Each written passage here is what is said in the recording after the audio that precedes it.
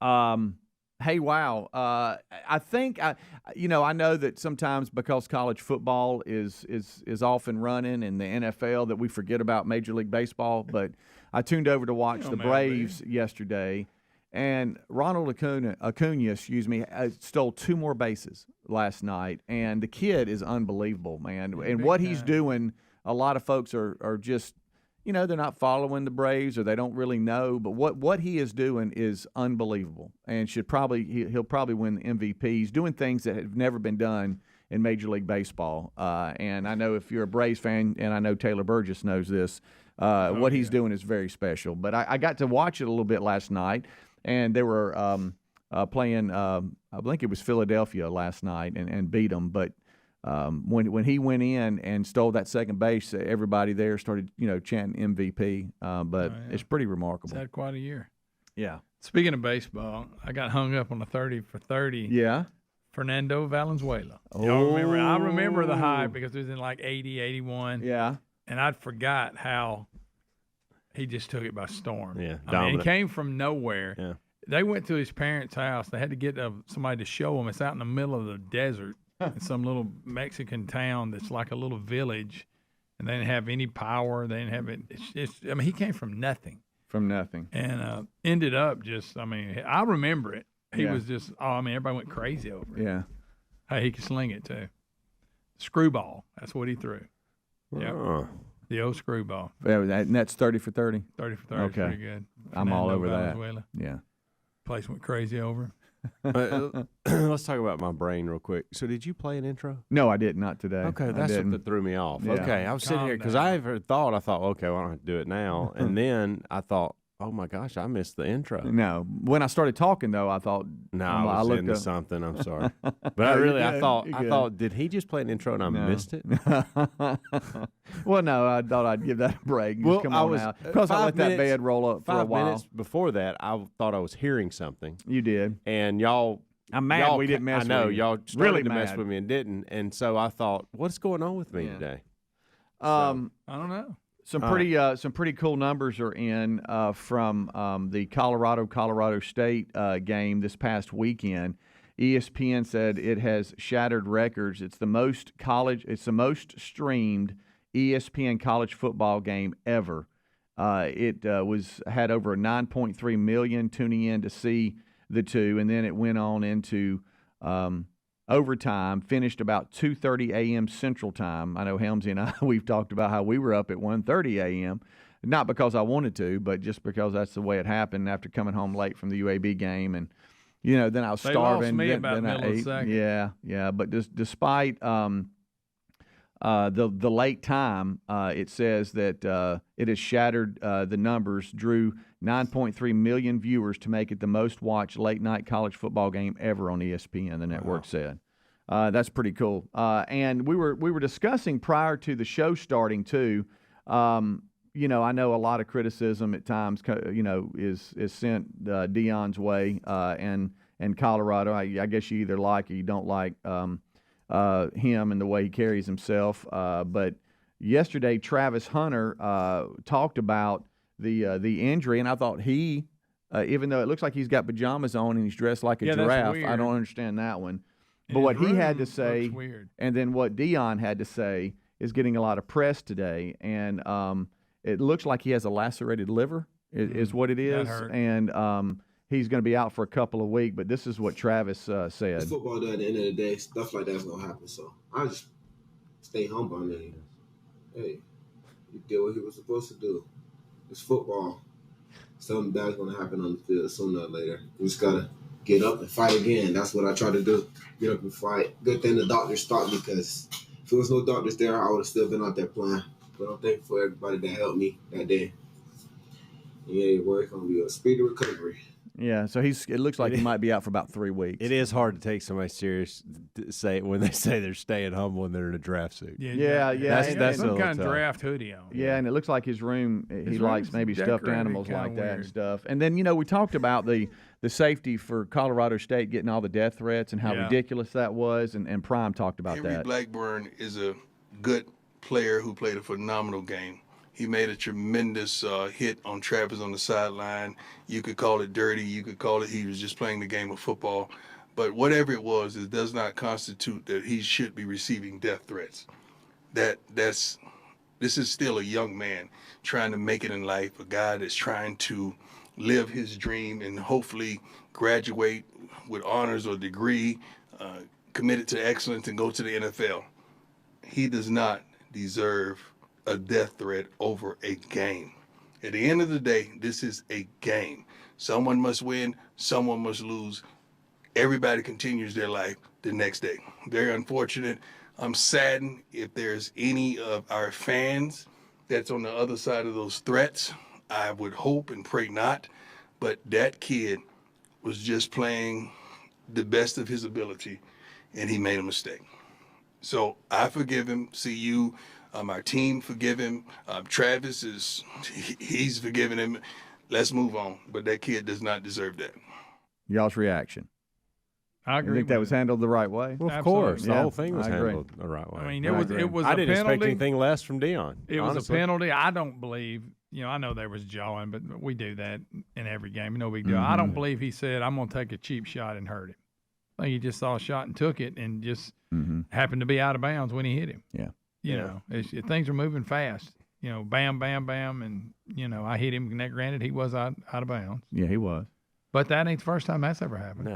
No. I mean, the DBs, the safeties are trying to separate you from the ball, and next time you go up, make you think about what's coming. And that's part of it. And he did, and it also looks like he kind of took his eye off where the ball was. He was just going after him. Yeah. But once it all got into motion, it was hard to stop. Yeah, but him receiving death threats and we've talked about fandom and how distorted it too can. much access to social media, and every yeah. idiot in the world can, say something. And Right. It's just stupid. It is, and They're getting after Mika Fitzpatrick on the Chubb tackle. I've seeing this. Oh my goodness. The Twitter world saying he shouldn't be allowed to play again. See, now that's ridiculous because Dirty hit. Well, no, because he hit him right. I mean, it was right above the knee, thigh area, and it just, unfortunately for Chubb, that foot was planted, and it just sadly ended the way it did, and you just hate that for Chubb, but the knee's just not supposed to go that way, or the leg, and that's sad, but that's ridiculous because he was running up the middle. Chubb's I mean, big what's he guy, supposed too. to do? I mean, somebody Fitzpatrick, he needs to chop him down. And he can run the ball. Good night alive. So anyway, we're off and running, and we thank you for being with us. Those just a couple of updates from today. We'll discuss more during the main show. But, I thought that was interesting, though, those numbers in from ESPN. Most football game, most streamed football game ever. Wow. On ESPN, 9.3 million tuning in to see Colorado State on their late night games. We'll be right back. Rick and Bubba. Okay, I'm not here to nag you about all your diets because I don't always eat healthier either. But I will share this. The Mayo Clinic says if you want to prevent heart disease, lower blood pressure, and cholesterol, eat 5 servings of fruits and vegetables every day. Folks, I don't do that, and you probably don't either. So I use Field of Greens, and I really like it. If you don't always eat right and exercise, join me and take Field of Greens. Get 15% off your first order at fieldofgreens.com with the promo code BUBBA. Fieldofgreens.com, the promo code BUBBA. If you've ever wondered if CBD and other plant-based solutions can help you, well, 90% of customers report better sleep and 81% say CBD helps with stress and anxiety. If you've been thinking about trying it for a health concern that's not getting better, consider CBD from cbdistillery.com. Visit cbdistillery.com and enter the code BUBBA for a 20% discount. No prescription required. That's cbdistillery.com, promo code BUBBA, or find a link at rickandbubba.com under the sponsor. Helix Sleep does it again with an innovative kids mattress made to flip. Why? Well, the firmer side is great for younger kids when they need more spinal support to aid proper development of their growing bodies. You simply flip it over when they're a little older, around 8 to 12 years old, when they want the softer side for sleep. Handcrafted and assembled right here in the USA, Helix is offering 20% off all mattress orders, including the kids mattress.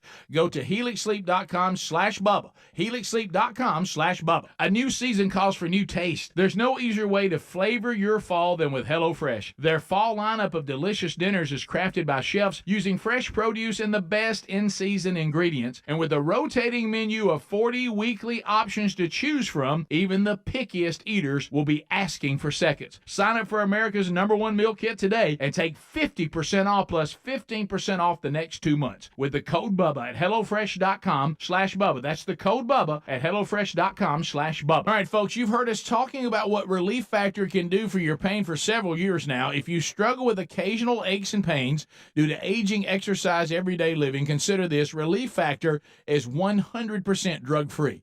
It's made up of ingredients that simply help your own body deal with its natural inflammatory response. And we kid you not, Relief Factor is for real. And the majority of people who order the 3-week quick start for just $19.95 go on to order more. Try it at ReliefFactor.com or RickandBubba.com under the sponsors. Our friends at TheraBreath have some good news if you have bad breath. Try TheraBreath Fresh Breath Oral Rinse. TheraBreath is dentist formulated by Dr. Katz himself. TheraBreath doesn't mask bad breath like those burning alcohol mouthwashes that can actually irritate sensitive mouths. It's alcohol-free and free of gluten with no added dyes or colors. Find TheraBreath in all your favorite retail and drug stores. Look for the bright orange cap or online at TheraBreath.com. You can find a direct link at rickandbubba.com under the sponsors. TheraBreath, confidence in every capful. Oh, look, honey, the ants are back.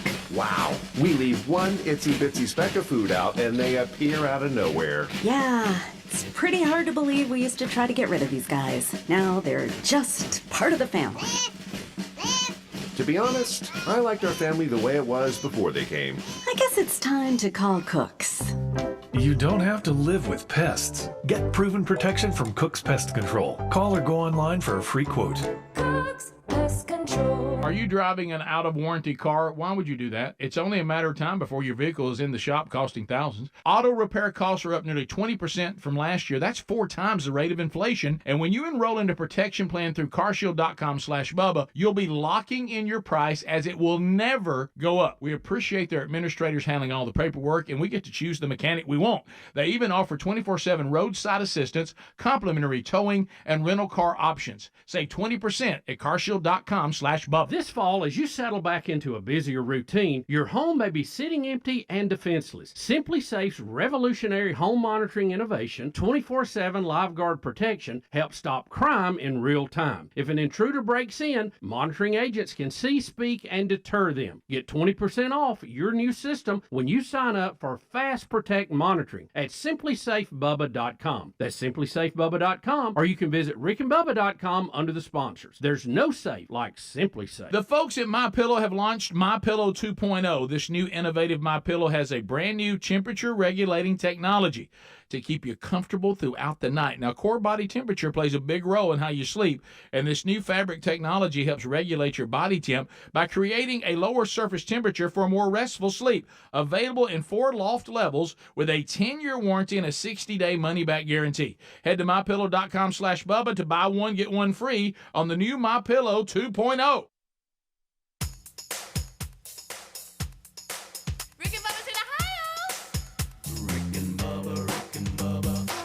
The gravy, please.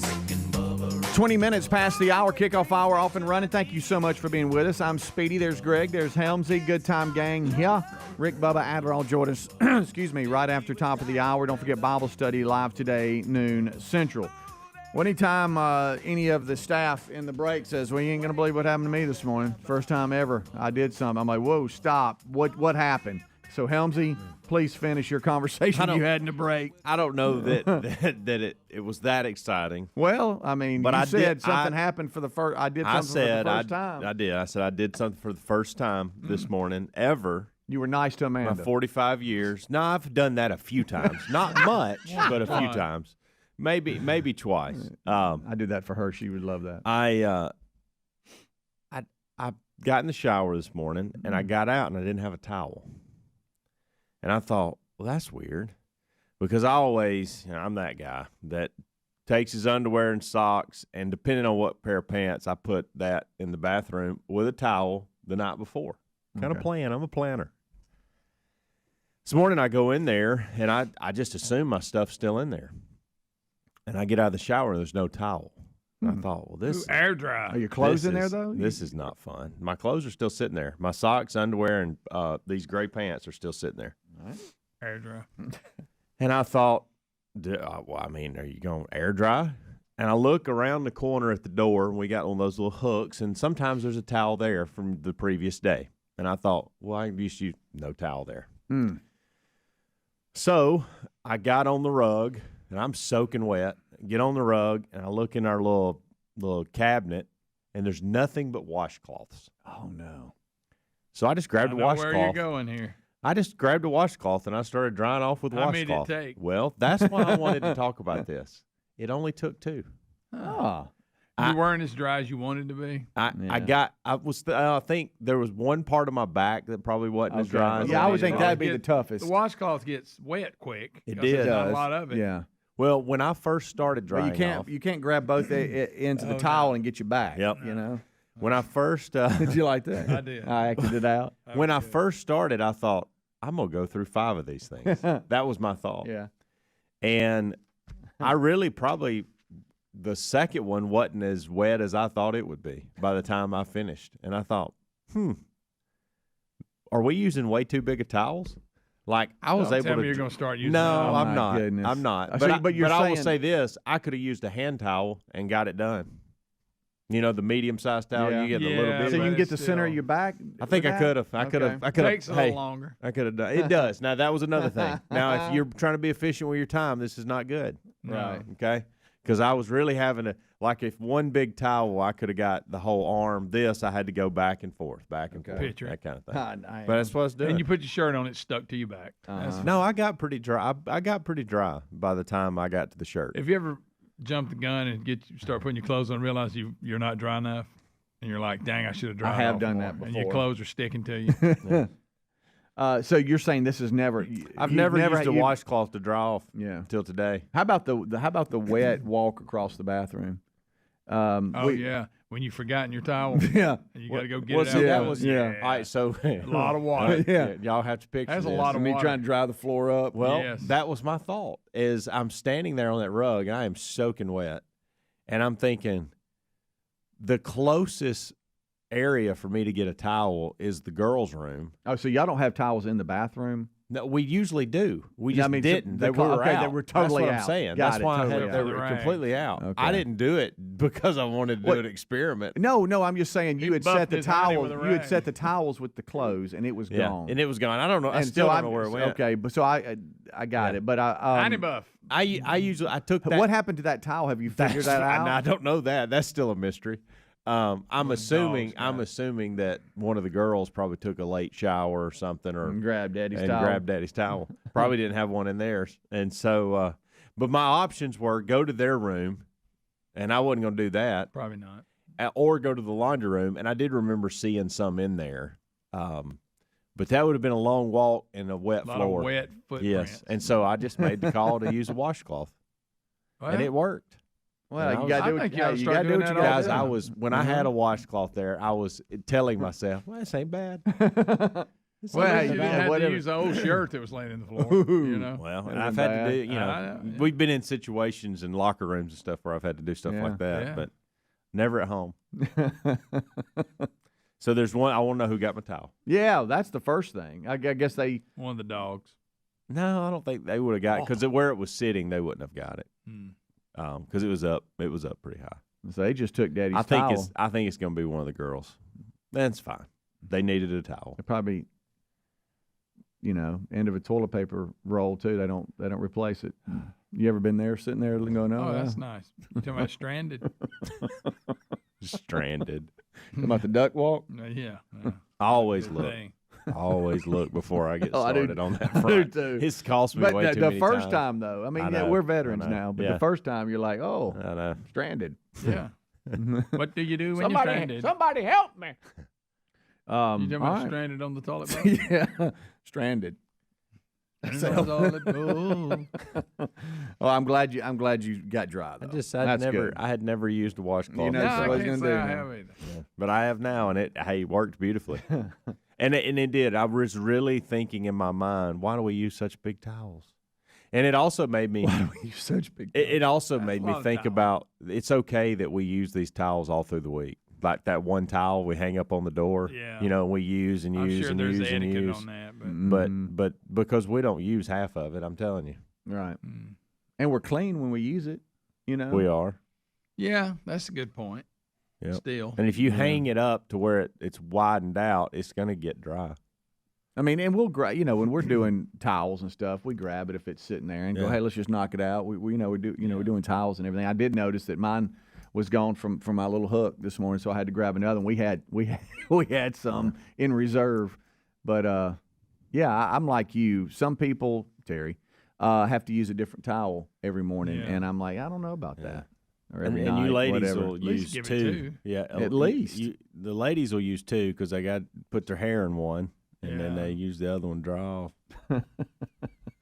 You got it. Yes. They do. I put my hair in one. Yeah.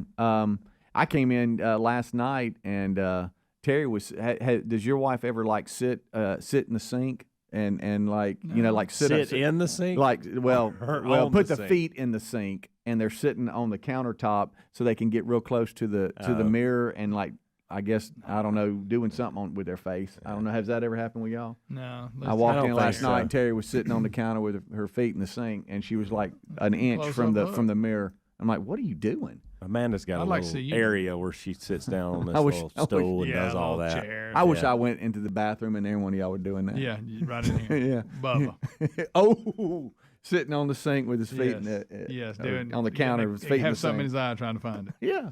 I'm like, what are you doing, honey? Well, I'm just you know, she was doing something with her eyebrows or something, just a plucking away or I don't know. I got You got still one pluck here. your eyebrows? No, no, not at all. Does the I think hair, she had a stray one or two. Oh, that'll do. You know.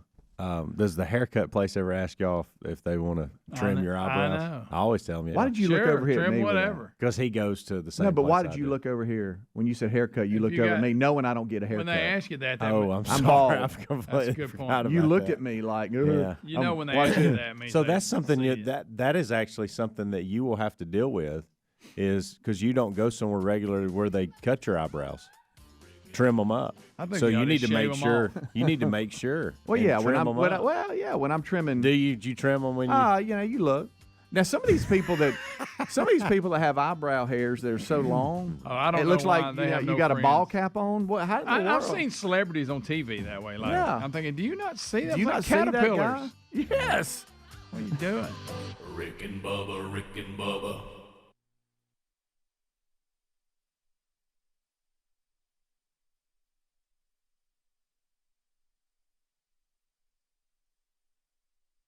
A busy fall schedule doesn't mean you have to compromise when it comes to meal times. Great taste, quality ingredients, convenient doorstep delivery. So yes, you can have it all with HelloFresh. HelloFresh knows you got a lot on your plate, so they deliver pre-portioned ingredients and foolproof recipes to your door. From fit and wholesome options to family faves, they handle the meal planning and grocery shopping, so all you have to do is receive your box, cook, and dig in.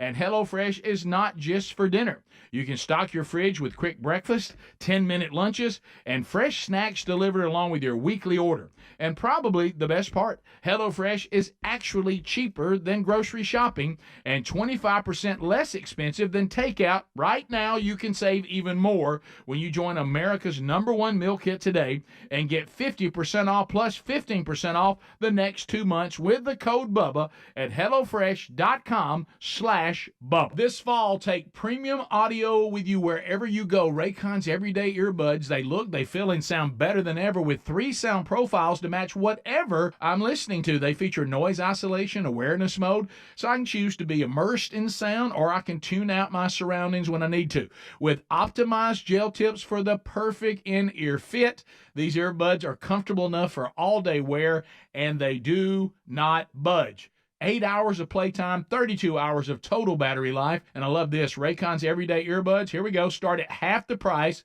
of the other premium audio brands. Over 78,000 5-star reviews and a 30-day happiness guarantee. There's no reason not to check them out. And now that back to school is in session, Raycon is having their annual back to school sale. For a limited time, get 20% off site-wide plus free shipping at buyraycon.com/Bubba.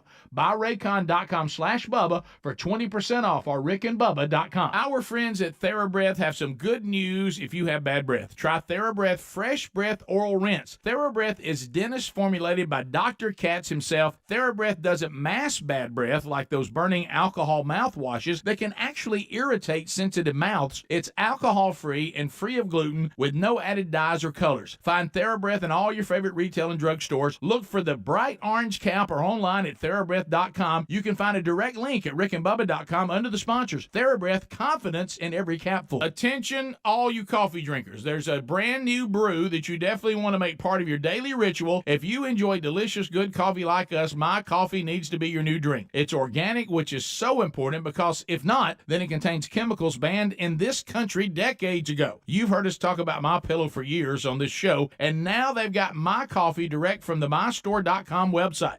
Go to mystore.com, enter the code Bubba to save 25% off your order of my coffee, or find a link at rickandbubba.com. It's official. Fall is here. With the kids at school and spare time filled with seasonal activities, your home may be sitting empty and defenseless. That's why we recommend Simply Safe Home Security and their revolutionary home monitoring innovation. 24/7 live guard protection. It's designed to help stop a crime in real time. Now, if an intruder breaks into your home, Simply Safe professional monitoring agents can actually see, speak to, and deter them through Simply Safe's new Smart Alarm wireless indoor camera. 24/7 live guard protection is made possible by the new Smart Alarm wireless indoor camera, available with a Fast Protect monitoring plan. You can install it yourself in about 30 minutes or have a Simply Safe expert set it up for you. And for a limited time, get 20% off your new system when you sign up for Fast Protect monitoring. Visit simplysafebubba.com. That's simplysafebubba.com, or visit rickandbubba.com under the sponsors for a link. There's no safe like Simply Safe. Folks, we've been talking about Relief Factor on our show for quite some time now. Do we guarantee Relief Factor is going to lower or eliminate your occasional aches and pains? No, we never make a claim like that. But what I can tell you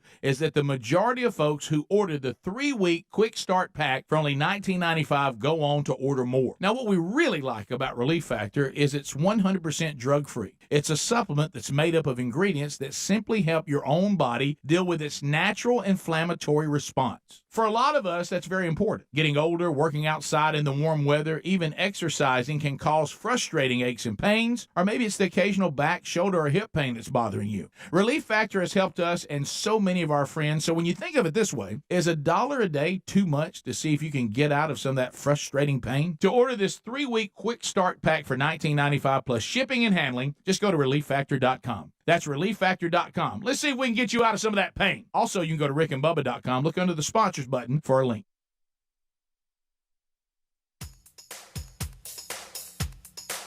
Rick and Bubba's in Ohio. Rick and Bubba. Pass the gravy, please. Rick and Bubba. Ooh, it brings me to my knees. 25 minutes until top of the hour. Thank you so much for tuning into the Rick and Bubba Show's kickoff hour. Rick, Bubba, Adler all join us at top of the hour for another main show, but we thank you for being with us. Testing my mute. Oh, yeah, I know. I like that. Look at you. Okay. I like that. Yeah. So there. We have an interesting story here. There's a couple of multiple publications that have posted this story, and it's this one here is from the New York Post, and it reads, y'all ain't ready for this. Hundreds of people who identify as dogs gather to bark and howl. Time out. So this group, it isn't somebody being funny. It isn't somebody making fun of this is, we think, a legitimate group of people who really identify as dogs. Is that what you're telling me? They're called dog identifying humans. But that's real. I know. They're not being funny. I don't know. It says an estimate. Just you tell me what y'all think here. An estimated 1,000 people who prefer to be recognized as not humans but canines organized this event. Apparently, it's a unorthodox canine convention, and Amanda says it says here that hundreds of humans who identify as dogs gathered in Berlin. Hundreds? Yeah. Hundreds of these idiots. Yeah. Gathered in Berlin to howl and bark together. And there's an estimated almost 1,000 people that claim they were communicating with each other through barks.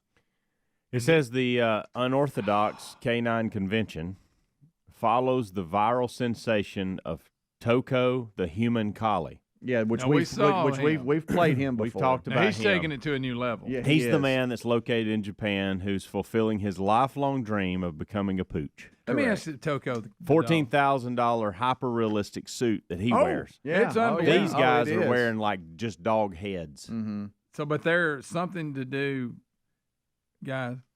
So they're serious. Yeah, and here is a quick Look, audio. Here's just a little excerpt of audio of them claiming that they were communicating. And this with is in each other. Berlin. These are people sitting around barking at each other. Some howling. Somebody needs to slap the snot out of these people. You hear that? You don't like furries, Greg? No, I don't. I don't. There's no place for them. We ain't got time. There's too much weirdness in this world. I don't need more. So think about your day and what all you got going on. The male-female on. thing is confusing enough. Yeah. Okay. I think that holds our confused quota for the day right there. We don't have to have people who think they're animals. And what's worse is we don't have to have people who are playing into it and not calling them out for what they are, which is, obviously not with us, and going along with it. All that group needs to be piled up somewhere, and everybody needs to be slapped or something, because that is ridiculous.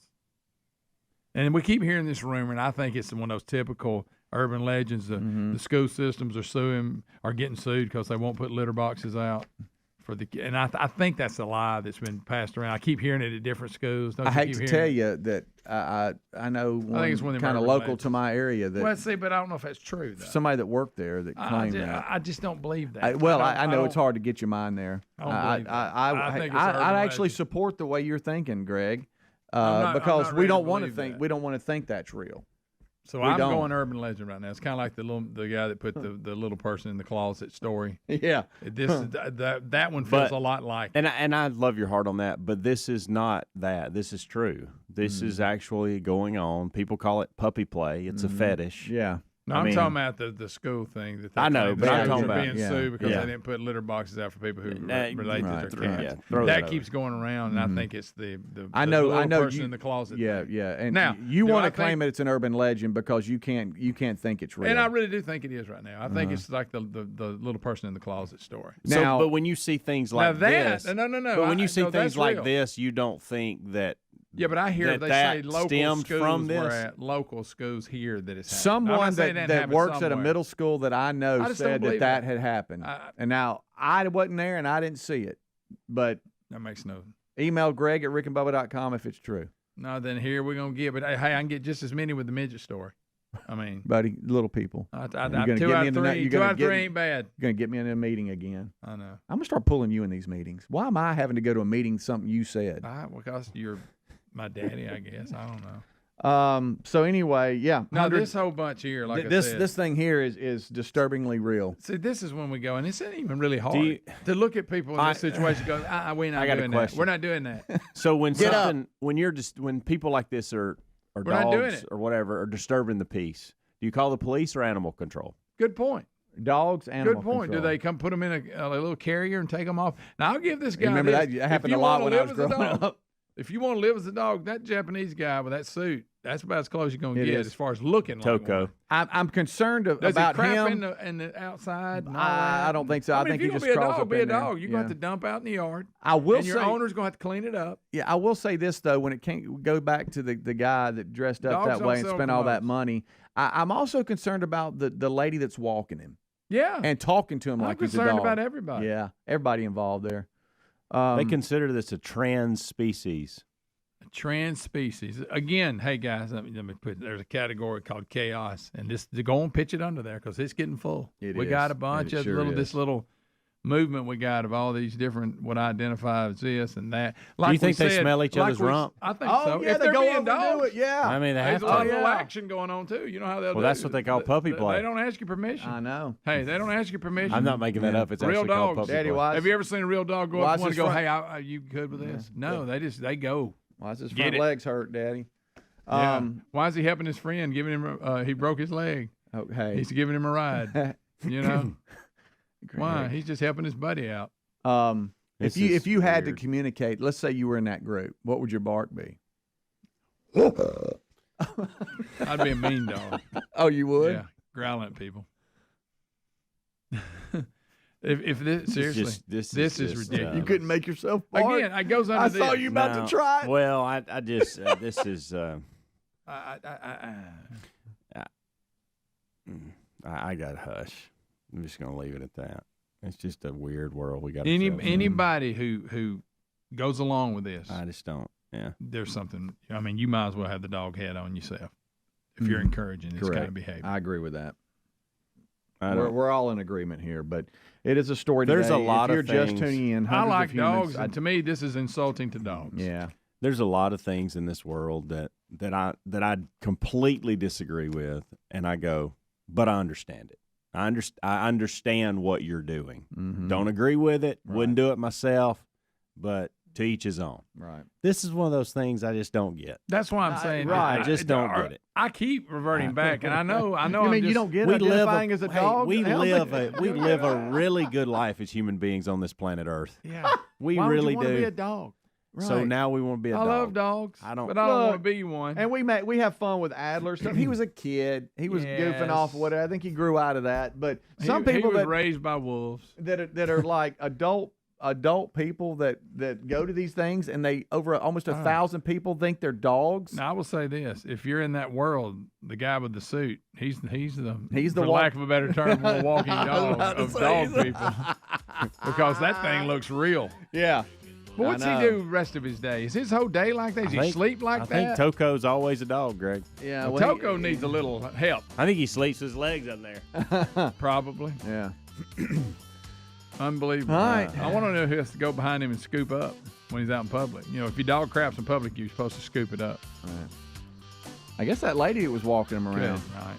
Rick and Bubba, Rick and Bubba.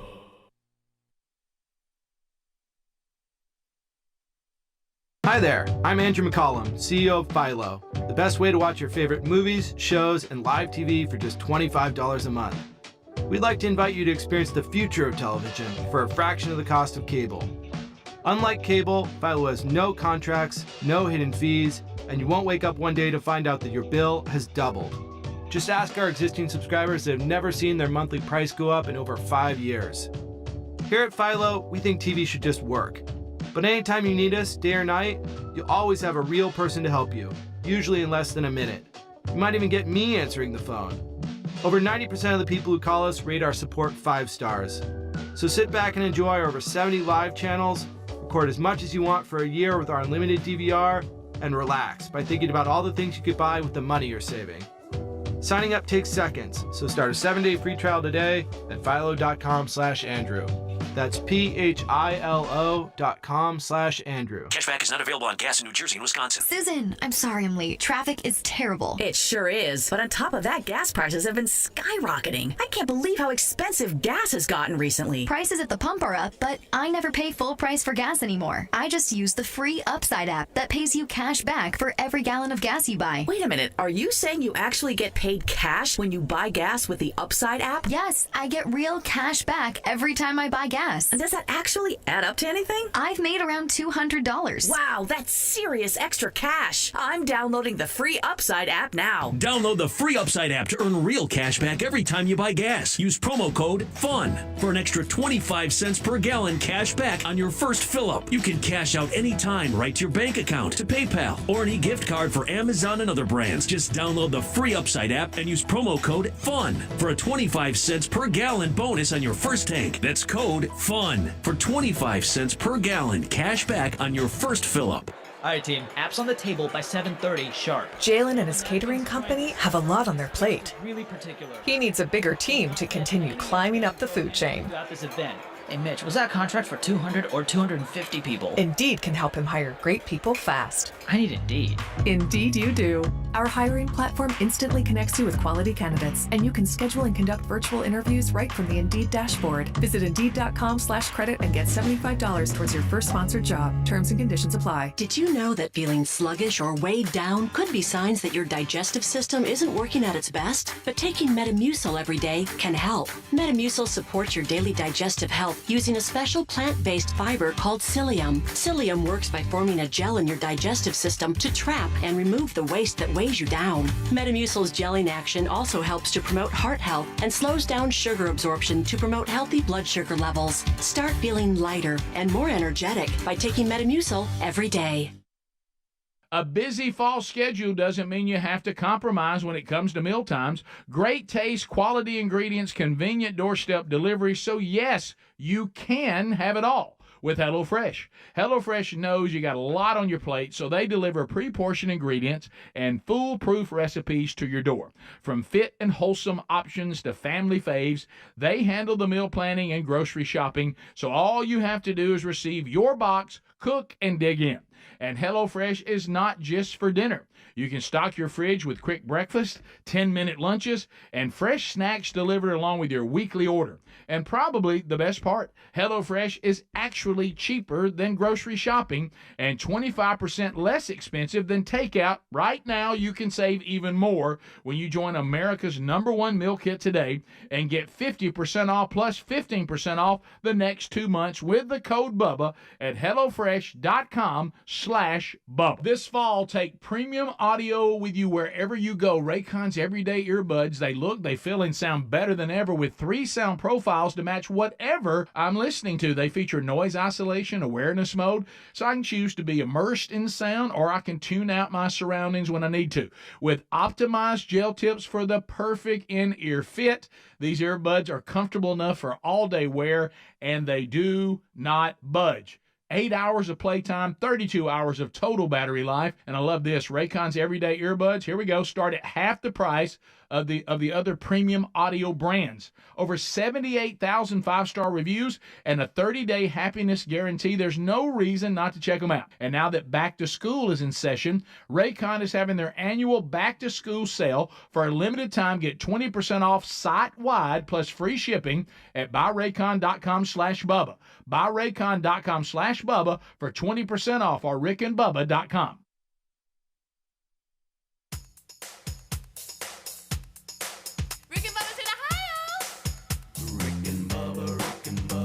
Pass the gravy, please. Rick and Bubba, Rick and Bubba. Ooh, it brings me to my knees. Rick and Bubba, Rick and Bubba. I can't start another. Rick and Bubba, Rick and Bubba. Day without 'em, brother. Rick and Bubba, Rick and Bubba. Ooh, there is no other. Rick and Bubba, Rick and Bubba. Waking on their blubber. Rick and Bubba, Rick and Bubba. Gonna be a big star. Rick and Bubba, Rick and Bubba. Fat will get you very far. It is about 11 minutes until top of the hour. Thank you so much for tuning in to the Rick and Bubba Show. 866-WE-BE-BIG is our number.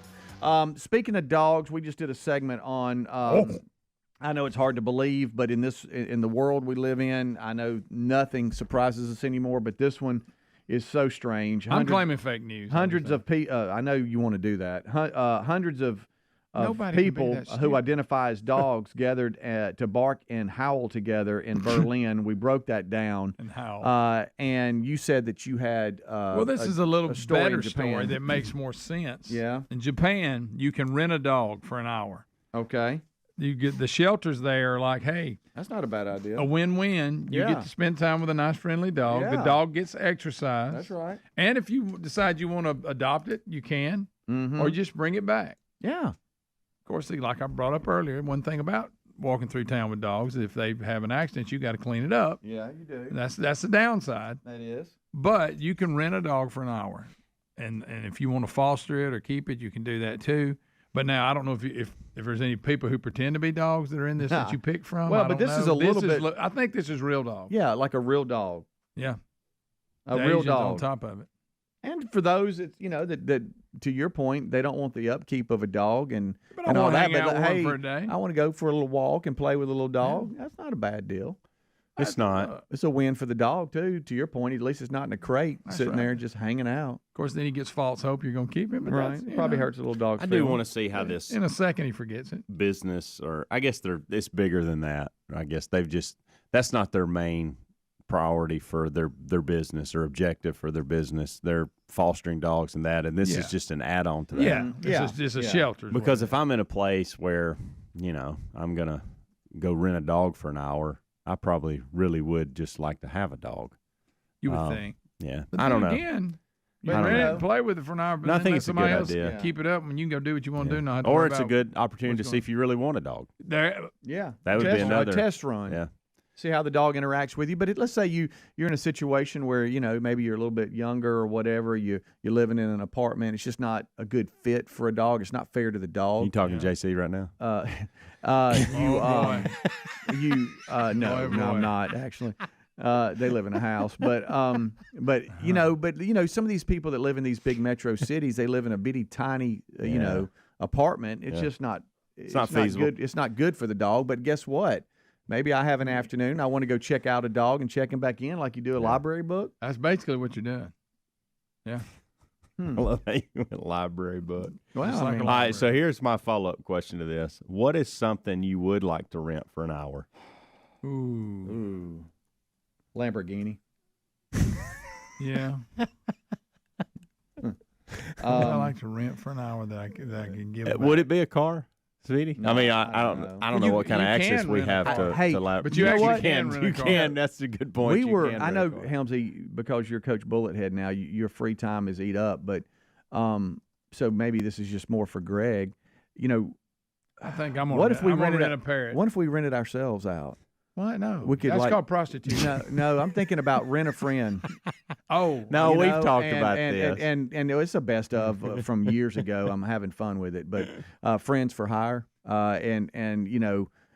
get a talent fever, a guy like showing up at your birthday party and being your friend or something, or going to a reunion or a lunch or a dinner. Yeah. And this is not a romantic thing. We're not selling ourselves out. I'm just saying it's just rent a friend. What if I'm we did staying that? in the same vein of the story, and like I said, I would like to rent a parrot, one of them that can talk a lot. And just hear how many things it can say. Would it ride and around kinda on your entertainment. shoulder? Yeah, I would like for it to. Okay. What if it's going to repeat you? It's going to be. But I would like to just see it repeat stuff and interact with a parrot. Mm-hmm. Anything else that you'd like to rent for an hour? When I was a kid, I always wanted a talking parrot. That you can't rent. Really? I don't think you can rent a parrot. See, I bet you probably could. I bet you could find somebody that has a parrot for a rent. Mm-hmm. Huh? I wanted to start talking like a parrot. I think I'd like to. Is there a place you'd like to rent out? Oh, there you go. Is there a place? A place like a stadium or something? Maybe the zoo. Hey, maybe the zoo. Yeah. You could just for 1 hour the zoo is yours. Yeah. Doesn't include riding animals. We rented a skating ring one time for Lisa's birthday party. See, there you go. But that's something you can do. I like your stadium idea. Yeah. What would you That's do? a lot, y'all. What would you do with the stadium or in the stadium? Hopefully, I would have access to playing with the jumbotron. Okay. You want to do that? No. Okay. Let's go here. So we got a stadium for 1 hour. Yeah. Okay. Let's just go Mercedes-Benz right there in Atlanta. Okay. Us three, we have 1 hour. Do anything we like want. Kanye and we have sleep all there? access Sure. to anything we want there.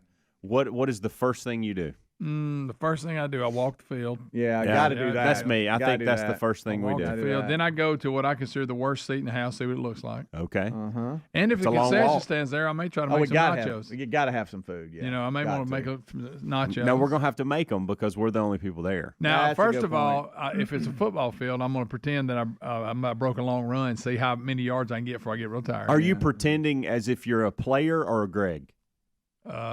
In my mind, I'm a player, and I'm a player. Well, I'm what me, player? but I'm a player. What player? No, though? no. That's what I'm saying. I'm me, but I'm on the Falcons. Okay. Yeah. Oh, okay. Yeah. Yeah. I'm gonna do it like I'm doing cones, like I'm gonna get to the 50 and be like, Yeah. A little of that. might be juking a little bit. you Now, if know? I was at a baseball field, I'd like to find that organ, go bum bum bum bum bum Okay. bum bum bum bum Yeah. bum bum bum. yeah. All right. Please don't forget I broke in. Never mind. I ain't Throw in the gonna bullpen, like do that. say it. Get loose. I'd like to get on. Like to come out that wall, the little door in the wall, and walk to the mound. Yeah. Okay. So now I'm in a baseball. Now you're at Truist Park. All right. So now you're in the movie Rookie. Yeah. There it is. I'd like to get on the PA and announce now batting. Yes. Yes. Now batting. Coming to the plate. Calvin. So here's what we Wilburn. here's what we do is he would White. Speedy would White, make the White, announcement. You would come out of the bullpen and I'd catch you. I'll be in catching There gear. you go. And I'll warm you up. That's right. Yeah. Then we'd line up and try to run over each other at home plate. Yeah. What if you came out and you went, They're my friends. friends. What And you said, we're going to pan down if we do it. Okay, here he goes. He's running the gamut. We need some Twizzlers. Get a hold of it. You're the facial. I'd find one of expression them comes with $10 beers Okay. that they sell at the baseball. Take a game. swig. All right. So today, let's pretend. I'd like to bark in the mic. Yeah, I'd like for you to bark. Let's I kinda pretend do that today. at UAB a lot, so never mind. I want to know. Pretend today you're going to Yankee Stadium. What's wrong with us? Yeah. We're on It's the a air. home game Yeah. today. You get full access to anywhere in the place first. They're letting you in first, and they're telling you you can sit anywhere you want to in this ballpark today, and we'll find a seat for whoever was supposed to be in that ticket. Where are you sitting? Owner's box. Really? I'm in a I don't know. suite. I just I said- like, Are you I like- really? Yeah, I like watching Yeah, games and in for the some suite. reason, Derek Jeter's there, Food. but nobody knows it, and he and I are hanging out together. I'm going to go find the lowest seat How you doing, Jeter? between home plate and first base dugout. Yeah. The Okay. first seat. I- Right I by don't the on wanna deck, stay sir. there. I Can want go right by the there? on deck, sir. I want to be able to tell a Yankee, hey, you're in my view. Okay. Do I go there? Can I go there and then go to the box? No, you only got a one seat, and it's for 9 innings. Drunk. Well, you'd have to be if you're going to be around Yankees Yeah. fans the whole Oh, time. yeah. My goodness. And then again, I would kind of like to be where you're at because I could experience their That's what I'm getting at. heckling. Yeah. You're right. Yeah. I couldn't get that in the box. You'll have a disgruntled If I fan want there. the full But I want atmosphere. that guy that shows up has got season tickets, and his Yes. goal is to harass Yeah. every opposing player. If we're really dreaming, wouldn't I like wish I that. could speak Japanese, and I was Shohei Otani's translator, and I get to hang out So with you're him all the speaking time. Japanese now. Okay. Yeah, I'm his translator. Picture me just the way I look, translating for him. And then you would turn around. Right, I don't know if it's like I that. don't think that's how they actually yeah, probably speak. need- But I Should've wish that probably you done would, that. when they would ask questions, you had to ask him, ding dong, ding ding dong. I don't think. It sounds a lot should like I, that. Should I dump It him? sounds a lot You like should. that. That one of the Korean Oh, or my somebody, goodness. because I I've heard wish it we on could go. television. We got 30 seconds. I wish we could go I've on the seen break. movies, and that's how they sound. Ding dong dong. Greg, They're Burgess. real aggressive. I know, but Aggressive picture language. me bald, little pale here with freckles. Speaking His perfect translator. Japanese. Right, perfect. and we're buddies, and he like puts his hand on my shoulder. I don't know That's how we right. got there. I don't either. Of course, his elbow's messed up. Yeah. All right, with 5 seconds left, everybody give me your best bark.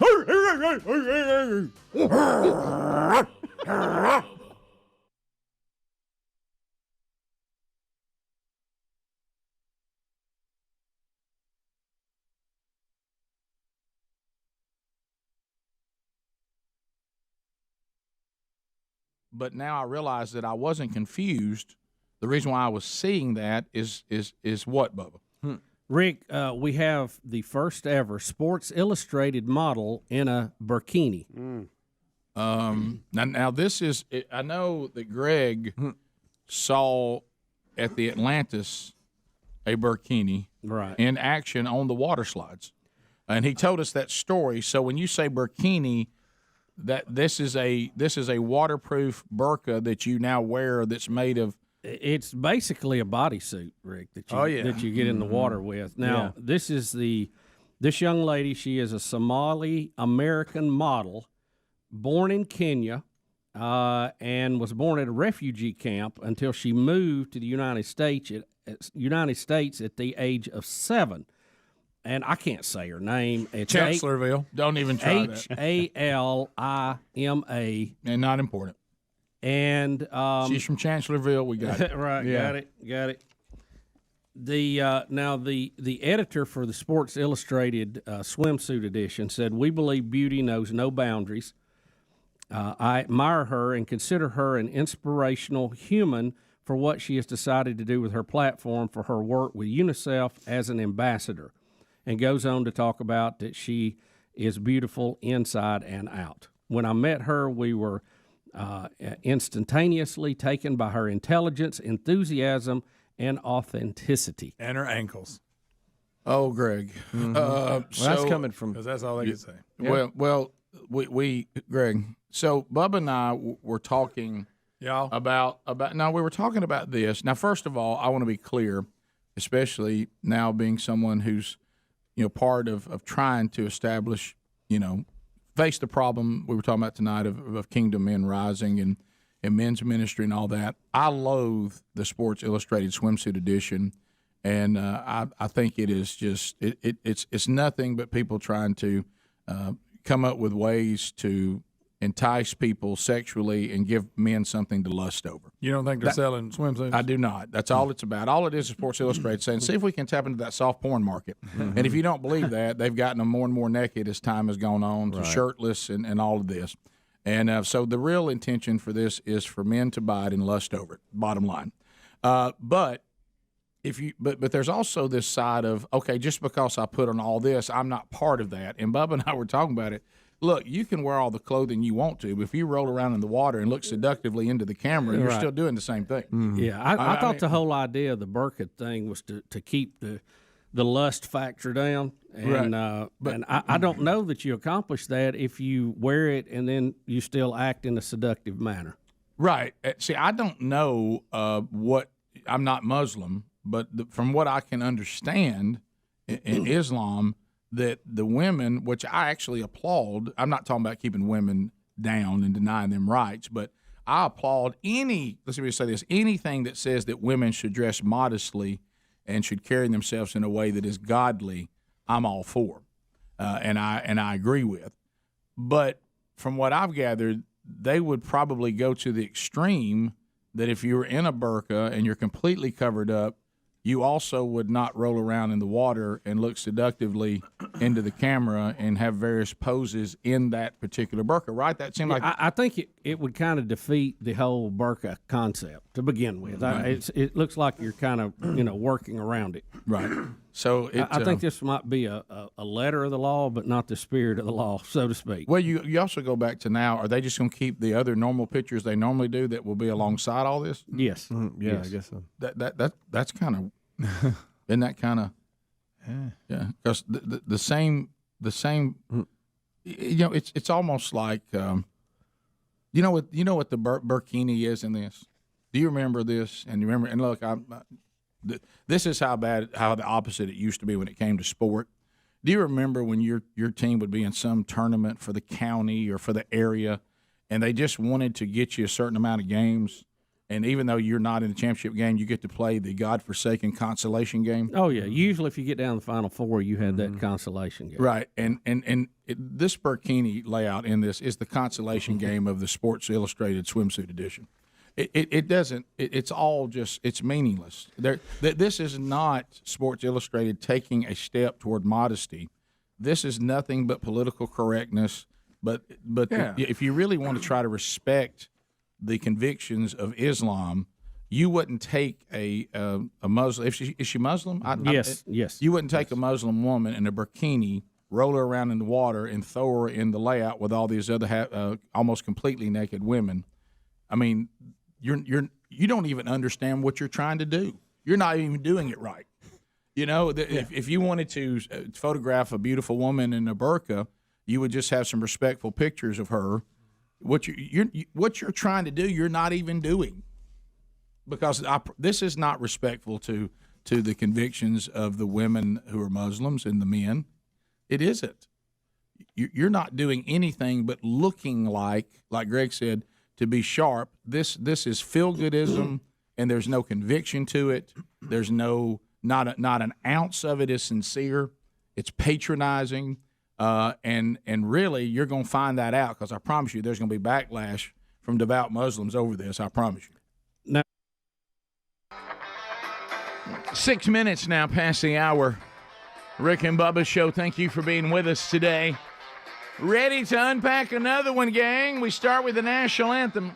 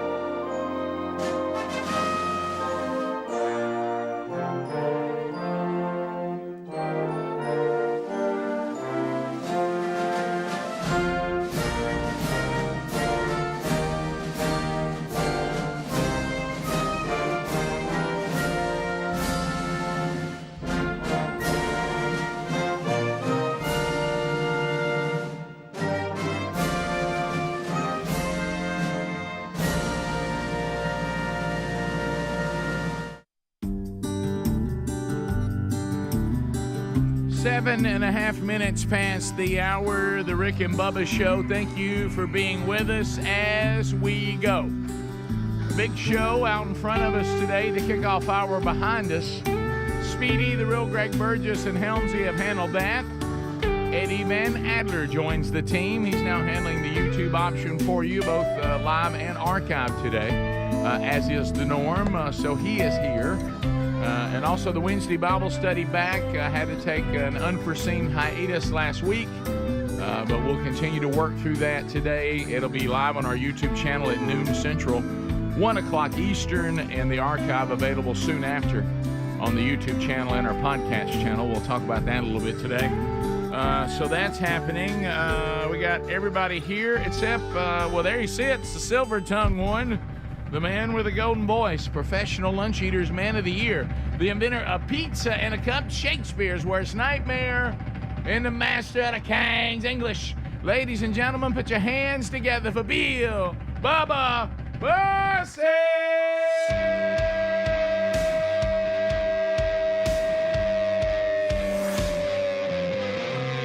Howdy, Bubba. How about it, Rick Burgess? Friends, neighbors, and associates everywhere.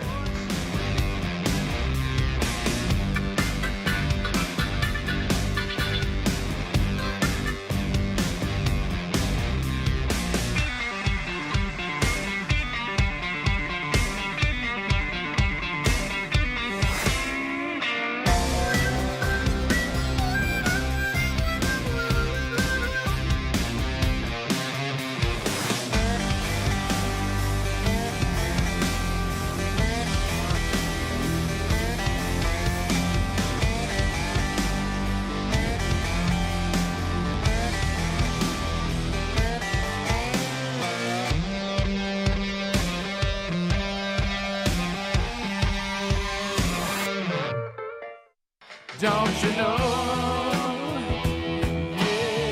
Everybody say, don't you know that you are a shooting star?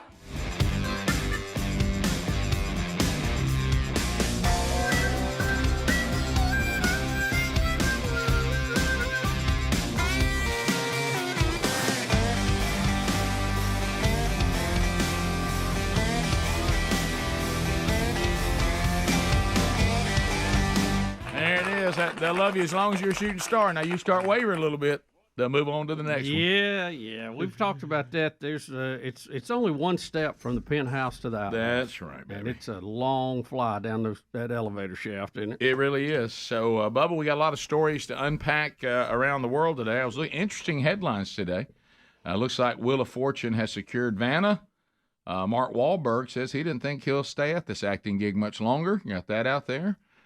So we'll talk about that. Deion Sanders is defending Colorado State, the safety, saying he's getting death threats. And he and even Travis Hunter are coming out saying, it's football. And so we'll talk about that a little bit. We'll get people's phone calls. We'll look inside, what's going on in everybody's life, and we'll find ourselves packing another 4 hours. I'm just kind of glad to be here today because apparently I slept through my alarm this morning. Uh-oh. I woke up to Betty pushing me, telling me to get up. Did you ever identify whether Betty cut the alarm off and you just couldn't hear it or it never went off? No, I don't know. It's on my phone. I use it on my phone now, and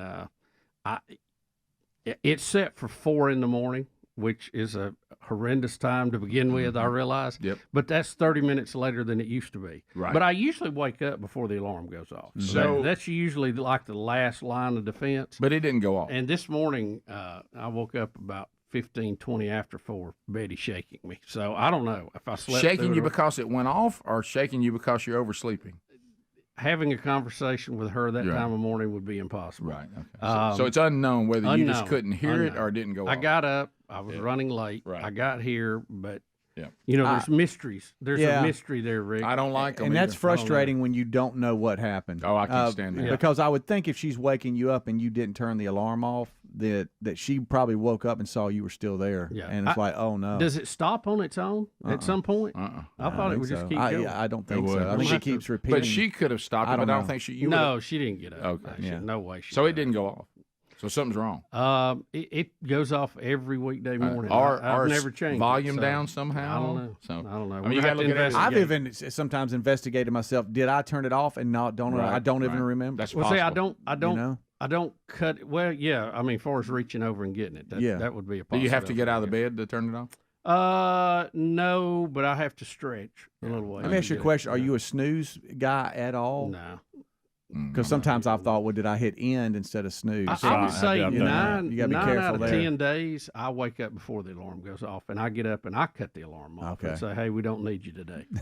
You know, it's so funny you said that. What an odd morning we're in. I actually had a combination of Helmsley's problem and yours today. I did that deal where I'm in the shower, and I kept thinking, is something wrong with this water? What is that sound? And I'm like, there's some kind of sound. And I'm in there in the shower, and also I'm like, and so I throw the door open to get out, and you're sopping wet. And then all of a sudden I hear, and I realize, oh, that's my alarm going off. I didn't cut it off, and it is as loud as it can possibly be, and it's just going through the house just as hard as it can go. Loud. And then I'm in the Helmsley dilemma. Is it worse to let that thing continue or to get the carpet wet by walking in there not being dry? Yeah. And I've had to do that. Yeah, which one's worse? Yeah. Usually that is where Betty comes to the shower door and lets me know that I forgot to cut it off. But I haven't had that with the phone since I switched over to it because I carry it with me. But I know I don't know. You got let me tell you something. At the time we get up, you got to find out what that was. Yeah, that's critical. That's mission critical, man. And you got to hit the floor now. You got to get that. You got to get that handled. Mm-hmm. Well, there's a lot of mysteries out there, Rick, that we're dealing with day to day. I know. I was asking Bubba. He's having to ask that uncomfortable question. Is it me? Oh. Well, you can't find out if people won't respond to Everybody you. keeps bringing it up with him. I have to drop the red flag and see. Go to instant replay. Those commercials on me. You don't put this in rough patch category, do you? Nah. Okay, I'm just making sure. Well, a little I want bit. to categorize it correctly. This is just construction in general. See, I would if it were me. Oh, it's in the rough patch. Yeah. Yeah. Well, not really. Not that you're in the rough patch, but this is part of the rough patch you've been through. Well, I think it's part of the process. Anybody that's had to build anything will tell you it's. When we built a house, Is it me? The only house we ever built, it was over 25 years ago. And I remember when it was over, Betty and I talking about the fact we would never do this again. Been there, buddy. Because it is so aggravating. Agreed. It's so I aggravating. did the same thing, and I stick to it. It's horrible. And you meet people, you like people, you hire them to do a job, and then they just don't show up. And then you don't like them anymore. And you try to find out why. I mean, what happened? Yeah. I know. And they won't even respond to you. And they won't call, they won't text. And a couple of you, I'm not going to let go, by the way. I'm going to track you down You're going like to a answer my wolf question. until you answer the question why. Are you going to do? Oh, man. So heads up, people. Hey, you Hang might in not, there. You You're might going not to like get an F on the report card, and you're going to have to respond to me. Did you? And there's a shipping company here in town that's got to get their act together, too. Were you? R&L, check your screen. Get it right. Oh wow. Good gosh. Wow. I hope this If is you not the way know you those talk to 'em. people, please find out what their deal is. Right. Let him finish. Did you? Did you think I'm about? just so aggravated because people won't do what they say they're going to Oh, do. that's everywhere. And look, that if you can't do it, you don't want to do it. Just say, "Hey, don't want to do it. Right. Can't do it." I think that's what they're doing. Mm-hmm. But tell me that. Tell me that. They're Be a giving the- man. Be a man. Right. They're giving the Be a man. presidential. They're being the presidential. aren't Be they? a man. They're trying to presidential you. Well, they're not going to get away No. with it. Yeah, I'm not going to stop until you address me. Can you do the thing that you did when, And I have resources. when Betty tried to break up with you? Can you just refuse to break up? No, if they want to break up, that's fine. But they're going to tell me why. Right. It's something about They the are haircut that going makes to this better. tell me Okay. why. Makes it a lot better. I told him And a today. couple of you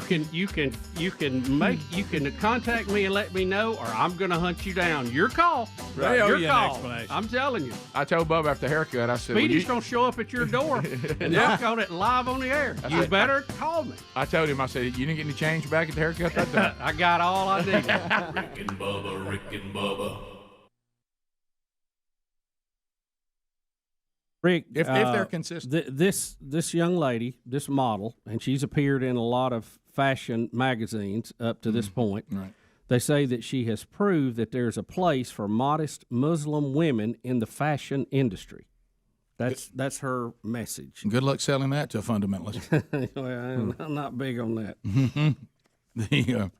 Certainly, she's a beautiful woman, and she is dressed modestly, and I applaud that. But we all know what's going on. We're not this goofy, are we? I mean, this is that point where I hate where somebody thinks I'm this goofy. Oh, look at this! Look at this step forward. Good for them. They work on water slides though. That one I saw it. Boy, she was having a ball. Could she go? And for those of you, could she go down the water slide faster? Well, you know, you think it would slow her down, but it looked to me like she was picking up speed. I would think. I think she was more some of that- aerodynamic. Yeah, some of that material. And for those of you that can't completely visualize this, I think Greg summed it up best when he said, "She's dressed. She looks like a Power Ranger." No doubt. Yeah, Greg, when you threw with the that head out, thing and all, yeah. it really did. It looks like a Power Ranger. It does. But if you take the female Power That Ranger, one there, that's the one she had on when she went down. But see, if you take them and roll around in the water and have them do the, cock their hip back and stare at the camera seductively, you ain't accomplished anything. No. I mean, and I don't think that's going to go over. No. I think this is what don't you love when the far left, they don't even know enough about what they're pretending to care about to do it right. Yeah. Even when they decide to make a move that's based on emotion only, they don't really know enough about it to even know how they're supposed to do it. But I don't know how to tell you this. You're not supposed to do this at all if you're really trying to be sensitive to the convictions of Islam. This is not. They wouldn't include fashion modeling in it and rolling around in the water and looking seductively at the camera. I mean, they don't even know. I mean, they think they're doing something that everybody should just applaud, and they don't even understand what they're doing. I mean, how silly is it? All right, so as we make our way back, one of the things that I know it's been talked about, but I haven't seen this yet, and we know that, Greg, you have already a high sensitivity to child prodigies. Not one of your favorite things to see small children. Sometimes we run them out a little quick. Yeah. Let me set it up. Last night, we've been watching a little American Idol, so we missed it, so we had it DVR'd. So Lisa and I are sitting there watching it fat, blowing through the stuff we don't care about. And they bring this little kid out. He's not competing, obviously, and he's supposed to be this phenom. Right. And look, for 7 years old, he is. Right. But as he started playing and singing, he's hitting clunkers the whole time on the piano. Right. And Lisa's even looking at me. She covered her mouth up. Yeah. But I'm just saying, let's back off. I mean. Well, all right, let's go back to this. Let's strive for excellence. Right. And he ain't ready. You're leaving something out here. It ain't like he was on like one of these local cable shows. Right. This is American Idol. A lot of people watching. We rolled him on out here. Well, this is the problem we have a little bit with our society and our obsession with feel-goodism. But at the same time, as you said, we should still have a standard. It's still remarkable what this kid's doing at 7. And he's going to be unbelievable. But we've also seen kids that come out and you watch them and they're flawless. This kid kind of clunked around a little bit. Helmsy said had a little bit of a. I didn't like his attitude. I know he's trying to be funny and he's a kid. But I'd like to see some humility. Okay, he's parents obviously. Maybe the parents' fault. May not be him. Well, Helmsy is going. Now, Greg, you can't say anything to me. Going that route. Well, let's listen to the kickoff hour. You basically dogged the kid. No, I think. Well, you don't think he's ready for prime time. I'm demanding. If you got that kind of talent, I'm demanding excellence. And I don't think he's ready for prime time. I'm sorry, it wasn't excellence On every level. If you're on millions of people watching, right? Again, you got to be this better. This is not a podcast. It's not a cable channel. This is American Idol. You're saying he's not appearing on Dean and Company? No, so exactly. What we're saying here too, and we haven't said it yet. If I also have been told, I don't know anything about this. Is the kid blind? I think he's legally blind. He's got something. Did y'all just leave that part out? No. We talked about that as well. We got plenty of blind people that play the piano really well. No, you're right. Now you're right about that. Rick, I'm just saying this: if my kids were to come off the stage and say what this kid did, we'd have a talk after. Just say, "Hey, look, we're not going to handle it like that in the future." And maybe that happened. I don't know. What a lot of times you have to do with a 7-year-old. Absolutely. If you're small enough, you can get away with the humor of it. But he can. It's funny. But he takes it a little far. You'll see. I'm just talking about bippage to it. His piano playing for this particular time. I know he can play. It's really amazing. Y'all gonna say, Greg, my gosh, but forget. I know what you're saying. Don't forget what stage he's on. Well, I will say that.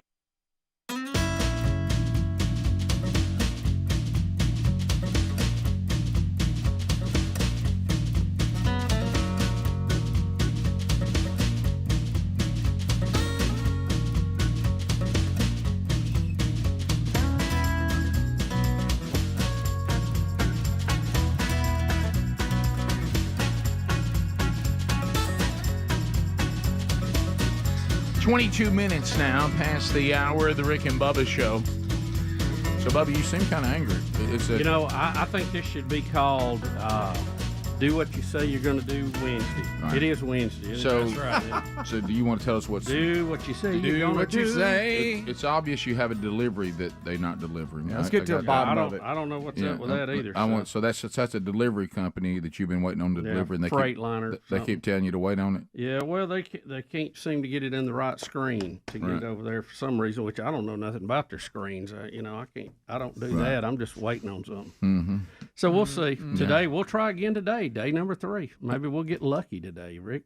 It'll actually show up. And then I guess the other one is dealing with contractors or... Yeah, I've dealt through all of this with so many people who have been number one. Right. And you really appreciate the number ones now more than ever. Oh, yeah. And I know you deal with it at the farm, and I do too, and people that do a great job. And I I appreciate people who do that, and then there's some people I don't know. If you just let me know what the problem is, I can try to work through it for you. No, I've got a meeting. I want everybody to be happy. Really. I've got a meeting. I'm kind of crazy like that. I love the win-win. Everybody happy. Mm-hmm. Well, that's what I strive for. I will tell you, I've got a meeting coming up, and I've never done this before because the only house that we built, we didn't go out and sit down and people bring us plans. The guy basically came to me and said, "Your wife hates all the other houses we've built and wants one just like this, so I'm building one exactly the way she wants it." And I was like, "Nah." And he said, "Well, you got to drive by it every day because we only moved 8 houses, Yeah. And he said, "But I'm building the house she wants." So it's not like I sat down and picked anybody. Right. We joined the house already in progress and then finished it because he did win. That was a beautiful marketing move on his part. And I knew he had me at that point. But this one is the sit down, everybody pitches. We want to build your house and we'll build it for this thing. And I'm telling you, based on watching what all you guys have been through and what I've been through in my own life with other little mini projects, price is important, but I'm just going to say, look, will any of y'all do what you say you're going to do? That I'm going to pick the builder that seems to be able to bring in the kind of contractors and subcontractors that when they say they're going to be somewhere, they're there. If they decide they don't want to do the project, they explain it to you why they're leaving. Right. They don't just vanish. And can y'all get me a group of people that do what they say they're going to do? And I don't even need you to do beyond and above. Just do what you say you're going to do. Yeah. And then if it's not done, take ownership of it and explain why it didn't get done. Is that difficult? No. Not at all. That's really all we're looking for, right? Yeah, I don't know. And if there is a problem, communicate. Right. I understand every situation's not going to work out. May not be your gig. Maybe you've looked at it wrong or something. But we can work that out. But just let us know. Yeah, Instead of this ghosting thing. I'm not a 14-year-old girl. Right. Well, so weren't these communicate things... with me and don't you act like one either. Well, I will tell you when it comes to being a no offense, 14-year-old girls. Right. Well, I've discovered that the stuff that we thought was just a given on just decent behavior, not even exceptional behavior, just common is gone. Right. Now, I was told, and I don't know the age of the people you're dealing with, but I was told when I dealt with some people recently, really, if you take a loved one to the hospital, you better be an advocate. I'm just telling you. Those first level people you deal with, good gracious. And when I talked to a family member of mine that's a doctor, he said the problem we have with the first level people, it's not that they're not smart, he said, and they're not worthy to be there. He said, but their generation was raised looking at devices. They don't know how to interact with people. They have no idea how to be appropriate with people. Well, that's fine. Text me then. Right, yeah. I'm good with that. I can deal with that. But I won't even say that. Well, then learn how to communicate with people. Well, let me give you an example. Last week, we had a concrete project at the farm. Yep. A guy who I was introduced to through our contractor, Ben Callahan. Callahan Concrete came out and did a wonderful job. Did exactly what he said he was going to do, exactly for what he said he was going to do it. He told me there was some options. If we wanted to do this, do that, it would be a little more. We decided what to do, not to do. He came out there and did a wonderful job. And it's all over, and he's paid, and everybody's happy. And what's hard about that? We're going to use him again on another project. So I don't know, what's the – and listen, he was out there, and it was hot, and he got sick, and I was like, Ben, do you need to sit down? And he said, no, I'm good. And he got in the air for a minute and went right back to it. And I'm like, dude, you are killing it out here. You don't need to do that. I was trying to get him to rest, but he was awesome. Thank you, Ben, for the great job you did. Well, you're right, though. This concept of I haven't held up my end of the bargain. or I've decided I'm not going to do what I said I was going to do, or I don't want to do it, for whatever reason, this idea that you vanish and nobody can find you, do you realize the person that you just did not fulfill what you said you were going to do is only now getting angrier? Yeah. I mean, you're just letting them boil. Why would you do that? I'm kind of a take the bull by the horns person. Let's talk face to face. Let me tell you what's going on, why it's going on. You still may go, wow, I don't like that. But you won't be as mad at me because I did a good job of getting out ahead of it. Yeah. This thing of I'm going to go away and hope you can't find me. I mean, that's like you said, that sounds like a bunch of kids. I mean, that's what. Well, don't you realize the person is just boiling now? Yeah. There's so many ways you rate people now. Right. All these Google services and Yelp and all this. You can't run away from these things. Or you have a radio show. You're right. I mean, that's a real hard one to run from. I don't get it. I don't get it. So it's and it's okay. Things don't always work out, but for the love of all that's good and kind, just communicate. I don't understand that at all. I know you're about to go into this world, Rick, and God bless you. I know. Okay. I go back to what Sherry told me one time. She said, if you and I had never gotten married, and she has, she's been such a blessing, an asset to my life, and I probably would be in jail if I'd never met her or dead. But she made the point one time. She said, "You still be living in that little cracker box palace in your hometown." I thought to myself, probably so. Yeah. Mm-hmm. And I sure wouldn't have near the headaches I've had either. That was the best mattress on the floor you had there. Well, you know what I'm talking about. I slept so good on that several times. I have got to do a lot of wonderful things. I'm thankful for that. But your life being simple, I like that. I like a simple life. Yeah. I don't like to complicate my life. Right. Now, sometimes you can't avoid it because it's not always about you. But, boy, I like a simple life. We don't have to be complicated, Rick. Right, no.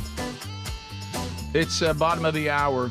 866 We Be Big is our number. We'll be back. More. Rick, don't bill. Don't do it. Don't bill. Well, I won't use the people that you just dealt with. We'll be right back. Rick and Bubba, Rick and Bubba.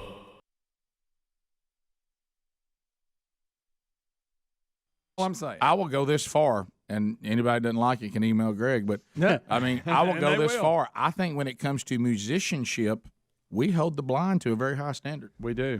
The bar has been set extremely high. How about this? The bar is very, very high. I'm sure what just happened here, but on blind piano players. Oh, Rick, it's very, and we know. I we love know power some flashing when the sun's out. You know what? That's a signal you're making God sad with your. I thought it was just my eyesight. Somebody's so about to get us. Rick, Somebody's about to get us. You ready for? You can make the call. Roll it before we Rick, lose again, power. understand what I'm saying. The kid's going to be way more than you think he is. But look at the stage he's on. I think he's a little quick running him out there. Well, Bubba, my worry is because of the power, there's no need to hurry because no one's hearing us. Right.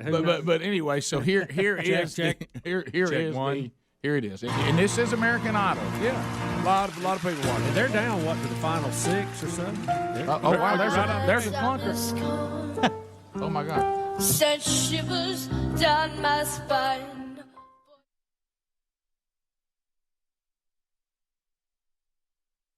That was a little much. Yeah. I wouldn't go that Rams far. agreed. No, look, he's a little kid. And Greg, I realize what you're doing. You're trying to get people on me after what you said this morning. That's fine. I don't care. Here it is. Send it directly to my email, speedy@rickandbubba.com. But I will say this. It's funny. But and Ryan that. Seacrest kind of gotten them. I hate to bring this up, but it is historically correct. The Bill Cosby thing, when Bill Cosby used to talk to kids, and kids would say if the he'd have darndest been on thing. one of those shows, it might have Right, that'd have been great. But you just said we're on American Idol, and you think the kid's going to just take the piano and absolutely own it, and it was like what you watched was somebody who's cute, that is young, that is legally blind, and is doing pretty good on the piano. Yeah, I mean his little hands can hardly God love reach his little the hands. His little arm when he did the crossover, he couldn't even reach. God love his little hand. Yeah, he's going to be phenomenal. Don't forget he can't see. Oh, We just ran. I can see. Greg, legally blind. Why did you do that, Greg? Greg, your continued battle with the blind is. I have no battle with the blind. There's a difference between blind and legally blind. There's a difference. There is. That's all I'm saying. And you're halfway there with that red eye. I know it. I can't see. We'll be right back. More Rick and Bubba next. Rick and Bubba, Rick and Bubba. Anything else? What do we need to cover? I know we handled. I know that Fido Beto is going to teach us about climate change. Of course, you keep looking for somewhere in his life that he actually seems to be living like he believes it. But It'll be tough to do that. Phone calls are coming in. Jordan, that was going to be a fire in there, Jordan, too. Well, Rick, we still some curiosity out there about Tyler and Kristen yesterday, how things went at their house. Yeah. So I know we never hear from them together, but if one of them wanted to call and let us know how that went last night, there's a lot of interest in that today. Yeah, I don't want to open up, Pandora's box, but I mean, when we left, the love story of Christian and Tyler, Kristen, it didn't seem to be in a great place. No. Well, it seemed like it was going to take a little work to get over that 7-year hump for sure. Yeah. We also had big story today from Burger King, Rick. And I'm getting a lot of people asking me about the Impossible Whopper. The Impossible Whopper. Mm-hmm. Now it may be impossible to enjoy. I don't know. Well, we were ahead of the game on Rick and Bubba the restaurant when we had the Real Greg Burgess challenge. Yeah. And I still meet people to this day that tried to. They said a big old burger. that they would order the Greg burger. It was a biggie. Mm-hmm. We had to price it at a dandy price because there was so much in it. But, sure. But why do I want an Impossible Whopper? I mean, is this Rick, supposed to intrigue me? It's barely been a month since Burger King rolled out and said it would be testing the Impossible Whopper, a trial run in 59 restaurants in the St. Louis area. Already the results are so promising that Burger King now plans to make the product available in all of its 7,200 branches across the U.S. by the end of the year. Oh, good. Now, this is basically a vegan hamburger. Oh, no. Yes. Now, it's a patty made. Now you've ruined the whole thing. We need to try it meat. on air. You know what? We do. It's a beefless burger. Like a dare. It's a beefless burger that is a partnership between the startup company, underlying this name, Impossible Foods, which supplies patties made with HEME. I don't even know what that is. Can't be good for you. It's a protein cultivated from soybean roots that mimics the texture of meat. That can't be good for you. Now, that is one company, Impossible Foods, and what is the other one here? They have Beyond Meat. That's the other company. Remember those two names. Beyond Meat is partnering with Del Taco to offer new meatless tacos. What's happening? I thought those were about meatless anyway. Is this part of the new Green Deal where we need less cows because they break wind? Is that what this is about? But y'all, listen. Listen, I've got to ask this question, and I, for the life of me, cannot fathom this. The same people who 5 minutes past the hour, the Rick and Bubba Show. 866-WE-BE-BIG is our number. We thank you for being with us today. HelloFresh.com/Bubba. HelloFresh.com/Bubba. We're telling you, the fall schedule. A lot of you are like, all right, now we're back at it again. That laid-back attitude of summer is gone, and now you're probably getting back into that active. We're on the go. We got this. The school's got that. Oh, don't forget about that.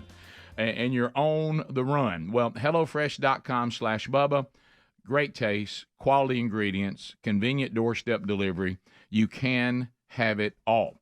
Now, you got a lot on your plate. So why don't we let them handle putting food on the plate, okay? Pre-portioned ingredients, foolproof recipes right to the door. If you're trying to do just a little bit better, you can go with Fit and Wholesome. They got that. If you just need family favorites, they got that. They handle all the meal planning, and they're not just for dinner. You can stock your fridge with quick breakfast if you need to, 10-minute lunches, fresh snacks delivered along with your weekly order. Probably the best part, HelloFresh.com/Bubba is actually, hear me now, and of course this is not too difficult to achieve right now with inflation, but HelloFresh.com/Bubba is actually less expensive than grocery store shopping at about 25% less expensive than takeout. So you can save even more when you join America's #1 meal kit today. Nothing could be simpler, and the food is delicious. Get 50% off, 50% plus 15% off the next 2 months with the code Bubba at HelloFresh.com/Bubba. There's also a link at rickandbubba.com under the sponsors button. All right, so updates. We have updates. Deion Sanders, and let's first of all, before we get to the videos, talk about the value of this Coach Prime. Look, the Coach Prime franchise and the establishment of Coach Prime is worth a lot of money. When was the last time anyone other than fans of Colorado and Colorado State even cared about Colorado State? Yeah, I really didn't even know they played, honestly. I mean, now we're talking about a 9 p.m. Central Time kickoff, 10 p.m. Eastern, okay? ESPN says it's the most streamed college football game ever. It shattered viewing records with over 9.3 million people tuning in to see Coach Prime and his son win again over Colorado State. So Coach Prime is I mean, you talk about. Well, let's just. I'll put this in a perfect example with my own family. Caroline got in late that night from Auburn, midnight, and so kind of stirred the dogs up, whatever, and woke me up. So I went in there. Braden's sitting in there at midnight watching this game. Okay, and that's. He would not have been doing that unless it was this game. Well, what he's number one. Yeah, he's established. Number two. Yeah, go ahead. I'm sorry. I decided to sit down with him and watch the entire thing until 1:25 a.m. There you go. That tells you right there all you need to know. Well, he's got a brand, and see, this is what you always want to accomplish. And we worked, 30 years coming up in January for our birthday to do the same thing. If you can get the brand established, then wherever the brand goes, the people go with it. No matter what it is, So the school you coach at's irrelevant. You'll bring the attention, the players and the fans, and then fans from all over the country and around the world. The brand, wherever it goes, people go with it, and so he's established that, which will make him even more valuable if he can continue to be successful. Big test coming up this week, but now let's look back first of all. So we know that Travis Hunter, the two-way player, incredible athlete, was hit by the Colorado State safety on an illegal hit, and we now know that it damaged his liver, and because of the force of the hit. Well, Henry Blackburn, that's a big hit, by the way. If you mess up somebody's liver, I see it. Yeah, the player who hit him is supposedly getting death threats, and of course, Coach Prime was asked about that. And is responding to the fact that he is getting death threats from people. I don't know if that would be just Colorado fans or just anybody who's following the program. So here's Coach Prime addressing that. Henry Blackburn is a good player who played a phenomenal game. He made a tremendous hit on Travis on the sideline. You could call it dirty. You could call it he was just playing the game of football. But whatever it was, it does not constitute that he should be receiving death threats. This is still a young man trying to make it in life, a guy that's trying to live his dream and hopefully graduate with honors or degree, committed to excellence and go to the NFL. He does not deserve a death threat over a game. At the end of the day, this is a game. Someone must win, someone must lose. Everybody continues their life the next day. Very unfortunate. I'm saddened if there's any of our fans that's on the other side of those threats. I would hope and pray not, but that kid was just playing the best of his ability, and he made a mistake. So I forgive him. CU, our team forgive him. Travis he's forgiven him. Let's move on. But that kid does not deserve that. Handled well. Yes. Here's Travis Hunter opening up about his injury because people are wondering exactly the severity of it and what's going on. Could I warn you about Evidently, something? it's turned him into a giraffe. He's in giraffe pajamas. I just wanted to okay. his room. Yeah, I appreciate the warning. Is this supposed to make us feel good about the injury? Right. I just wanted you. I just wanted to give Was you it a head injury by any chance? He made that choice. I mean, Blackburn turned him into a giraffe. Right. That's a good hit that turns somebody. That thinks they're a giraffe. Comes with a hoodie. I like it. Okay. Here we go. It's football. At the end of the day, stuff like that's gonna happen. So I just stay humble. I mean, hey, you did what he was supposed to do. It's football. Something bad's gonna happen on the field sooner or later. We just gotta get up and fight again. That's what I try to do. Get up and fight. Good thing the doctors stopped me, because if there was no doctors there, I would have still been out there playing. But I'm thankful for everybody that helped me that day. Yeah, boy, it's gonna be a speedy recovery. And they're saying maybe 3 weeks he's out. I wasn't prepared for that. Not sure about the looks. Rick, maybe they need to hold him out, run through that concussion protocol. Yeah, just briefly. I thought y'all said it. Check that out. I thought y'all said it was his liver. Well, it looks like he's dressed as a giraffe. And his room looks like a teenager Teenage girl. Yeah, it does. Oh, that's too good. Teenage girls are really used as references a lot today on the show. Yeah, I've you know, noticed that. That's why I went ahead and threw it in there. Yeah, Jump in. So there we go. I don't think that if I was concerned about Travis, this didn't soothe my concern at all. Let's go with what he said. It's not okay. I do like the way that picture in his room's backlit. Did you see that? It looked really good. I did. So I know Adler appreciates stuff like that. I do think that Coach Prime and Travis are handling it the right way. They're saying it's football. Yep. You know, these things happen, and Bubba and I were even discussing the other day, you know, when you saw Chubb's injury in the NFL. I know that there's people out there that lay awake at night weeping and crying. They're trying to make football injury-free. The way this game operates, all you do is sit down and go, all right, what are some injuries that we prefer over other injuries? Because you're not going to stop injuries anytime a game features bodies flying at each other with force. You're not going to stop injuries.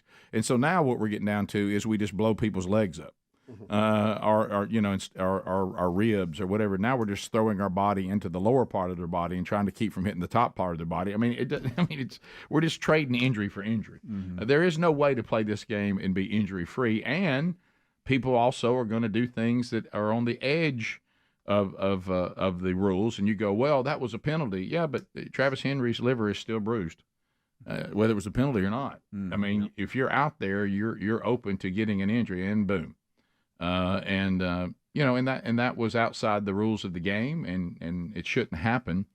But you could also be hurt like that within the rules of the game. Yeah. Yep.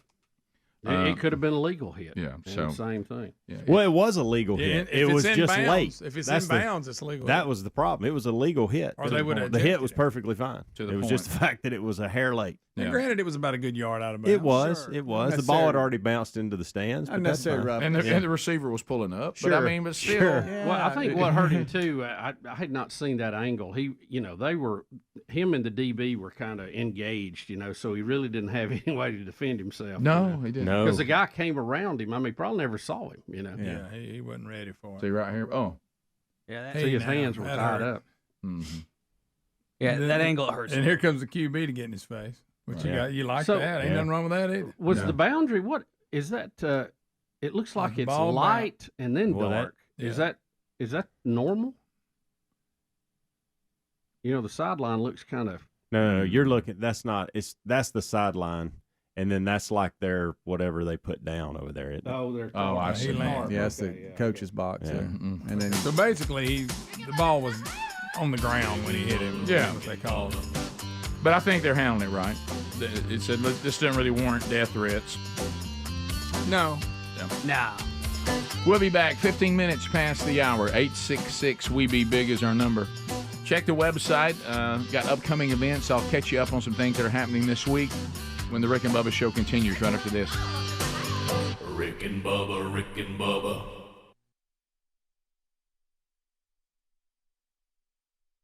We don't need to eat beef because of its greenhouse gas problem, and that is farming.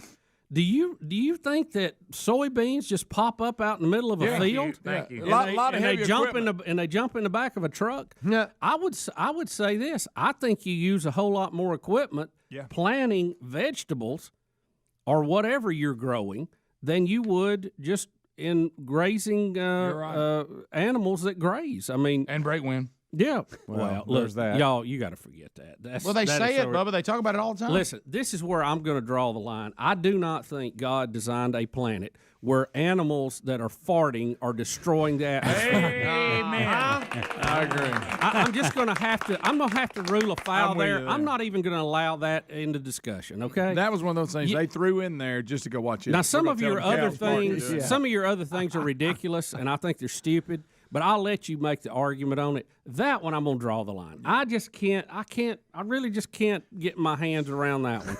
You know? Yeah, you got a better chance selling me on burning coal than you do cows farting. Well, it goes back to this, and we talk about this all I'm the time. like you, cows just fart. That's what they do. We talk about this all the time. I'm a politician. Hard to picture. I'm a politician. I'm there. I'm back there, and I said, okay, now what am I selling today? Well, we want to get people to start moving away from the things that are destroying the planet. Oh, okay, good. Okay. So I want to talk about what rising sea temperatures, Do you want me to talk about how it's gotten warmer? And do you want me to talk? What do y'all want me to hit on today? What's my big point I need to make today? Well, you need to let people think that we believe that cows farting. And I'm sorry. So what you want me to go out and say what? Mm-hmm.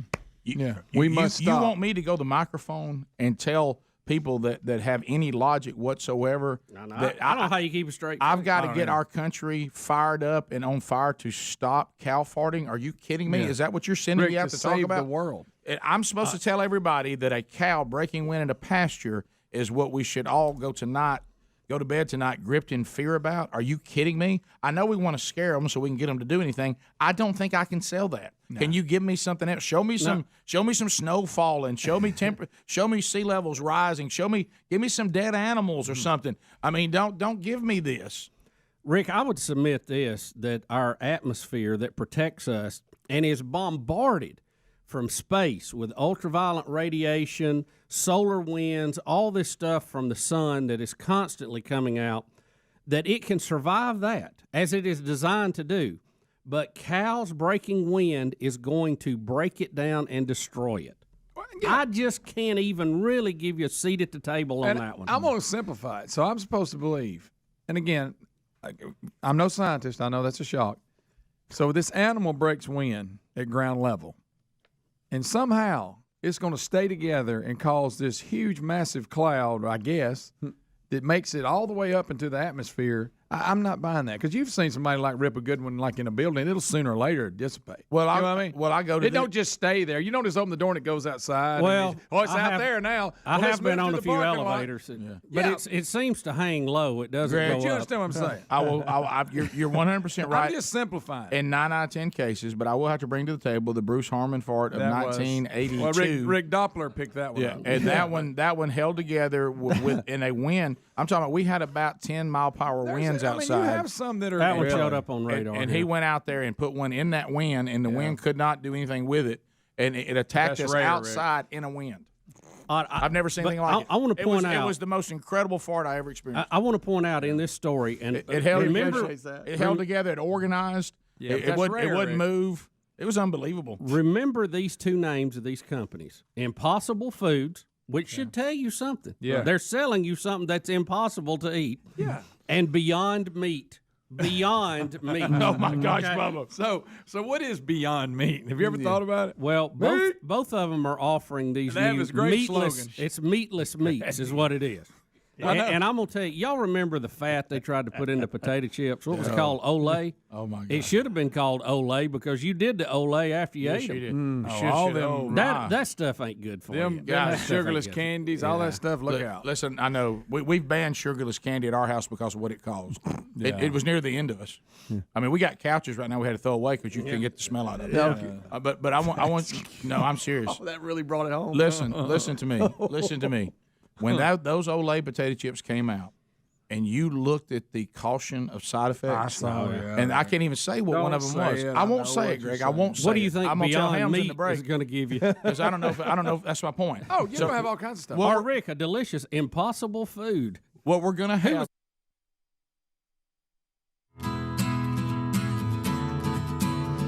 10 minutes to the top of the hour, the Rick and Bubba Show. Thank you for being with us today. All right, so a couple of things coming up this week. See Greg Burgess this Friday, 11 to 1 in Birmingham, Alabama, Hendrick Hoover Auto Mall. If you're going to be in town, if you're coming in for golden tickets each Friday, put that on your list of things to do while you're in Birmingham, which is where our show originates from. And then coming up on Saturday, you've got, on Sunday, you've got Adler. He'll be with the Reverend for Research charity ride over at the Harley-Davidson location in Birmingham, Alabama, and he'll be there in his sweet van. So you can be there part of that and see. Yeah, check out the van. Check out the van. On that same day, from themanchurch.com, Rich Wingo is at Hopetown Church in Huntsville, Alabama, for their next Man Church. You find that at themanchurch.com. And then on the 25th, I'll be over in Tuscaloosa, Lord willing, at the Save a Life fundraiser. This is their big fundraiser every year, and they had, I think, a few tables available yesterday. I don't know if those still are. You can check on that. But see you folks for that great organization coming up on Monday night. So also this weekend from themanchurch.com on the 22nd and 23rd in Ottawa, Tennessee, You got two of the members of Team Man Church, Andy Blanks and Lance Ingram, who you hear on the show too, doing Dr. Lou. They're going up for that Man Church weekend. They're at Ottawa Baptist Church, and you can find all those details at themanchurch.com under upcoming events. Bubba, it looks like that Vanna White has cut her deal. She will stay on the wheel. Well, what are the numbers? Do we know? The numbers for Vanna, they seem hard to get specific numbers. But we know, Ryan Seacrest took that. He's the new guy. He took that gig for the 25-26 season coming up, and they were having a hard time getting Vanna to agree to a new deal. But she says that she has now made her deal, but they're not really giving us the details. Yeah, the big news is that she's coming back. Yeah, and I've tried, and we've talked about this. I gave Wheel of Fortune another try last week, and I just it's so hard. A good friend of mine, I wouldn't pick him to love that show, but he loves it. He sits down and he watches it I know every people that watch it single religiously. day. Yeah. Well, evidently somebody does because it's been on a long time. You know, if you're not a good speller, it's not your show. No. I'm just spinning that wheel gets on my nerves or something. So what she basically did is took her contract and it says and extended it for additional 2 years. And Seacrest says he's thankful because he wanted this experience to include her because he said this is just such an iconic gig, and he thought it would take away if she wasn't there. Yeah, well, I think it'll help in the transition to a new host. Yeah, just as many common faces as you have, it always helps, I think. So it's not my show. I don't watch the show. No. I can't watch the show. If I'm ever sitting there and the show's on, I think that my life is gone in a bad direction. I'm thinking to myself, what have I done? I usually will get up and start trying to do something productive. It actually makes me mad when I hear it. I don't know why. Golly, let me go turn it down. It's not my cup of tea either. No, like you said, some people love it. That's all right. Well, they can love on. Well, evidently a lot of people. But I think we all have different. Bubba. Yeah, we all have different. Genres we prefer. See, I much prefer Family Feud. Yeah. Oh yeah. I think we talked about this before. More my level. And this may shock you. If I was forced, I know y'all may disagree with me, but if somebody said, Rick, there are no other choices, none. So stop trying to add a third one. You must watch Jeopardy or The Wheel of Fortune. I may watch Jeopardy. Yeah, I go Jeopardy. I will for sure. Yeah. I think it's Jeopardy. Even though I only know one answer the whole show. Right. The first round, you better pay attention to that first round in Jeopardy because the second round I'm out. Do they still clap every time they spin the wheel? See there? That always bothered me. I'm like, why are we clapping for just the spin? Let's clap if they win something. Right. Yay, the wheel doesn't make sense to me. Man, I've already told y'all that one of the things that really, the whole operation I can't watch. It just feels wrong. But this thing of people buying vowels so quick and they solve a puzzle, now they ain't got any money.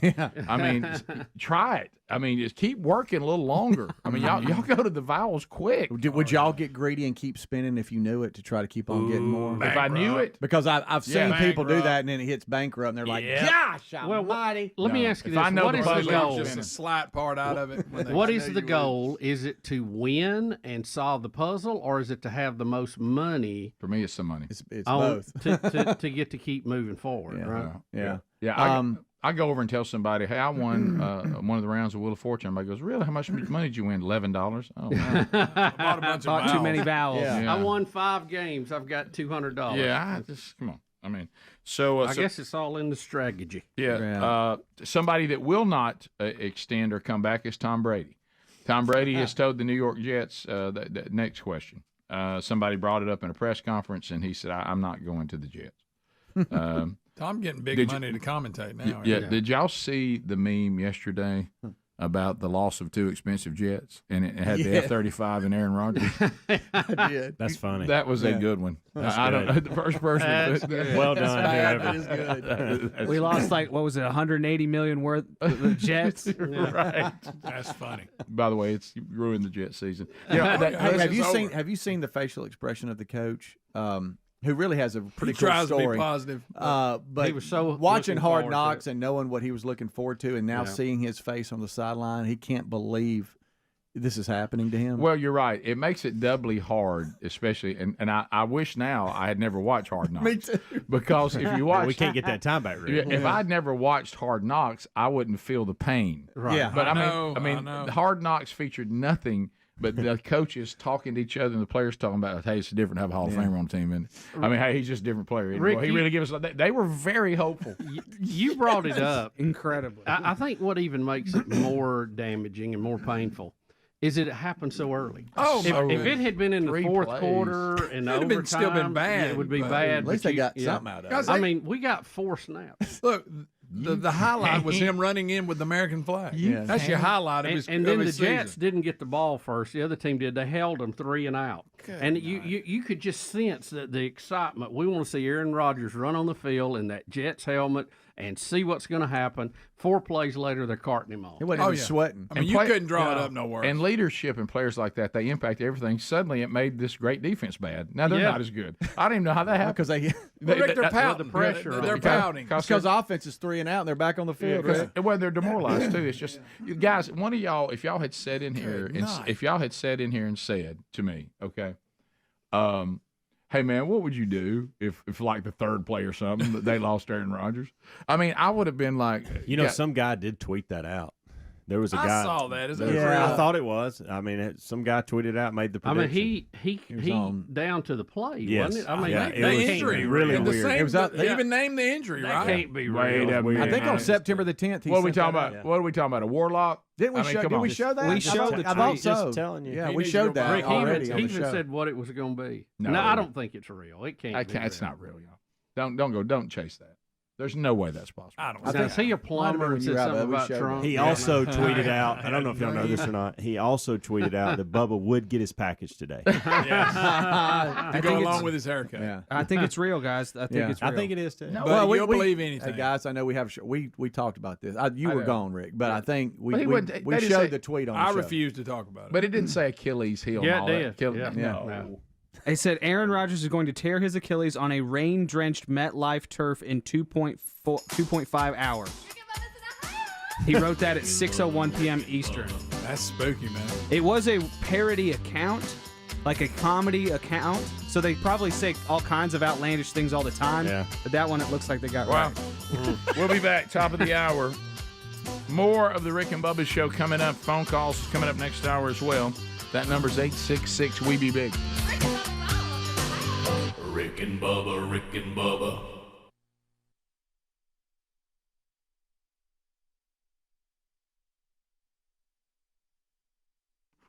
Just had this conversation 3 days ago, talking to my son about bank on yourself. You know, he's young enough.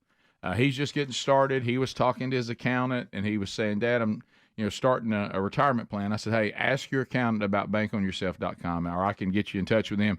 He's like, what are you talking about? And I said, look, the IRAs and 401ks that I know that you're just, it's generational. We just hand these same ideas to the next generation. The problem with that is that on the plans that we have all been trying to use for years, we're now seeing that most people, because of the advancements in nutrition and health and fitness and the medical advancements we've made, people are outliving these old retirement plans by about 10 years on average.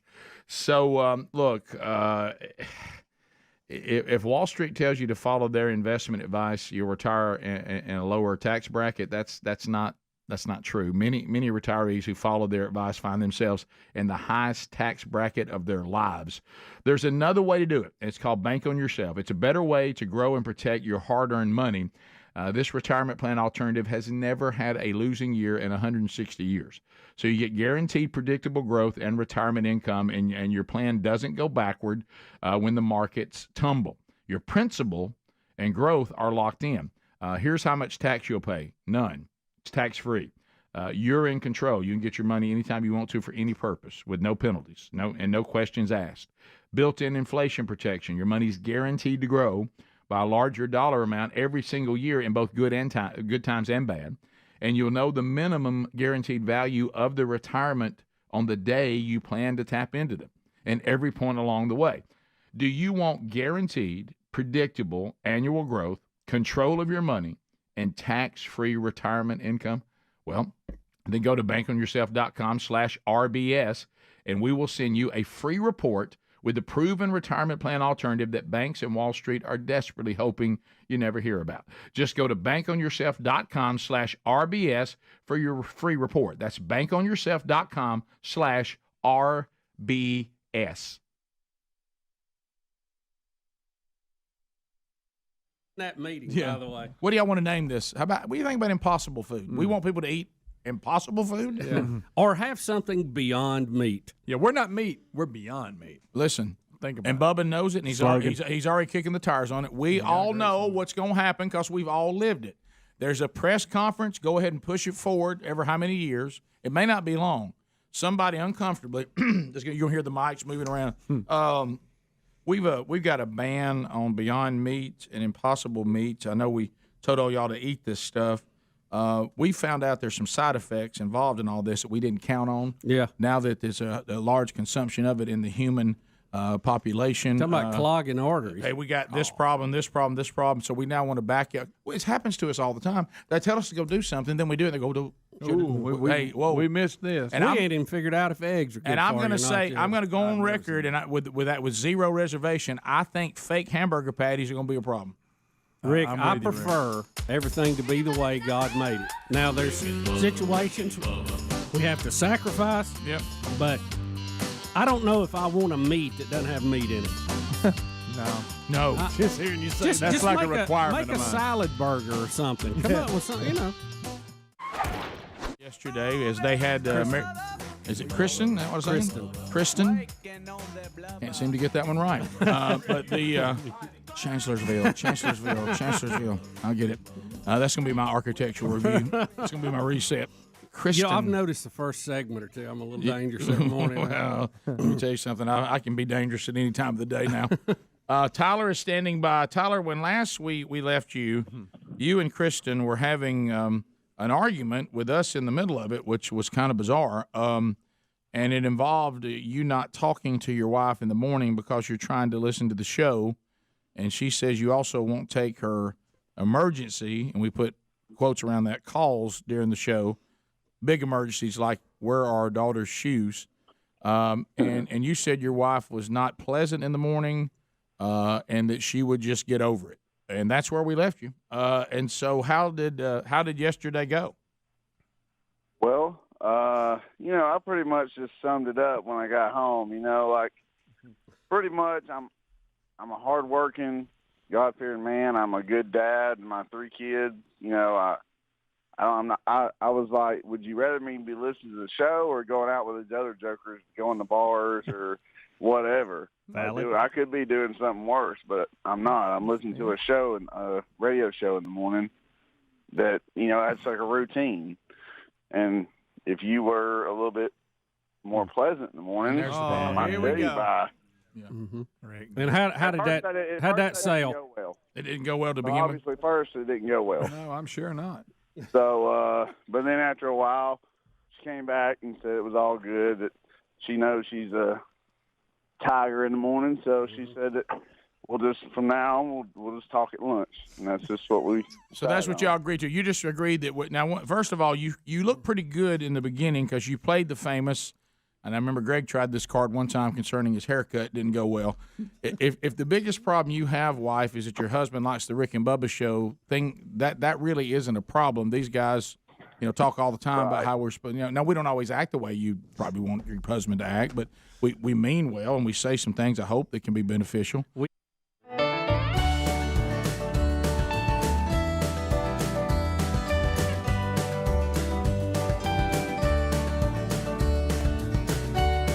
All right, here we go. 6 minutes past the hour.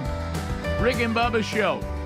Thanks for being here. Wednesday Bible study back today. We'll go to the Revelation chapter 20 today. We're almost done with our walk through the Revelation. It's been fascinating. And today, some stuff that I'd always kind of wondered about, and it was interesting to get to take a deep dive, and some pretty interesting stuff today. Talking about the millennial reign of Christ, those 1,000 years. We'll talk about that today. Watch it live at noon Central, 1 o'clock Eastern on the YouTube channel. It'll be archived soon after and available on our YouTube and podcast channels. Speedy, the real Greg Burgess, Helmsy, and Adler, and here's Bubba. Welcome back. Rick, glad to be here, and thank all of you for joining us on the little party we call Rick and Bubba.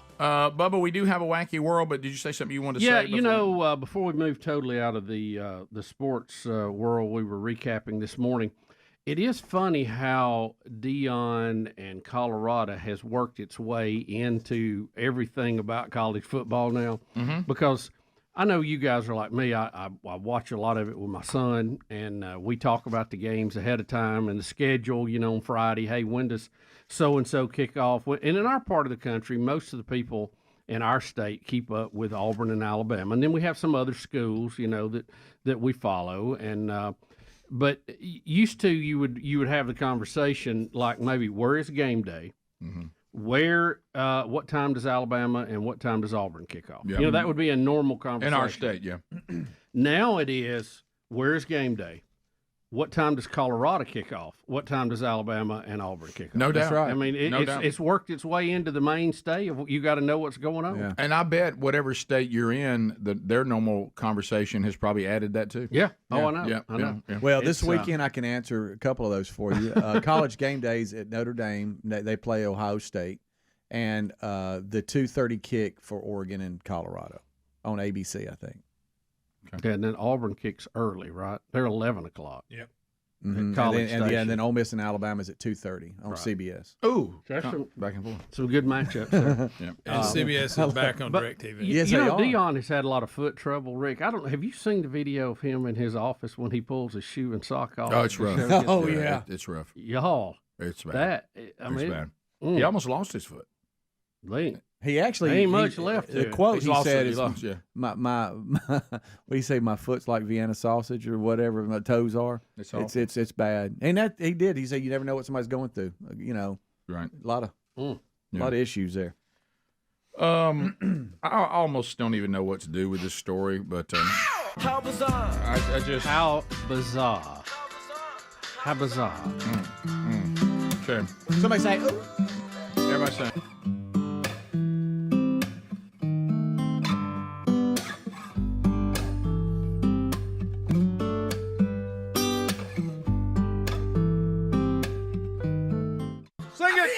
So this is from the New York Post, but it is under their heading that says weird but apparently true. Yep.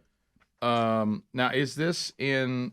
It says Berlin. Yeah, it's in Berlin. It's in Germany. So I thought all this stuff was happening just in our country. No. So, but it weirdness is around the globe. Well, it always comes from Europe and then comes in here. So a pack of humans. I didn't know I didn't know they had this in Germany. Yeah. A pack of humans that identify as dogs. Now, Rick, we're talking about 1,000 people, and this is real. That's what it says. And there's pictures. 1,000 people who prefer to be recognized not as humans but as canines got to the Berlin Wall, and they were. I don't know what they want their voice to be heard, or their bark to be heard.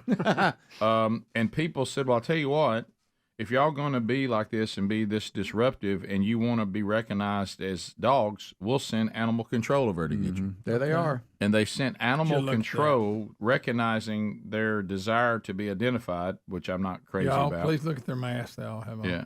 Some of them have taken it so far. Remember that guy they mentioned, the human collie? Yeah. Oh, yeah. That his in Japan that his suit is $14,000 to look like that. That's their goal, right? And they He all actually want to is living get like a there. dog. Yeah, They all want to get there. He's actually living like a dog. He's as close as you can. Yeah, that guy's costume looks real. These guys' costumes is more twisted. They have a dog mask on. If you know what I mean. Yeah, and it looks like It's- puppy play.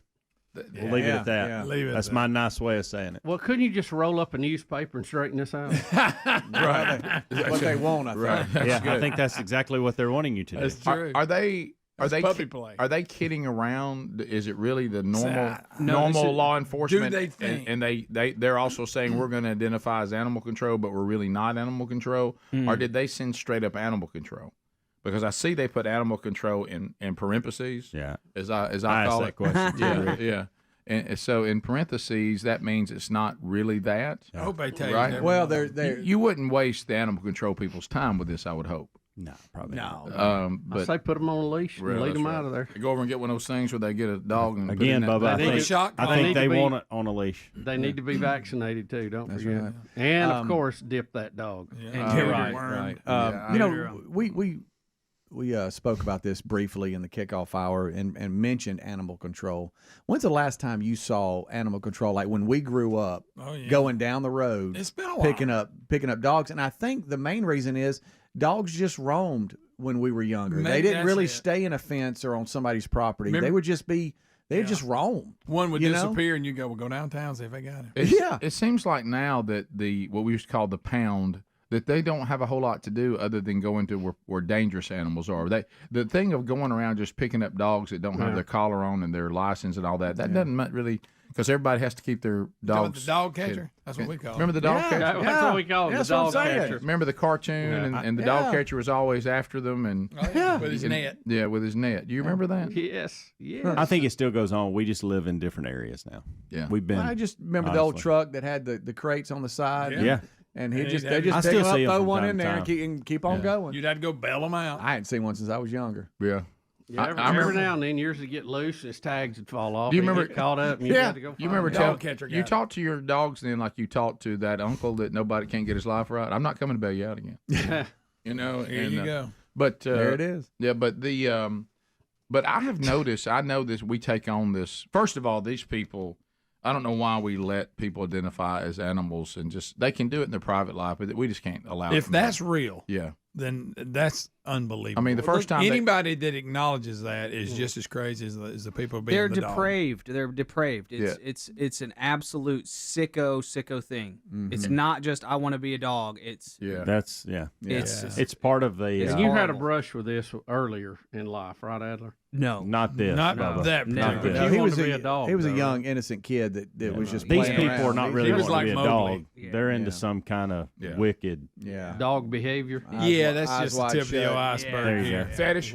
Yes, fetish. Exactly. What is it? Furbies. BSDM fetish stuff. unbelievably, just unbelievably. Your brain is broken if you're doing this. This explains the guy hiking his leg and using the restroom on a bush. Yeah. Oh, yeah. You can't let that kind of stuff go on. I mean, you got to let that go. But Well, maybe all of them need to be sprayed and neutered. yeah, Spayed and neutered. yeah, or even spayed. Yeah, or even spayed. You can spray them too, though. Spray Spray them. them. They might want you to be sprayed. Yeah. Spray 'em. When I Well, Spray them with a water. hose and then That's neuter right. them. That's you, right. you know, back to the way dogs lived when we were younger versus now. I'm telling y'all, because down at Farm Life, I Something else right still there. see dogs in their original as they were originally intended, and that is free roaming. And people, the garbage you've been sold that pets actually love being in crates. And That can't be they true. love being in small enclosures. I just don't see it. I've seen dogs that were treated that way in suburbia, and I've seen dogs in rural America, and the dogs in rural America look to be the most well-adjusted, happiest dogs on the planet, and they live forever. They sleep where they want. They sleep when they want. They just seem to be having a better life. I mean, it really does look. I mean, Even crazy Millie, I Yeah. watch her. She just runs free and is having a ball. Now, She'll weird. chew everything up. Sure, she'll drag everything you have out in the yard. But besides that, Those outdoor dogs seem so happy when you see them. They wag their whole body. They do. Yeah, They're so happy. They're so happy. They're so happy. Phone calls are next. All the lines are available. Any topic you've already heard, or bring up your own, and we'll chat with you, America, when the Rick and Bubba Show continues. Rick and Bubba, Rick and Bubba.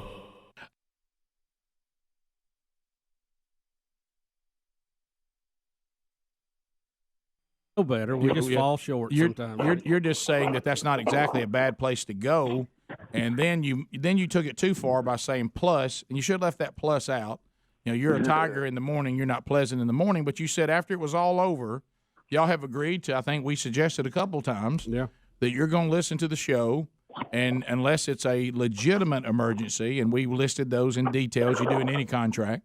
That you guys will only talk. All the emergencies down, so Yeah, you got to write them down. Shoes was not one of them. Shoes did not make the emergency list, and then y'all will agree, barring a true emergency, you will just interact after the show goes off. Right. Okay. So Tyler, how did today go? And here's the second part of that. Did you assign like a safe word if you feel like that she is moving out of the true emergency into the griping area, and you just have to call it? Well, no, I pretty much said I'm just going to hang up.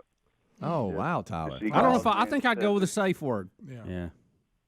Well, see, I told her, I said, from now on, we got in a thing where she said, well, how am I supposed to know what's an emergency? I said, well, common sense would tell you, but I didn't say that. But make a list. I told her, I said, from now on, if you call me and it's not an emergency, I'm just going to hang up because it's pointless me being on the phone. Oh, wow. If I'm at work. Now, if I'm at work.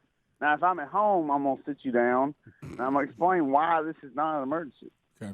But when I'm at work, I'm just going to hang up. And that was agreed upon? I hate to grab this from Star Trek, but you are boldly going where no man has ever gone before and survived. Tyler, I might try the safe word that if the tiger begins to awake, you could use the safe word to alert her that maybe the tiger's coming out. Yeah. Say like bingo. Right. You know. Bingo. So, okay. Well, Tyler, I think it was wise for you to define this. As a matter of fact, of course, not near as important, but it may still be in goodies. I don't know. You'll help me under documents. You know, when you look at the team rules that I had to lay out when I was coaching Little League and youth sports, I at one time didn't define what was excused or not excused practice because I thought, like you did, that in common sense people would know. And then I had to list specifically things that are not excused because if you don't, then I thought people knew that Disney on Ice tickets – that didn't count. Yeah. And I'd had that one played on me before. We want to go to the lake. So does everybody on the team. You know what I mean? And that kind of stuff. So if you I think being specific about that. But I want you to consider Bubba's suggestion about the safe word as opposed to hanging up. But, bingo. Right. You know, she starts getting a little rowdy. Bingo. This is why I'm running to Rick and Bubba right here. And then she would calm back down because you used the safe word. And then you could hang up the phone without creating a situation that you'd have to deal with later. But here's what the audience wants to know, and we'll hang up for today.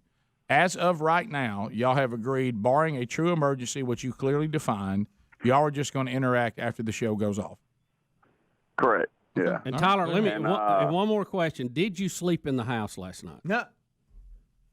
The couch was pretty comfortable, so I just stayed on it.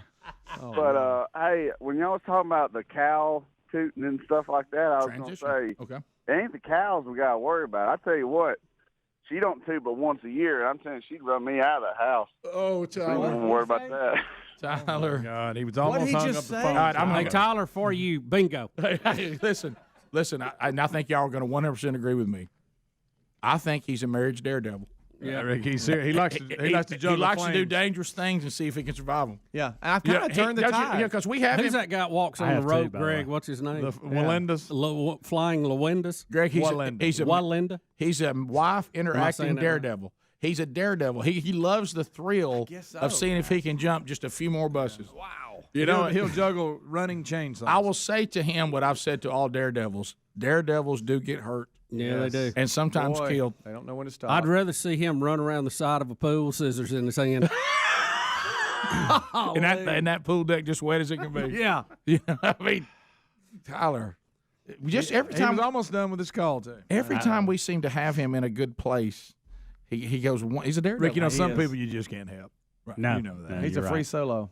I'm with Speedy. When we first started this saga yesterday, I was kind of in Tyler's camp, and now I've swapped. Well, I think he's being unreasonable on some things. Well, I'm at the point and that daredevilness is going to catch up with him eventually. I think he's a genius. Hey, you play with snakes long enough, you're going to get bit. Yeah.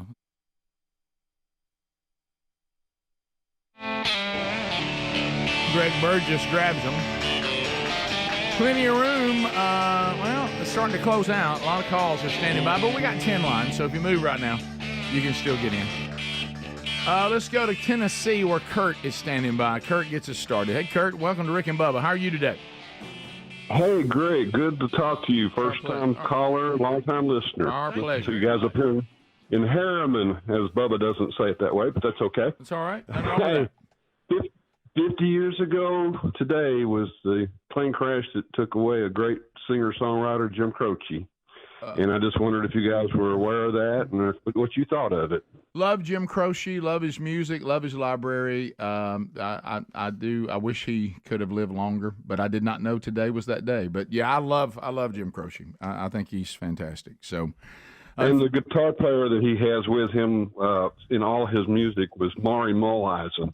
I think one of the 2 or 3 best guitar players that's ever lived. If you just watch videos, I think you'll see what I'm talking about. Okay, a little hyperbole there, but maybe So we'll look at that. But Kurt, thanks. How do you ever choose the best guitar player? There's so many of them. There's some really phenomenal, and there's some we don't even know about. If you leave Prince off the list, he gets mad. Yeah, well, and he's not going to say much about it now, but I know what you mean. Yeah. But yeah, Jim Croce. I love Jim Croce. I think Operator is. If that song comes on, I'm gonna hear it every time. And of course, we made the point. Our children don't even know what he's talking about. What do you mean, Operator? Yeah. A payphone. What? A payphone. We continue. Let's go to Anonymous out of Huntsville. Anonymous, go ahead. Listen to 100.3 The River. Hey guys. I got a story. I've been driving a truck since the 90s, and a couple of years ago, I was going to a particular customer every day. I was leaving the terminal, bobtailing to this customer, picking up a trailer and going and getting the trailer loaded, coming back.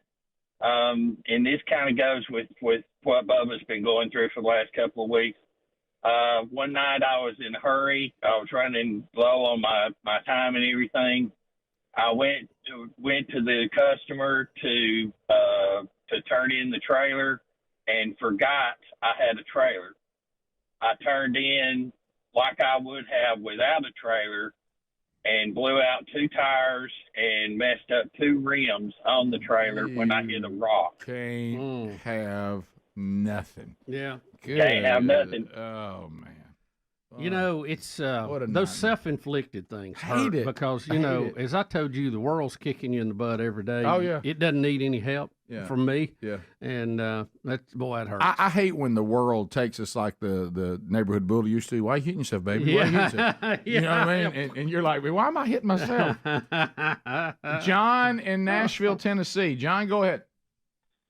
I just need to do a public service announcement. I'm sure there's some PA football announcers that announce out there that are listening to you for junior high football. Yeah. Guys, there's no reason to give a play-by-play. You're not on TV. You're not on the radio. Right. Whenever you tell the referee through the PA that he missed a holding call number 57, you've gone too far.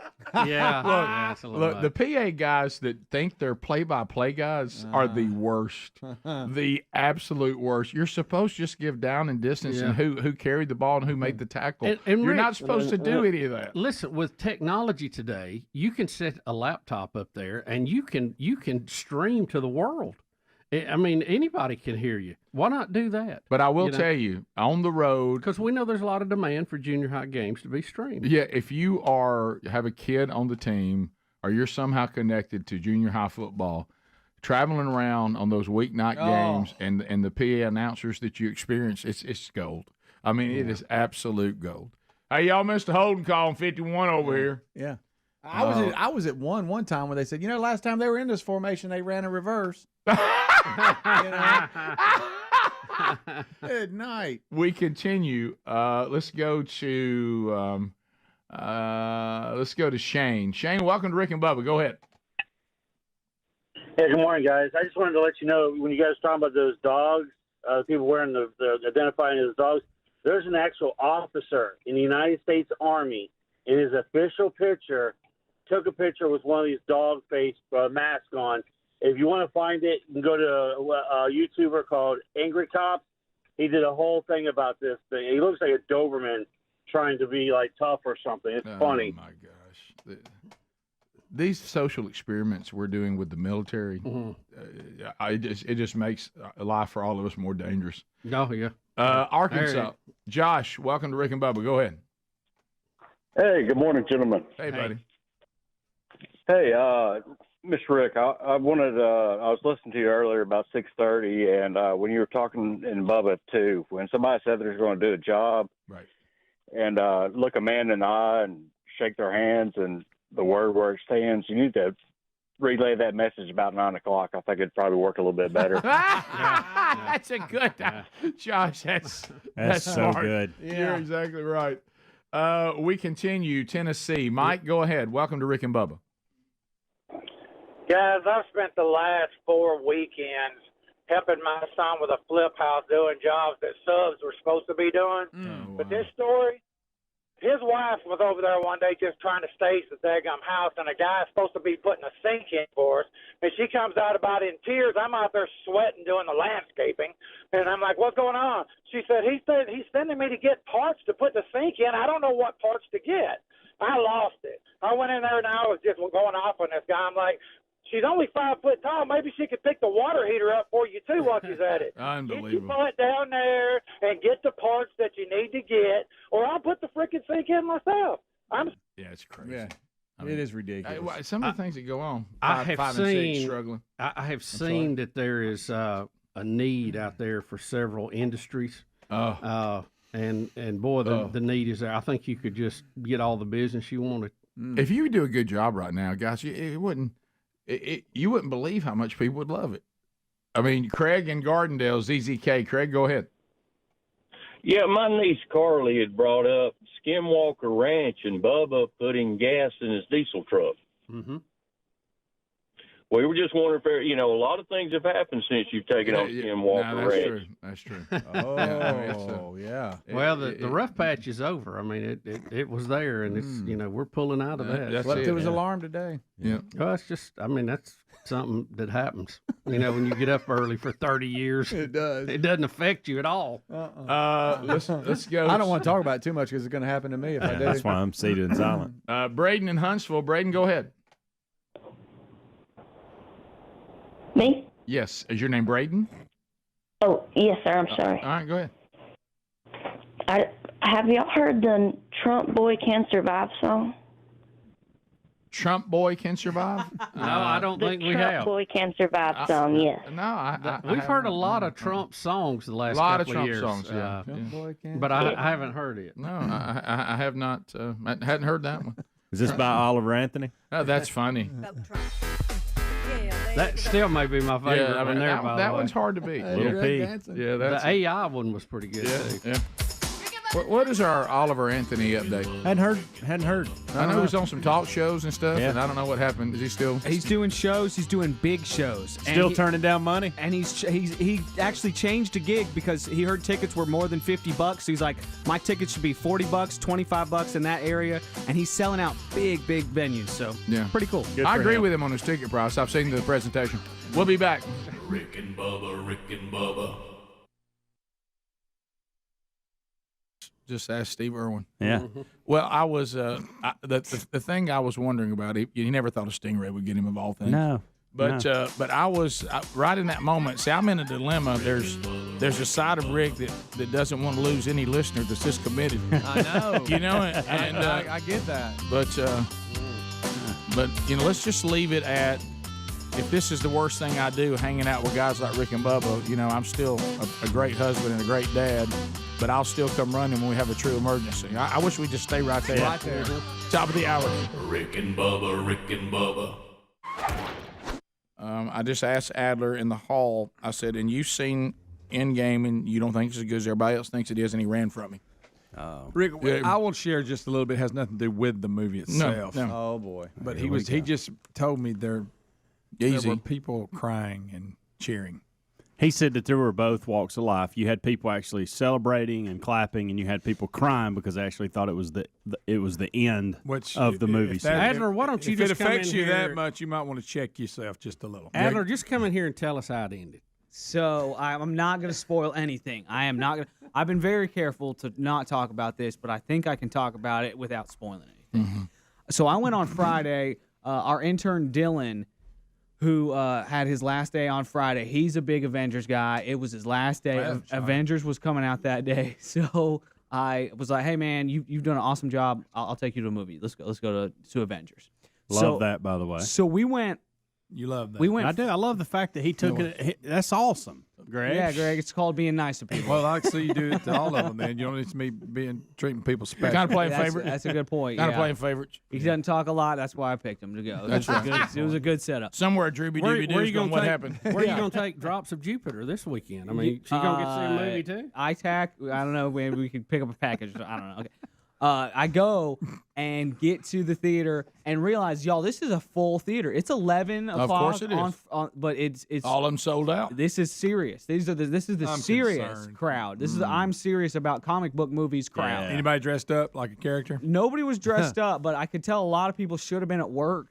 Or they were just taking a 3.5 hour lunch break, starting at 11 and going to about 2:30. Mm-hmm. So throughout the movie, and I'm not spoiling anything. Careful. But throughout the movie, superheroes join us. Like they oh my gosh, we haven't seen that person yet, and they're here. That happens a lot because there's a lot of superheroes. Bunch. And so, like, when the first one joined us, like, oh, hey, and people clapped in the theater. It These was are one of adults, those. right? Also, people clapped when the Marvel sign itself just showed up. It was good. It was good. It was good. I will give it a B+. Does it meet the hype of people saying it's the movie of this century so far? No, definitely not. I thought the very first Avengers was pretty much a perfect superhero movie. Let me ask you this: how many Marvel movies have there been? Is there 22 of them? Is that right? Yeah, like 20. Oh, Bubba, something it's like a lot. You're right. That's Yeah. a big number. What about Ultraman? He lived. Ultraman, Japanese. Yeah, Ultraman lives. That's good. Speed Racer lives. Indiana Jones does not make it. Hate to tell What you about that. Johnny Quest? Johnny Quest makes Him it. and Haji? Luke Skywalker does not make it. Dang it. And then Han Solo makes it, but then does not make it. Oh, well. Yeah. Thanks for And then R2-D2's like, bleep, bloop, bleep, blue. Rick and Bubba, Rick and Bubba.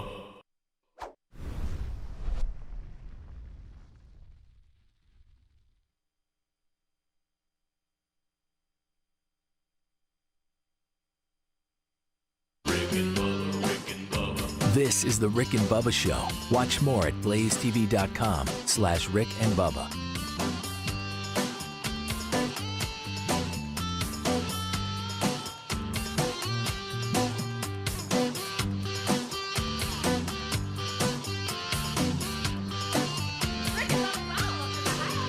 Rick and Bubba, Rick and Bubba.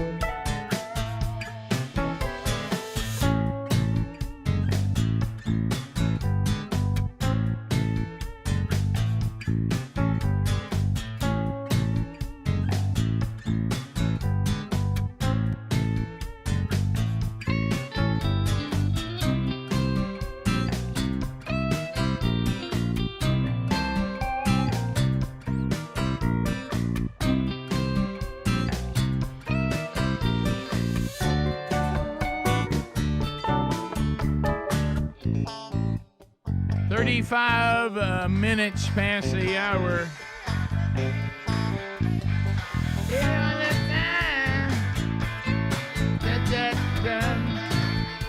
Dirty laundry.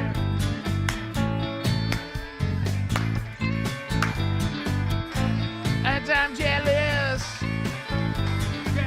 All right, so we're living in times that can be a little stressful out there, and some of these products out there that help you, sleep better, help you relax. Some of them are not all natural, and you got to be careful. They can have highly addictive properties as well. And if you're looking for something that can give you better focus, concentration, and help you maybe even with all the things that have been going on, let's face it. I mean, we're living in kind of anxious times, and maybe you're looking for something that is all natural, not addictive, and can help you. Let's point you to CBD. Distillery.com. That's cbdistillery.com. Go there right now. 81% of the CBD users say that it has absolutely helped them with stress and anxiety. That's a big number. If you're looking to sleep better without these kind of sleep products that can be addictive, 90% of CBD users say that they have seen improved sleep. So cbdistillery.com. Go there right now. Use our code BUBBA and get 20% off at cbdistillery.com. No prescription required. You can go to checkout. You can see the oils and the topicals and the capsules and the powders they have. They have pet products as well. Or maybe you think you're a pet, just like we talked about. There you go. So you can also find the link at rickandbubba.com right there under the sponsors button. So, Bubba, a couple of things to look at. One of the things we've been talking about in the world, of AI. Where's this AI stuff going? And would that should be here, wouldn't it? Yeah. Yes, I love technology. That's technology, and everybody together say it. The technology. Everybody say, always and forever. Can I tell you the scene in that movie changed my life when I saw that. My gosh. And I didn't know it was on there. I had not stayed through the credits. Yeah. So here's the problem. It's even led to the, part of the writer's strike that's going on right now is AI, because, there's a lot of, especially if you've got a sitcom that's been rolling for a time where the characters and the different storylines are well established, you just put that stuff into AI and it'll write you a script. Oh, yeah. Well, here's the other thing. People are saying, what about publishing? What if all of a sudden a book comes out and it's been AI generated? The author really did nothing. Right. And so Amazon is going to require publishers on Kindle to disclose when any of their content is generated by artificial intelligence after complaints force the company to take action. They say, we require you to inform us of AI-generated content, text, images, or translations when you publish a new book or make edits and republish an existing book through Kindle Direct Publishing. AI-generated images include the cover, interior designs, and artwork, and they say they're going to update their guidelines to see if they can stop some of this. They face complaints from users that some of the works being sold under the name of human writers actually contain content that was either fully or partially generated by AI. How about fully generated? How are they going to regulate that? How can you tell if some art piece on the cover of a book was done by AI or some artist that was smoking pot? How are you going to know? Well, what they're going to do is now they're going to just depend on all they can really do is ask you. You can just lie. I mean, they're going to ask you, but you could just lie about it, right? Yeah, well, yeah, that's what I'm saying. And this thing on writing stuff, too. Yeah. We use word processors now to correct spelling, correct grammar. I don't know why they're so tore up about it, really. Well, now, if it just does that, but it's one thing to say it generated all the content. You didn't generate the content. You didn't. There's no talent to. I mean, writers are much more talented than other writers, and if you just entered in a few topics and it cranked out a book for you, I mean, you really didn't write it. No.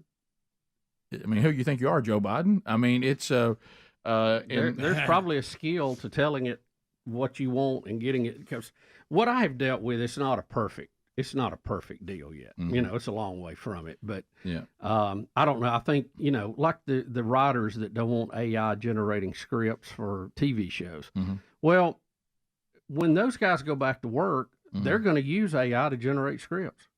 Maybe. They just don't want somebody else doing it, cutting them out, because we're kidding ourselves if we don't think that's coming. The Authors Guild, they're the ones who called on Amazon to take more action, and they said, we welcome this as a first step, because they said we would love to have AI-generated books not ascending to the bestseller list on Amazon because they were generated by AI as opposed to actually written. So anyway. We'll see how all this lands. It feels a lot like Napster to me. To your point, Bubba, like we're trying to rein it in, and then once everybody figures out how to monetize it and just use the technology, then it'll be like Apple Music. Yeah, and that's okay. I mean that's I think we always have to do that. So some what I'm degree. saying, and maybe I'm looking just wrong. It wouldn't be the first time. I make a lot of mistakes, but, let's just say someone asked for just for instance, letter of recommendation. Okay. And you sit down and you write out a letter and say, yeah, this is a good guy and he's done this and done that. And then you tell it to correct my grammar. You can tell it to correct my spelling and you send it. That's great. Or you tell AI, write a letter of recommendation for this guy, include this, this, this, and this. You hit enter and it writes it, and the grammar's already correct. The spelling's already correct. It says what you wanted it to say. It just saved you, an hour, and you hit send. I don't know. I've basically been doing that for years. I get reference letters here all the time. You know what I do? I go in here and I go, hey, Google, give me an example reference letter. Right. And I go in and change the words that I want to use for this particular person. Nothing wrong with I'm that. being the AI for this letter. Nothing wrong with that. Now it's making it even easier for me, which I think is good because we need to use our time more efficiently. Yeah, but that's not what they're talking about. I know. There's nothing wrong with that. I understand. Yeah, what they're talking about, if y'all want to put it in our world, is that there was some way that an AI could generate a radio show without us. And the people who pay us says, well, it's a lot less expensive to just do an AI radio show. Right. And if you guys want to reproduce you'll want to be behind the AI technology, that's fine, but we're going to pay you about a quarter what we do for that because it's not the same thing. Yeah. That's where they're upset about.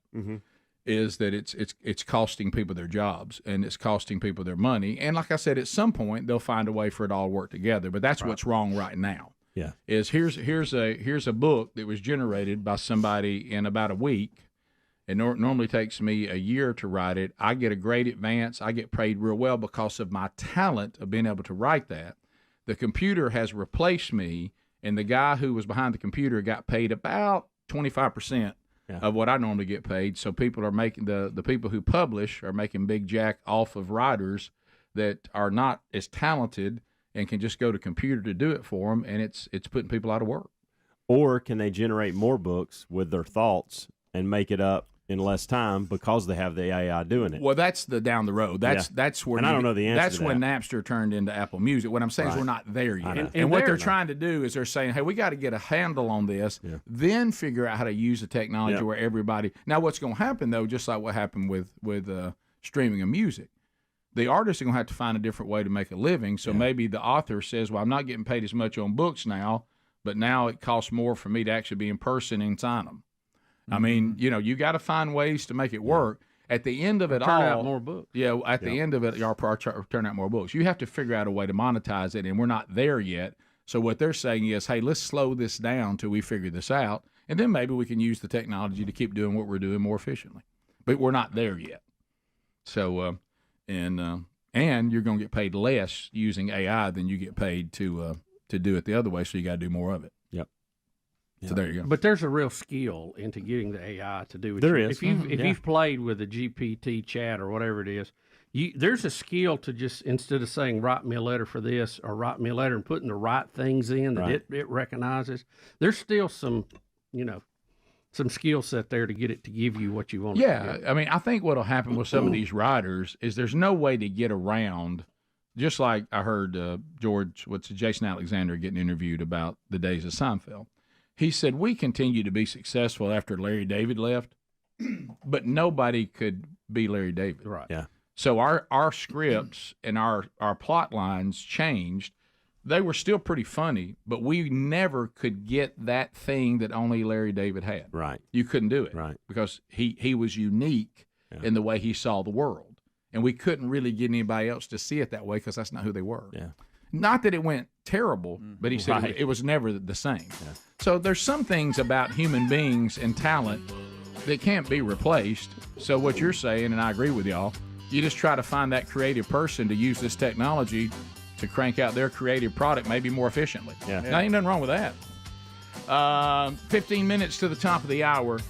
866 We Be Big is the number. More of the Rick and Bubba Show coming up right after this. Rick and Bubba, Rick and Bubba.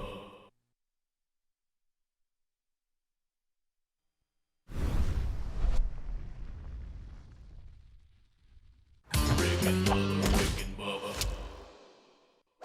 Nor does she think she's the passionate one.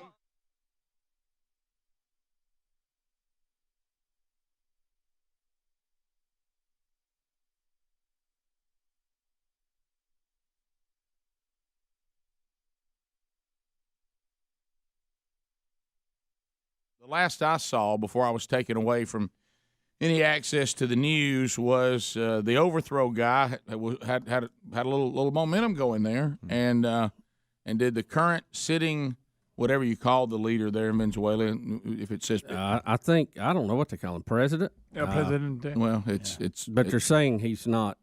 He's not truly elected. No, but, and he tried to say, I think too much, I'm out, and then Russia and everybody who has interest in the oil there said, no, go back in. You know, I heard one report yesterday that said he was on a plane headed to Cuba, and the Russians turned him around. Yeah, it's not good when you're facing over here an angry mob, and over here you're facing the Russians. You kind of hung in between. That's a tough place to be in.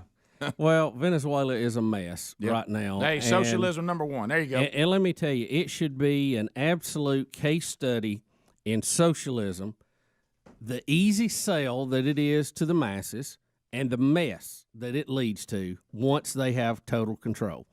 And it is so hard. People are like, well, you can just go back. No, it doesn't work that way. The ruling class will not let you do that because they have the resources, they have the guns, they have the military. And I know that there was a guy making a case. He didn't mean to, but he was making a case for why the Second Amendment is so important in our country. We'll get to that at some point today. Yeah, we'll actually try to play that for you because it is interesting when you want to see the truth of anything. It all has to be in real situations, and the reporter begins to make the case for why our country and our founding fathers wanted the Second Amendment and thought it was essential, and actually holding on to the constitutional republic they'd come up with. If you study the history of England in that time, you see exactly why they did everything they did in this country to fix what they thought were glaring problems with government. Right. Tyranny bad. Yes, and you had that then. I mean, you absolutely had that. Tyranny not good. Deciding whether you are able to defend yourself or not good. No. You need to make that decision, not the king. Right. Or whatever tyrannical government you're serving. And the fact that the king would just drag somebody out in the middle of the night, charge them with something in a kangaroo court and execute them. And you see that's why we have so many circuit breakers, if you would, for to be accused and to be tried.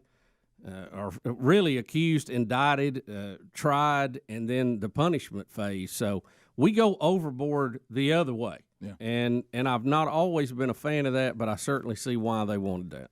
All right, let's looking at these images. I want everybody. The images are everywhere. When you see them today, so if socialism works and it's wonderful, then these people would be in their homes grinning from ear to ear, not doing what we see here. Oh, they would be at whatever job the government appointed them to do, and they'd just be loving it. And the sad part of this, Venezuela was a booming economy. They have one, if not some of the largest oil reserves in the country, in the world. I'm sorry, and it had been developed through partnerships with the United States and had a super high standard of living. But in any of those situations, you're going to have people who fall through the cracks sometimes and get behind, and then they become easy sales on this, hey, you're getting the shaft, and you hear that a lot in our country. And then they go in and they buy into this, and for the very beginning it looks good because they still have the resources that the capitalistic free enterprise system generated, and they redistribute some of that, and it looks good. But then the wheels come off because nobody else wants to work. Yeah. Oh yeah. Did I say something wrong? It's early, this segment. This segment, I'm very dangerous, so I have to be careful. It wasn't you. Yeah, we call this danger segment. This is thin ice. So that's it is. I mean, really, no exaggeration. It's total chaos in Venezuela. And what about when you're the tyrannical leader? Everybody is trying to kill, and you think you're out, and the Russians send you back. What a mess. What a mess. I hate it for those people. I know some people who are Venezuelan and very sweet, passionate people and love life, and I hate they're going through this. We'll be right back. Rick and Bubba. 9 minutes to the top of the hour, the Rick and Bubba Show. Thank you for being with us today. Wednesday Bible study's back today, noon Central, 1 o'clock Eastern. We're almost done with the Revelation. We'll be in chapter 20 today. All right, so We got some F-35 updates today, and Bubba,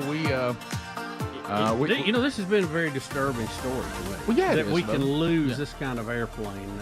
Are you more upset about this or the fact that you're having trouble with subcontractors and delivery people? Well, I began at one point to wonder if they were on the F-35 that were missing. There you go. So again, How many electricians you gonna go through? Well, I don't know. I'll let you know. How many is this now? The number's rising. I mean, my goodness. About to be on.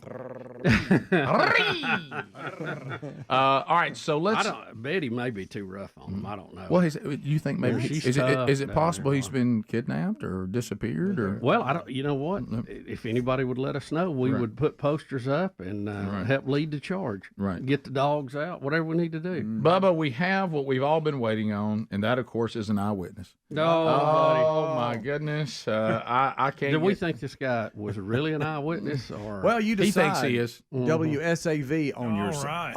On your side. Let's just say this: he thinks he was an eyewitness. Yeah. Okay, so maybe he was, maybe he was. This is in rural South Carolina. Talk to a man who lives out here. He told me he actually heard the plane as it was flying past Bubba, his don't house and miss this. crashing nearby, but he didn't know what it was. I'm almost October the 6th. I'll be 72 years old. Randolph White retired from his job at the paper mill in Georgetown 10 years ago.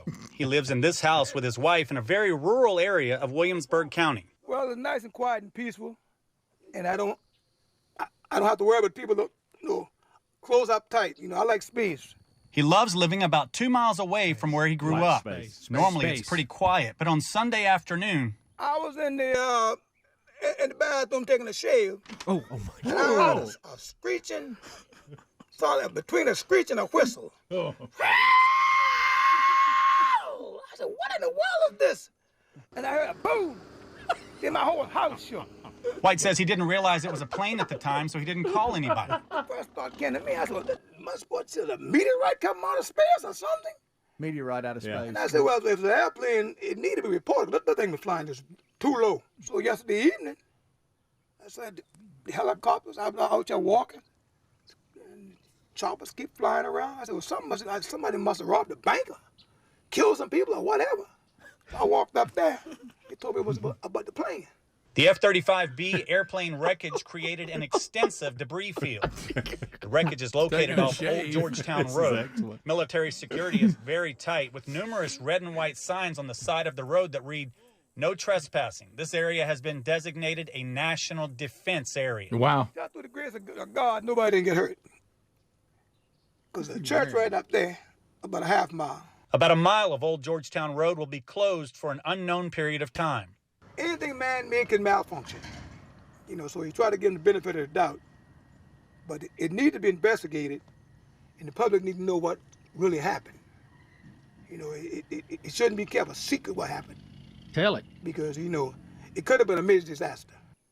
And we have all of the So wow, that was and that was a major too, disaster. I had so many things to say. The first signs we had of it, the first pictures that I saw, was on TikTok. Yeah. Owned by the Chinese. All right. First of all, what does he have on? What is this vest he has on? What's its function? Right. Okay. I love the straw hat. I dig the hat. I love the hat. I love his energy. When he said I was in the bathroom taking a shave, Yeah. that was Oh, boy. that and him giving us the sound of the plane was my two highlights. And I love an eyewitness as much as I love anything we ever do. You're talking about the genuine article. Craig, I love an eyewitness. I just love it. Well, here's John Kirby talking about it, and we have that as well. All right, so here's John Kirby on the F-35 and whatever happened there. All right, here's John Kirby. Who knows? I was in the bathroom taking a shave, and I heard a screeching. How'd it go? Saw that between a screech and a whistle. So I thought that was a great quote from John Kirby there. Sorry, I didn't have it ready to go. About as much Pentagon sense. spokesperson. Yeah. Oh, that's so good. Look, I'll be honest with you. He gave us more information than Kirby. Let's see if Kirby He gave us blinks. the sound. Let me ask you about the F-35. How does the U.S. military lose a $100 million plane? that will be something that they will investigate. Believe me, after every aviation mishap, the Pentagon does what the Pentagon does. They'll investigate it to try to get the answers on what happened. And they'll also, I'm sure, look at their own search and recovery efforts of the aircraft itself to see whether that was conducted in all the appropriate ways. They'll investigate this, and as the Defense Department always does, they'll be transparent about it. When they find out. Sure. That's so funny. Oh, hey, let me ask y'all this: Have y'all to this day seen the wreckage of any of the balloons from China that we shot? No, I know. You I know there's more. one in Canada, with one in South Carolina. I know more about the wreck of the Edmund Fitzgerald. Big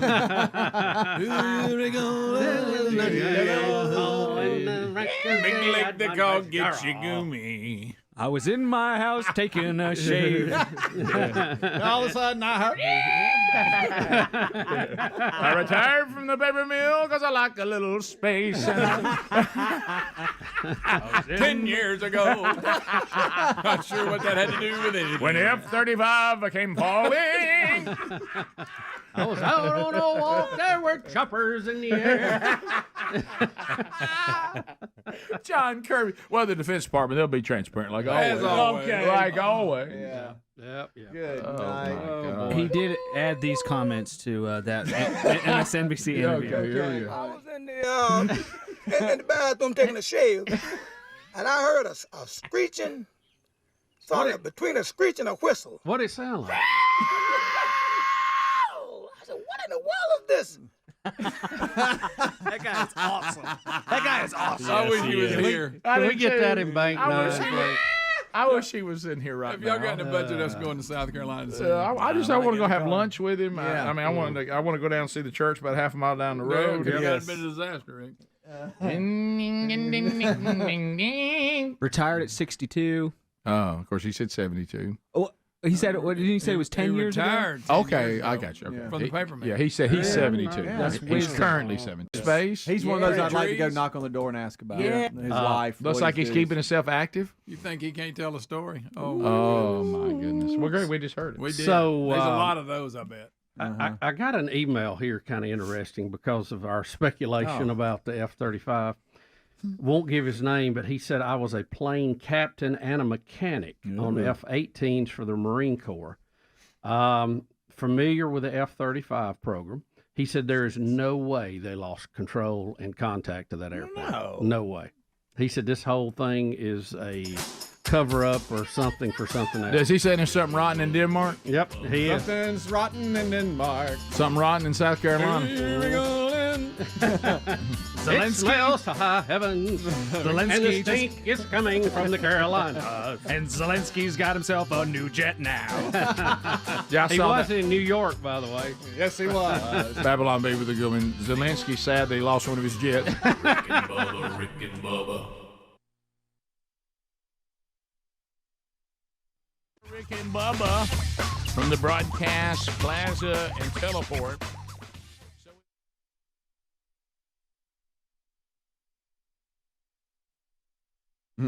So the latest destruction of wonderful people in a wonderful country, we're watching it, is Venezuela. So now, you know, the far left of our country and the far left of the world, they just weep and they wail at the just the mean Second Amendment. And as many people need to understand, if you don't like the Second Amendment, I'm talking about the Second Amendment bothers you so much, you just can't. I mean, every night you just lay awake and weep. Then move somewhere else, because if you don't want the Second Amendment, then really you just say, I got to be anti-United States of America, because their founding fathers set up this country to operate with a Second Amendment. And we've talked about this before. And there's no way around it. We've talked about this before, and there's some misgivings out there. Sure. It was not set up to hunt. It was not set up for this or that. It was set up for you to defend yourself, your family, your property against bad people and an overstepping oppressive government. No doubt. I know that bothers some people, but that is what our founding fathers said in their own writings. That's why they put it in there. And this is a classic textbook example of that wisdom that was hundreds of years ago. So if you want to know why it was done, listen to the reporter who doesn't even know he's doing it. He makes the case for the Second Amendment while reporting from the chaos of Venezuela. Here we go. Courtesy of MSNBC, of course. I know, Kerry, you've spent a lot of time down there. I think it has been surprising to a lot of people in Washington, in the administration at least, that this is taking longer than they thought, despite the sanctions, despite the pressure. With the help of Russia and other outside forces, Maduro is hanging on. Not only hanging on, but he appears to still control the military. You have to understand, in Venezuela, gun ownership is not something that is open to everybody. So if the military have the guns, they have the power. And as long as Nicolas Maduro controls the military, he controls the country. And yeah, that there it is. Can I tell you another thing about that? Like we have UNC Charlotte today. Any gunman or any government who has guns and you don't, they control the situation. Matter of fact, we're going to interview Tim Rupp today, who's traveling around Mississippi, Alabama, some other places, and he'll be talking a little bit about the current state of law enforcement and you know where we are, you know, and what they're going through and the things they're facing, and we'll talk a little bit about that coming up later. But I don't know that the MSNBC special guest could have said it any clearer. No, and I doubt, Rick, if you check his bio, and I don't know who he is, but I doubt he is a gun-toting Second Amendment supporter in the United States. The fact that he's on the MSNBC probably would be counter to that, but he just made the case, and it's just so easy to see. And I know it comes at a high price sometimes, and too many people suffer from that. But the problem is not the guns; it's the human heart. We talked about that. Back to Cain and Abel, and right on up to the latest shooting wherever it will be. But we can't allow the bad guys to run uncontested in this, and we have to meet them and stop them wherever we can, even civilly or militarily in bigger issues. I'm going to tell you, to your point, MSNBC, the reason why this just happened, and this guy uttered this, and I'm with you, we certainly know the host is anti-Second Amendment, and I would think that they would try to cull any guest that might go down the controversial road, much, yeah. Which is the reason why we'll never see Tom Selleck on MSNBC. But anyway, remember that Rosie thing? Yeah.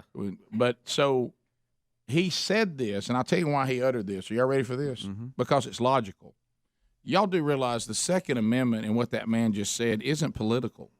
No. We've made it political, but it really isn't. It's just a logical concept that if you want to truly be free, and Bubba, you've said this ad nauseum, others have said it, this applies to you personally, and it applies to the country. Freedom comes at a cost, and it's never paid for. You lease freedom. Yep. No one ever says, would you like to buy freedom today? Yeah, I would. Well, okay, how about one money? It never happens. They go, oh, by the way, once you have agreed to have freedom, you'll have to pay on that over and over again in order to keep it.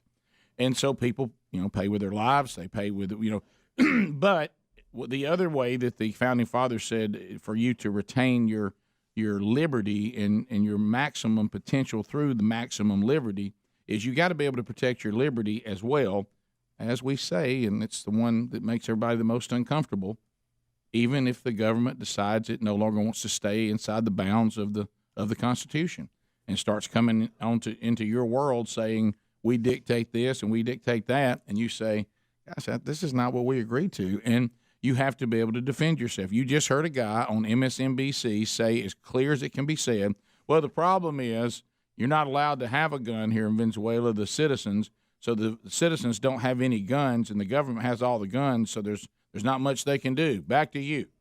I mean, I can't say it any clearer than that.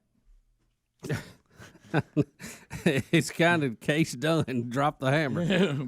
But Rick. But Rick and Bubba. But what about when evil people get guns and shoot innocent people? Well, that's because people are evil, not because the Second Amendment's a bad idea. That's even a more important reason you need to have one. Yeah.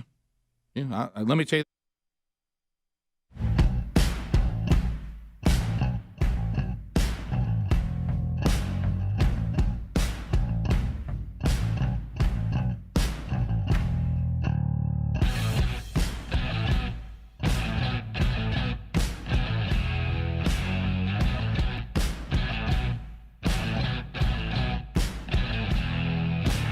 It is 6 minutes past the hour.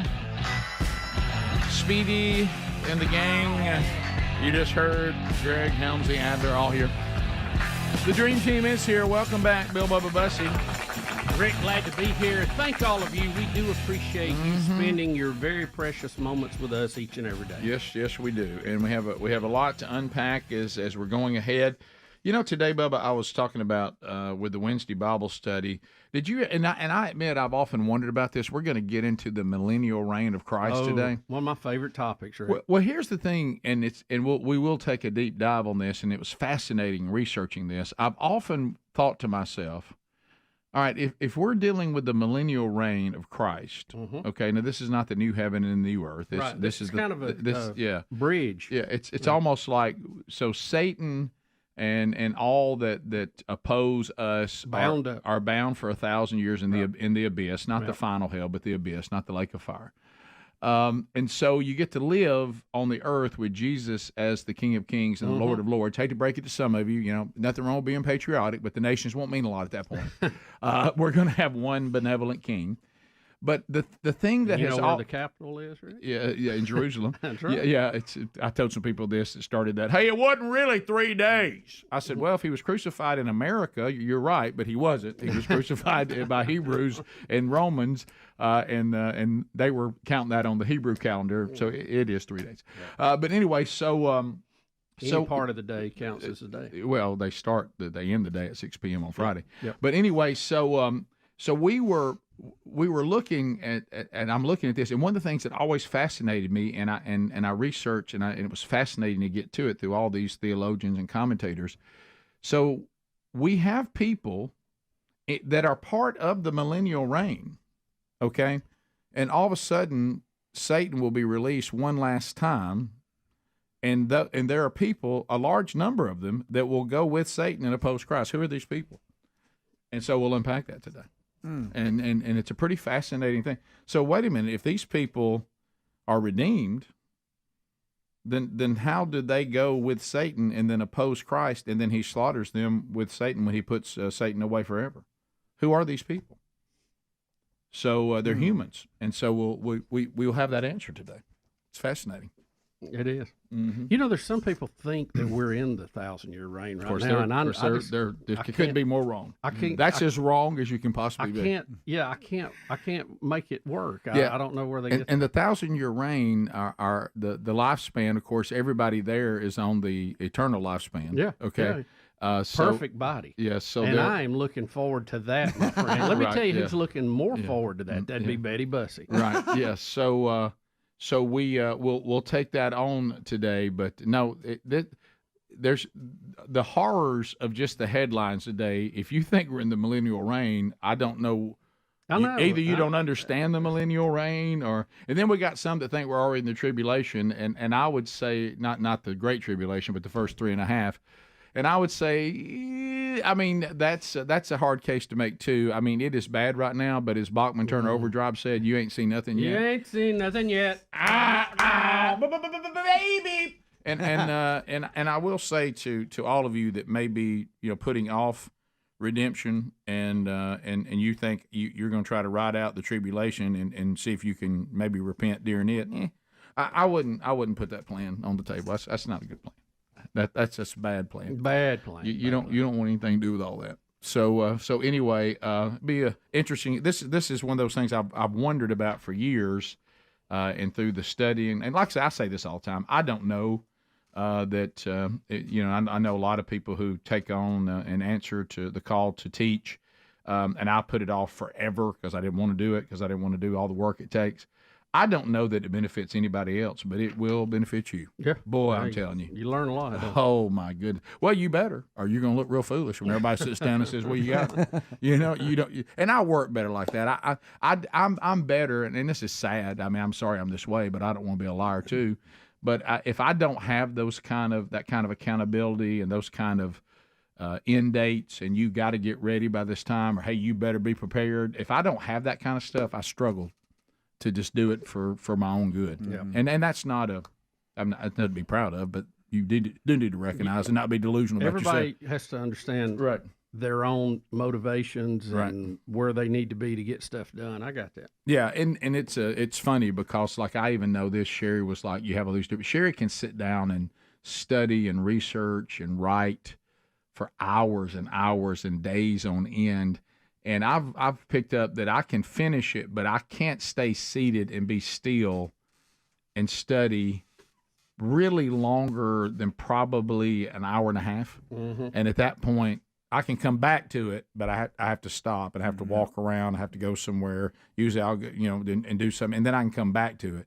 But for one sitting, I can't do much more than about an hour and a half. Yeah, That's about it. an hour's about all I do, Yeah. being Baptist. Yeah, right. Yeah, but so anyway, we'll unpack that today, and if you have been following that, it's a fascinating. I mean, the Revelation's got a lot of mystery and all that to it too, but it certainly has been beneficial for me, and I put it off for years because frankly I was greatly intimidated by it. But How about it tells you right there what's coming down the pipe. It does, and ultimately it's the revelation of Jesus Christ in His glorified state. And I got news for everybody: the suffering servant is over. Yeah, yep. It's there's a funny. I know exactly what you're thinking about, and it's not a good example, but it was true in that case. Yeah, right. I got news. Those of you that are attracted to hippie Jesus, that's over. Baby Jesus, that's over. All good things, but it's over. Where he is right now, there won't be any. I wonder if that's him thing. No, no, we won't be searching for any little baby, and we won't be looking for somebody who's doesn't have anywhere to sleep tonight. All that is over. He's in his glorified state now, and you're either with him or you oppose him. And I would just say, don't oppose him. So hey, number one. And by the way, he doesn't need any help. Nope. That's one of the funniest things. When we ride out with him, we don't even get weapons. You know why? We don't need them. He takes this opposition and slaughters them so fast. Just with words. I mean, they can't. People can't even believe how quickly he takes out the final Babylon, and then how quickly he takes out everybody who opposes him. I mean, it's just so the gap between the living God, the triune God, and those who oppose him, it is a chasm. It's not even close. Now, we don't want to be taking on, the most powerful angel ever made, but the gap from him and his cronies to the Creator, it's a big gap. And you have to kind of wonder. I've always wondered it's not even close. It never gets to overtime. Hey Rick, I always wondered what were they thinking? Well, you see the problem, don't you? And one of the things that we all have a bit of it ourselves. Well, one of the things that really, because at first I thought, well, how do people go back to sin during the millennial reign? And of course, one of the theologians I'm studying said, well, that's what happened in the Garden of Eden. Yeah. It was perfect then too. Yeah. Scary. But there was still rebellion. Yep. So we'll take that on today. Kind of excited about it. We've learned a lot. All right, we'll come back. We got other things to study today and other things to comment on, and more of your phone calls coming up. So we'll work that through as the old Rick and Bubba show continues. You can find out everything about the show and stay with us at Rick and Bubba, spell out the word and.com. We'll be right back. Rick and Bubba, Rick and Bubba. Okay, I'm not.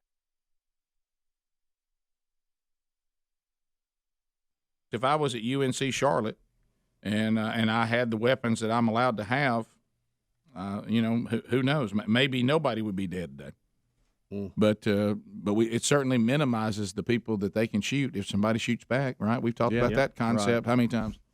You know why? It's because it's a pretty straightforward concept. If you don't, it's what we call a turkey shoot, Rick. David in Gunnersville. David, how are you today, buddy? Go ahead. I'm doing fine, guys. How y'all doing? Fantastic. I was just going to say, there are a lot of people out there that say the Second Amendment doesn't matter because, they got all the technology, all the jets and stuff, and all we have is guns, some bombs. Well, they don't know how warfare works. Go ask the Russians back in the 1980s how all their technology with jets and tanks worked against the Taliban on horseback with AK-47. They lost. Yeah. So there's a whole lot more to warfare than just technology. No, it's true. And when we talk about the kind of weapons that any government might have, they also have to come to the conclusion if they use some of them, they're going to put themselves in a bind too. Yep. Look, we've seen that guerrilla warfare, I mean, we're actually free because of guerrilla warfare. That's how we're free. Don't think for a minute that the fledgling colonies had anywhere close to the firepower of the world power of Britain at the time. No, I'll tell you this, on a spiritual realm, Satan is defeated by a much stronger force, but you know how he keeps taking down individuals? Guerrilla warfare. Yep.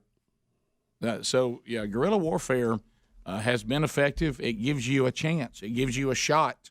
If you have no weapons, you got zero chance. Yep.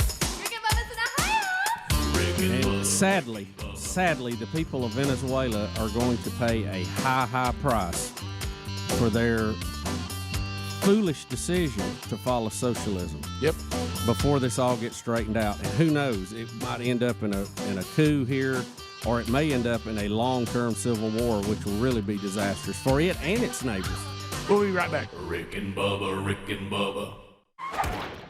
You hear the various conversations going on about what's happened in the last 24 hours. Mm-hmm. You know, in our own lives, what's happening in the world, what's happening here at the studio, like who stole our paper.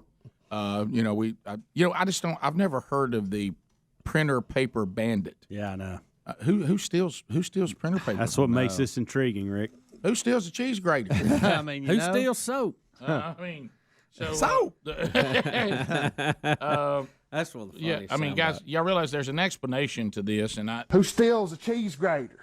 That's so good. I mean, and I don't know what it is, but I mean, there's only so many things that could have happened, and I guess I have to say one of them is somebody stole our paper, and I don't see why anybody would. Why? So and how about this?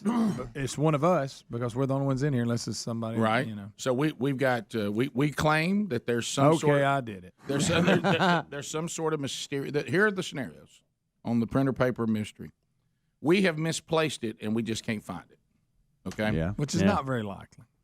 Another not likely. Somebody stole it. And maybe we thought we had more than. There's where I was headed. And number three, we've just dropped the ball. We completely lost our minds, and we had an empty box and threw it away and don't remember. Our supply was not as much as we thought, and we didn't keep it coming, and we ran through it, and we didn't have as much as we thought we had. We just made a mistake. What happened to the box? I don't know. Here's the thing that I don't. Rick, I'm going with your last scenario, by the way. Yeah, that's the one I'm kind of leaning. That we ran out of it. Just didn't realize that we probably just. We're so good about. I mean, that's that the most likely situation though that we always tell each other. I know. That's the thing. Whoever gets the last pack always normally comes in and goes. I'm not saying that happened, but if you were to present those three to it somebody, has to be on the table. Yeah, it does. Well, and then you or Big Boy got it. Yeah, because he's back there. You have to say, so who would have stole it? Well, undoubtedly a mysterious person that sneaks in and sets off no alarms. Here's the thing, Rick, who needs paper? Who needs paper? Then the cleaning crew. Which we can't ask them because Adler made them mad when he accused them of stealing his headphones. We've already accused him of stealing something before, and we were wrong on that. So we have to be very careful on that. And plus, they don't come till tonight. They don't come till tonight. So that's not likely. Well, they could have. We didn't need it till this morning, I guess. Yeah. So they could have got. So it. the supply could have been right. It's a mystery, Rick. It's a weird one. It is. It's strange. Everybody, look out! If you've got printer paper. Watch it. The printer paper bandit is on the move. You have been warned. I was trying to find a way to get into ITAC early and get a box of paper from them and put it in Speedy's office and act like it's been there the whole time. That would have been good. But you know that.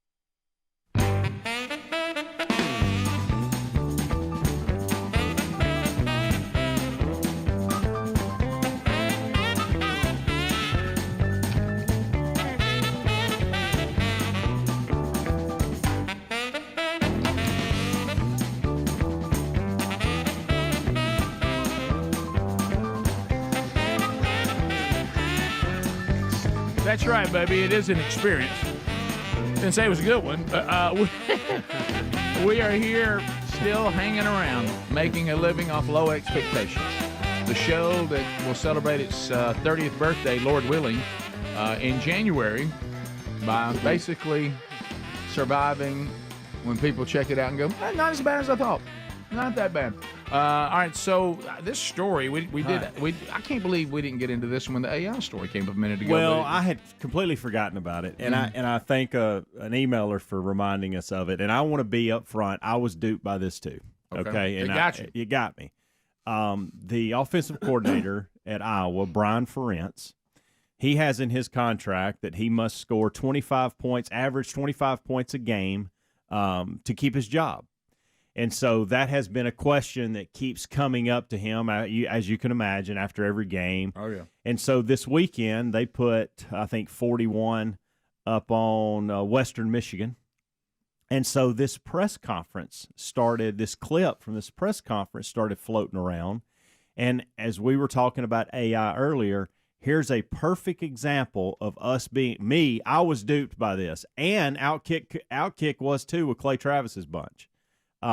So much so that I tried to find it and send it to y'all, and then I couldn't. But here it is, and this is fake. This is a fake fake press conference, and many outlets, including Outkick, fell for this. AI generated. Yes. All right. You all have had fun with this 25-point obsession, and I get it. I do.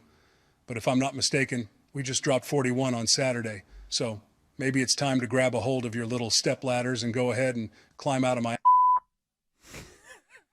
I can't believe that. And that's not real? No, that is not real. How real does it look, though? Very real. Has he made a comment about it? I don't know the answer to that. And is it real? Right. What if they came out with him denying that was real and it was AI generated? So I got to tell you, he probably agrees with this. He wanted to say he that. wanted to say it. Well, I think, now if it was making, acting like you were saying something or admitting to something immoral, you might stop it. But I'm not so sure that press conference shouldn't just stand. I think if they came to me, I said, yeah, that's what I said. It's fake, but I would have probably said the same thing. So he's got to average 25 points a game. Yes. For the season. Or lose his job? Yes. They can fire him if he doesn't. It's like a performance thing. No, I got you. That's a minimal amount. No, they don't have to fire him, but they could fire him with cause if he doesn't meet that. Outkick's tweet put the quote that you just had to beep out. And it says, Iowa OC Brian Ferentz ripped his critics after the team scored 41 against Western Michigan. The Hawkeyes must average 25 points a game for Ferentz to keep his job. It appears he's on edge. And they put that out and thought this was real. And again, I did too. I fell for it. But does it terrify any of you at all? Yeah. That somebody can go on YouTube. You don't have to have a press conference. No. Somebody's go out there on YouTube or Reels or TikTok or whatever and put a fake deal of you that looks just like you, sounds just like you, and has you say all kinds of things. Yeah. Right. So that probably was him from another press conference, and they just added what they wanted the verbiage to be. They really should. So they had yet to score 25 points before this game, and to what we said, he'll be terminated on June 30th, 2024 if they don't at least score 25 points average per game. So I guess they'll by the end of the year. Greg, you said his dad is the head coach's last name. Yeah, he is the son of the head coach. Yeah. So I guess you put it's been there forever. Hey, gonna be a tough day when that happens. But is there any recourse? Who did this? Ex-user is anybody going to be in trouble? Is the contract allegations real, or is that made up too? No, that is real. I've heard that before. Is the contract generated by AI or generated by people? It looks like an ex-user, Heavens FX, is the one that posted the video. They put it out originally, yeah. Gosh, that's funny. That's scary. It's a new world, isn't it? Yeah. There's your new world order right there. It really is. I honestly hope they keep this up and they start giving us press conferences like this each week that we can watch. Yeah. Okay. You know what I mean? Yeah, sure. Like I would have liked to have had a Saban one after Texas from this guy. Oh, yeah. Yeah. Or maybe even after this week. Sometimes. Where he told everybody, hey, y'all understand about the quarterback situation now? Right. Like put something like that together. That would be funny. Yeah. Instead of the bad lip reading, it'd be good lip reading. Right. Yeah. Turn this into good. Well, I think that's where we're headed. Reading. I think that's where we're headed. Yeah, we are. We'll see. But I there's got to be some sort of recourse. But I don't know what you. What do you do? Can Brian Ferentz do something? The OC. I don't know. What can he do? I know. If he wanted to, I don't think he will. Was he to our point? Yeah. I think he probably liked the point that was made. Another story today out of entertainment. I thought that the whole thing about Bob Ross, and Greg, our sister is one of these Bob Ross people. Really? Is she really? Yeah. Oh, yeah. I didn't know that. Yeah. I thought he was just kind of a punchline to jokes because of his time on PBS. Yeah, I think the hair, the joy of painting. Oh, yeah. He has a signed piece that has sold for $9.8 million.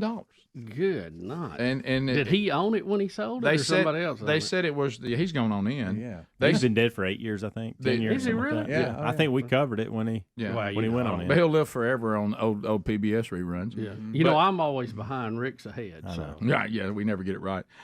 Here's why it was supposed to be so. And he's doing basically paint by numbers, isn't he? I mean, but he says the reason His why technique, Rick, is incredible. The reason why what he can do with trees is phenomenal. Him a sponge and trees are unbelievable. But they're saying that the reason why it was so valuable, it was the first piece he ever featured on The Joy of Painting. Mm-hmm. It was an oil on canvas painting titled "A Walk in the Woods." He created. I like that picture. It's beautiful. I don't know that it's $9 million. Well, they're saying it's $9 million because he's become a cultural icon. Yeah. That's his first one. And it's the first thing he ever featured on this show. That, by the way, his monotoneness and his boringness is hilarious. It is prime PBS. Why do we think it's funny? But it is. But I got locked in, and I got to tell you, I'd stay with it. It's a great show. Isn't this just like the way things are? He probably didn't sell anything when he was alive for near that, but now he's dead. It's selling for like this. Oh, of course. That'd be my luck. Yeah. Oh, sure. It's a happy tree right here. Yeah. Right. Yeah. Here's a little happy tree. Yeah. And from what I gather, because I did watch some episodes.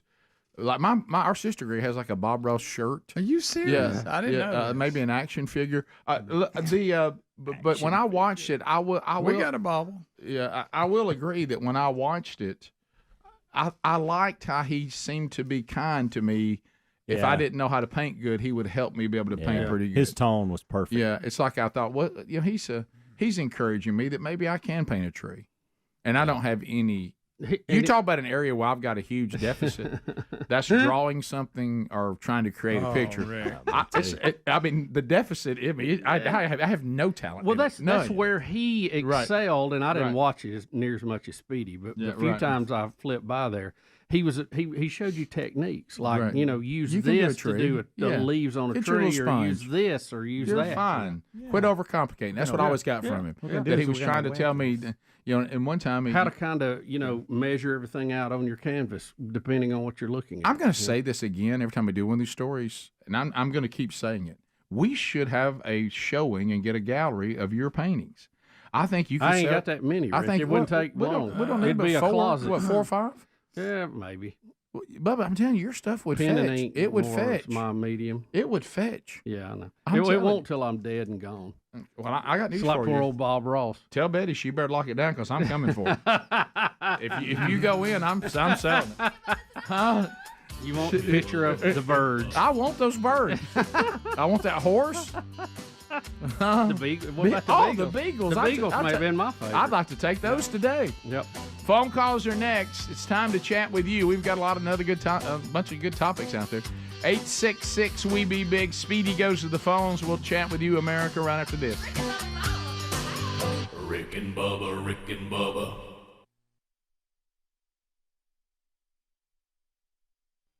I talked about that fear because I'll claim I can't find something and my wife will walk in a room and either pull it out of her back pocket or something and claim, here it is right here. Oh, yeah. I'm like, I've been looking. What are you talking about? If you came to me and let's say I know as much about us as I do. Yeah. I would take the scenario of 2 and 3 and or 1 and 3. And I would take out stealing it and I'd put it down pretty low. Too. And then I would say, I listen to them and they are absent-minded. They're on early onset. They misplace stuff all the time. And they like Speedy said, we think we've looked everywhere for something, but we really haven't. Right. Okay. Either that or we just say we didn't realize we were as far down as we thought we would. Yeah. And somebody needed a box one day, like for a charity.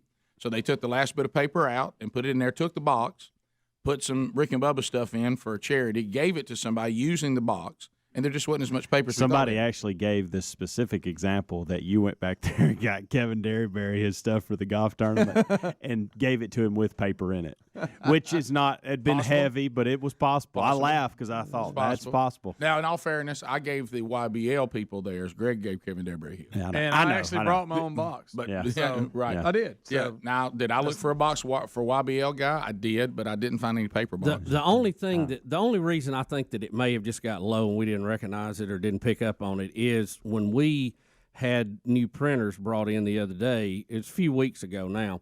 I was looking for paper, and I couldn't find any. No, but that doesn't mean anything. Well, it could have meant that there wasn't a big stack of it back there.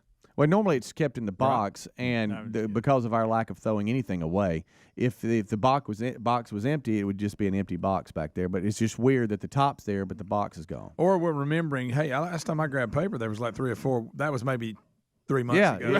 That has to be on the table. That may have been the last round of paper. I'm telling you, us messing this up is the highest probability. If there was 5 or 6 packs back there, I would have found it a few weeks ago when I was looking, and I didn't see any. You didn't find any? No. Well, I know it was here a few weeks ago. Yeah, for sure. You had to be looking in the wrong place. Look, I didn't see there him. he is. If y'all seen this man. There he is. Looks like Adler right there. We have to admit somebody stealing it is not very likely. No. But we're going to claim it. It just doesn't have have a high street value. A lot of people out there wanting paper. It's real hard to convert into other things, you know. You know, the paper black market is big. Well, I'm gonna paper tell you, bandit. How about this? If there was ever a time that you giving people paper to print things on, and the demand not be very high, it's right now. That's right. I mean, it's almost like saying there's somebody out there hoping that you'll misplace and leave it out there for them to see your flip phone. You know, so somebody says, "My gosh, if you see a flip phone, hey Rick, just keep moving, buddy." Terry and Robertsdale. Terry, go ahead. Hi, I'm Terry for you. Whoever got our paper may have gotten her cell phone. Yeah. When I say flip phone, and then look what happened. So, Bubba, you started. So the paper was a big thing going on, and then you said that you have experienced the cramp of all cramps. Well, I don't really have time to give you the whole story now with this left. We probably need to come back. All right, we'll come back. Cramps. You know, wow, yeah.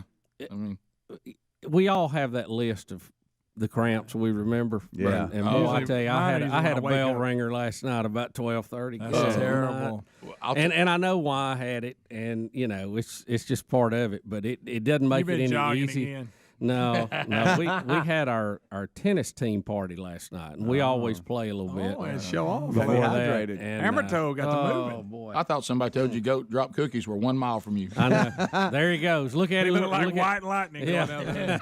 Well, let me tell you the worst thing, because you get in that way. I'll finish this out, then Bubba can tell you the whole story on what he's got, and this will kind of parlay into it. I have gotten now where, I don't know, at some point as I got older, my cramps are not just in my calves anymore. That's been for a long time. Oh, yeah, that hurts. They have started to show up in my quads, and a quad cramp renders you. You stand there stiff-legged. So I have this stuff that everybody always asks me about, and I can't remember the name of it. Highlands. Highlands cramp. Not Highlands College. No, it ain't Highlands. Is it Highlands? Something like that. I think it is. Yeah, and so when I take those, it instantly goes away. I mean, it's better than all the mustard and pickle juice and all that. I mean, they go away. Huh. So a lot of times, if I'm like Bubba just talked about, I think I've been active, I'll take them before I go to bed. Preventive. And then I don't have them. But I made the mistake of not taking that stuff with me to the hotel this past weekend for Pop's induction, and had one hit me in the middle of the night. Sherry said she heard me hollering. Oh, it's horrible. In my sleep. I was like, ah! and I come out of the bed, and I realized I don't have them. And I don't have any mustard. I don't have anything, and I just have to bear down and pickle juice and fight it till it's gone. And you know what you hate about it? She said you were screaming in your sleep. I said, well, I thought something had me. It's your body out of control. Right. For the Rick and Bubba Show, we're back.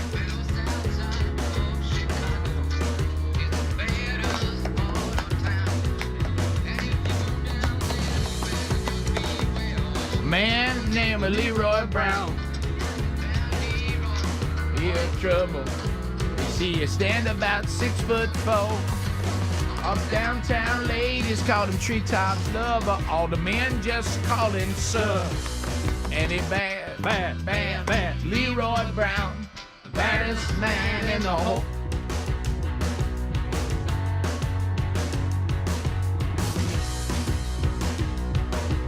So Jim Croce actually died today, plane crash. I didn't realize that. We had a caller call 50 in. years ago? Yeah, a long time ago. Did we ever check that? Does the guy even know what he's talking about? But we just running around we're celebrating. And none of us know. I mean, no. Phone calls coming good in songs. at 866 We Be Big. We'll go to Dusty in Talladega. Dusty, welcome to the Rick and Bubba Show. How are you? Doing great, gentlemen. Good to talk to you again. Y'all doing all right this morning? Yes, buddy. Sir. Go ahead. Wonderful. I was going to call and talk about Bob Ross. Rick, I'm much like you. When it comes to artistic ability, I might as well be considered special needs. Me too, man. I mean, I can't even do a stick man. I couldn't do Mr. Salty on the pretzel box. Yeah, nothing. But that said, I became involved with Bob Ross, and he actually checked out in 1995 when I was 13 years old. But I used to watch him on PBS. He came on at 2:30 when I was recovering from a Friday night football game on Saturday. And he would come on right after Justin Wilson, Cajun Cooking. I loved it. And if you will talk about his voice could put you to sleep, it could put you to sleep without question. Boy, you want to talk about going into a good nap. And here's another just crazy fact for you. Do you know that he did 30 seasons of that show of The Joy of Painting? Unbelievable.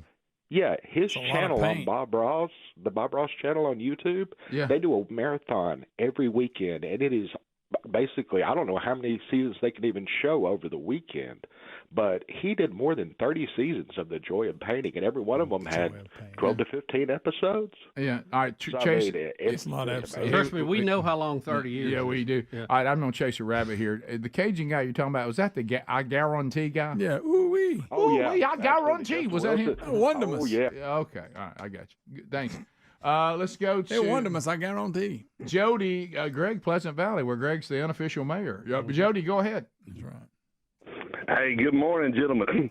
Hey, on the Bob Ross thought still, last year we had a Dirty Santa Yankee Swap gift deal there at Sunday School. I got a Bob Ross fan club package. It came with a chia pet, a bust of Bob Ross. If you put the little seeds on his head, his afro grows out. And then you had a cup that would change the colors as you put warm coffee in it. The colors would change on the cup. And if I'm not mistaken, I believe Bob Ross served also with Mr. Rogers in the Special Forces. All right. That's good. I love when people go to that urban legend. Eric, Columbus, Mississippi, 96.1. Eric, go ahead. Morning, boys. How are y'all? Good. Great. Fire up, Eric. Yeah, I just wanted to say I saw a video of Bubba. He was running on the treadmill. I want to see if it was real or AI generated. I think that one was probably AI. If it was in the last 10 to 20 years. Louisville, Kentucky. Alan standing by. Alan, go. Hey, fellas. How's it going? Good. We're great. Hey, Rick, I was wondering when you were down in Lawrenceburg there last week if you got to hang out with Harvey Westmoreland. Was this the one? Who's Harley Westmoreland? Is that the one about eating my beard? They cut my beard and forced me to eat it. Yes, Pete. I got emails of people saying, "Rick, you realize you were where that happened?" I didn't know I was. I had no idea. I'm glad nobody forced you to eat your beard. I'm just glad you didn't get caught up in some kind of lawnmower drama. Yeah, I am too. I didn't know that was even. Is that a Bank 9? It is. Yeah. Anybody know what it's called? I don't. Eat it. I don't beard. I'm not willing to put the effort in. Beard. Boeing arrow. Boeing. We continue. You'll never let him down. Never. Let's go to Jerry in Sweet Home, Alabama. Jerry, go ahead. Hey, so I was watching CBS News last night with Nora O'Donnell. I'm sorry. And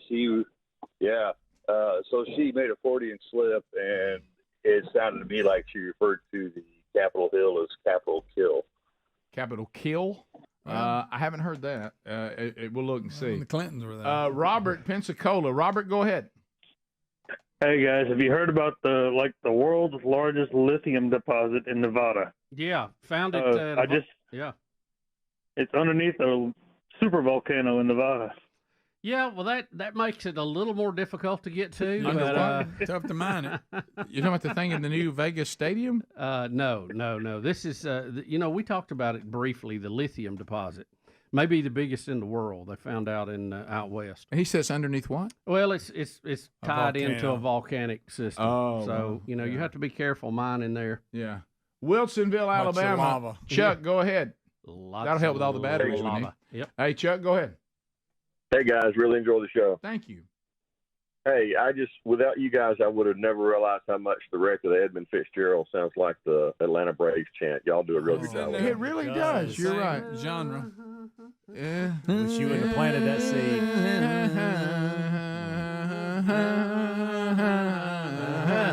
No, you're right. It really does. Let's go to Rob in Childersburg. Rob, go ahead. Hey guys, I'm retired military, and talking about this F-35 thing, I think it's just a big cover-up.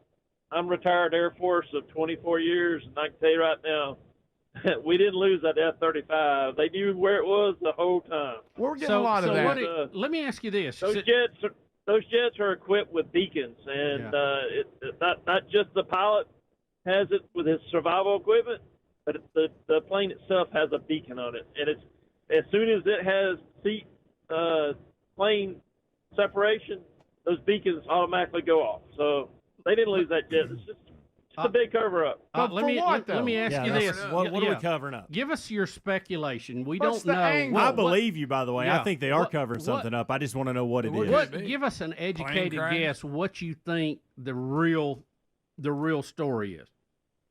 Well, this jet has basically cost our government a lot of money. Yep. And the only thing I can,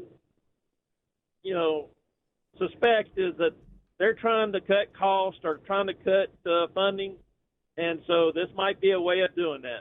That's the only thing I can think of. But the whole story hasn't come out, and when it does come out, it's going to be a black eye, whoever started this mess about it being missing. So, again, what did he say? The angle is what? We don't want to fund the F-35 research anymore? Maybe they want to cut it. They realize it's not all that they thought it was going to be, and it's cost overrun, and they want to go to a new plane. Okay. So they're going to kind of act like this one isn't what they wanted it to be and maybe curtail the program earlier than expected. All right. Okay. We continue. It just came online not too long ago. Jack and Coleman. Well, we had a witness. Jack, go ahead. Hey, morning, man. Hey, buddy. I wanted to hear Coach O and Beth Bowens doing the 2023 spelling bee. Oh, buddy, come on, man. I mean, your one is going go Tigers. I'm not sure she spelled that one right, Coach O. I mean, somebody needs to get a timeout. Oh, they've asked her to spell tackler in yards.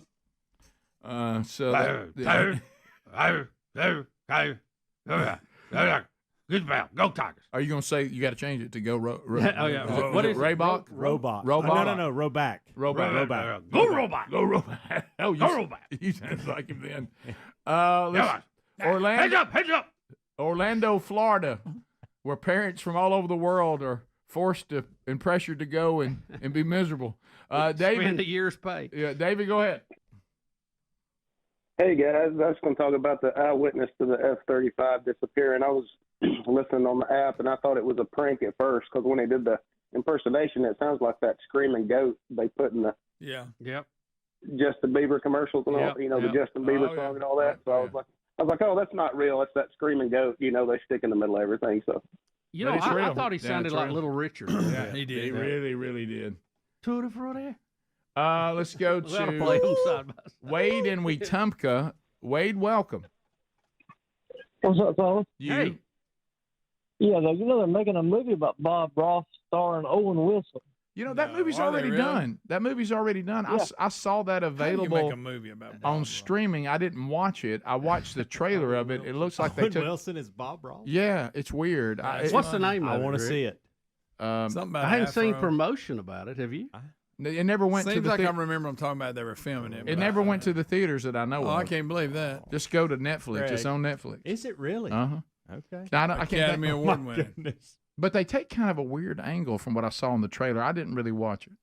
I've never watched the movie. Well, that's like the Tom Hanks, him being Mr. Rogers. Well, there he is. There's Owen Wilson with the afro. Yeah. What's it called? Is it called Paint? Yeah. Yeah. I heard Bob had a lot of groupies hanging out. But it's been out there for what? It's been out there for a while. But I've never watched it. Women's pet, man's regret. Greg.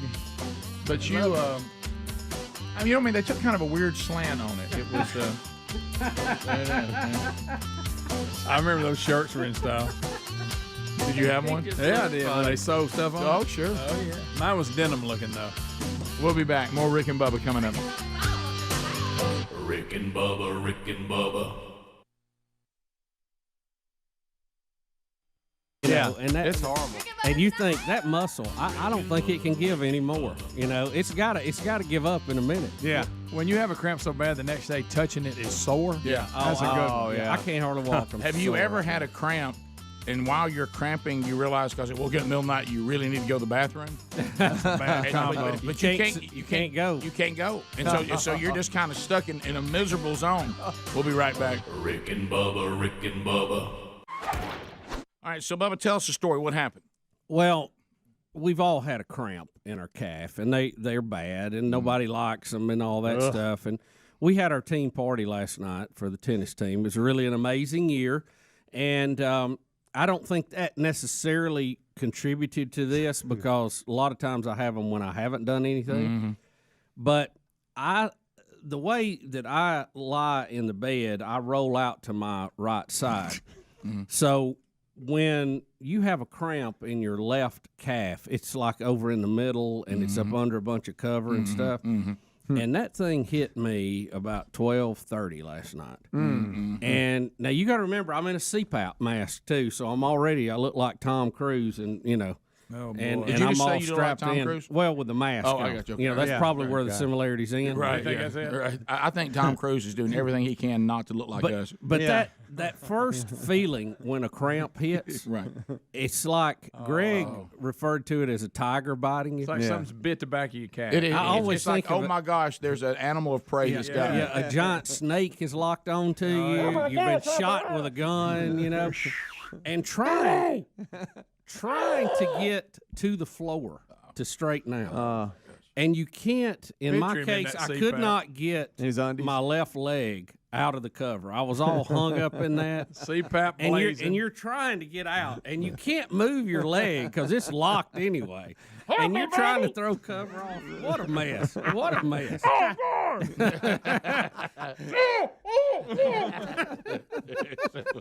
And you get to the floor, and I'm just trying to stand there and embrace on the Picture end it now. table, the night in his table. underwear with a CPAP on. Yeah, yeah, and it's still just I'm still got 100% flow on there.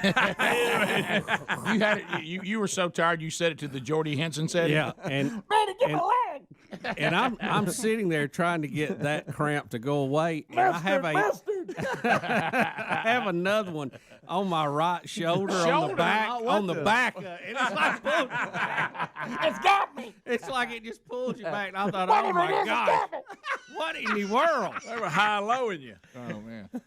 So They was. I You've been try high-low. to get the CPAP mask off, and then So to you know speak. you kind of hop to the kitchen, and I'm thinking I got to get some mustard quick. I need mustard.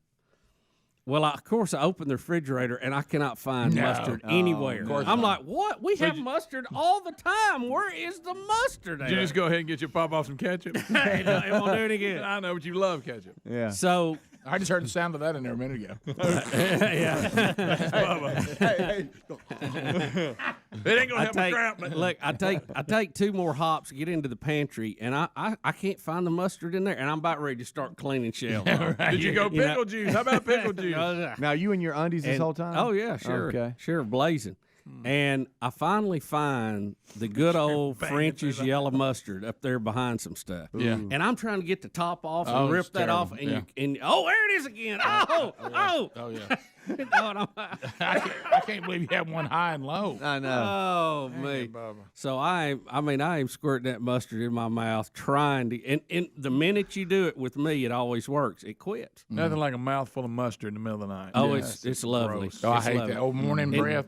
And I'm eating mustard with morning breath. I know these things night. I just can't make myself they eat affect mustard different people different You will if ways. your leg hurts bad enough. Yeah, no, I can't. I That's why couldn't we do. ain't got those supplements because I didn't like. I can't do pickle juice. It's just not. I you would know. rather have pickle juice than mustard.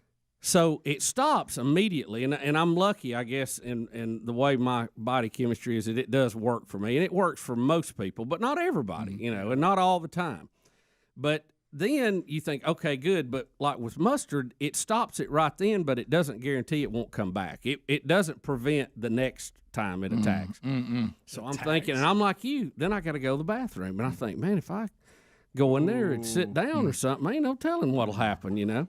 I made the mistake of one time trying to do. It was just number one. I tried to do a middle of the night #1 while cramping. You can't do it. No, no. You can't. You talk about the weight of your body in a twisted situation. Yeah.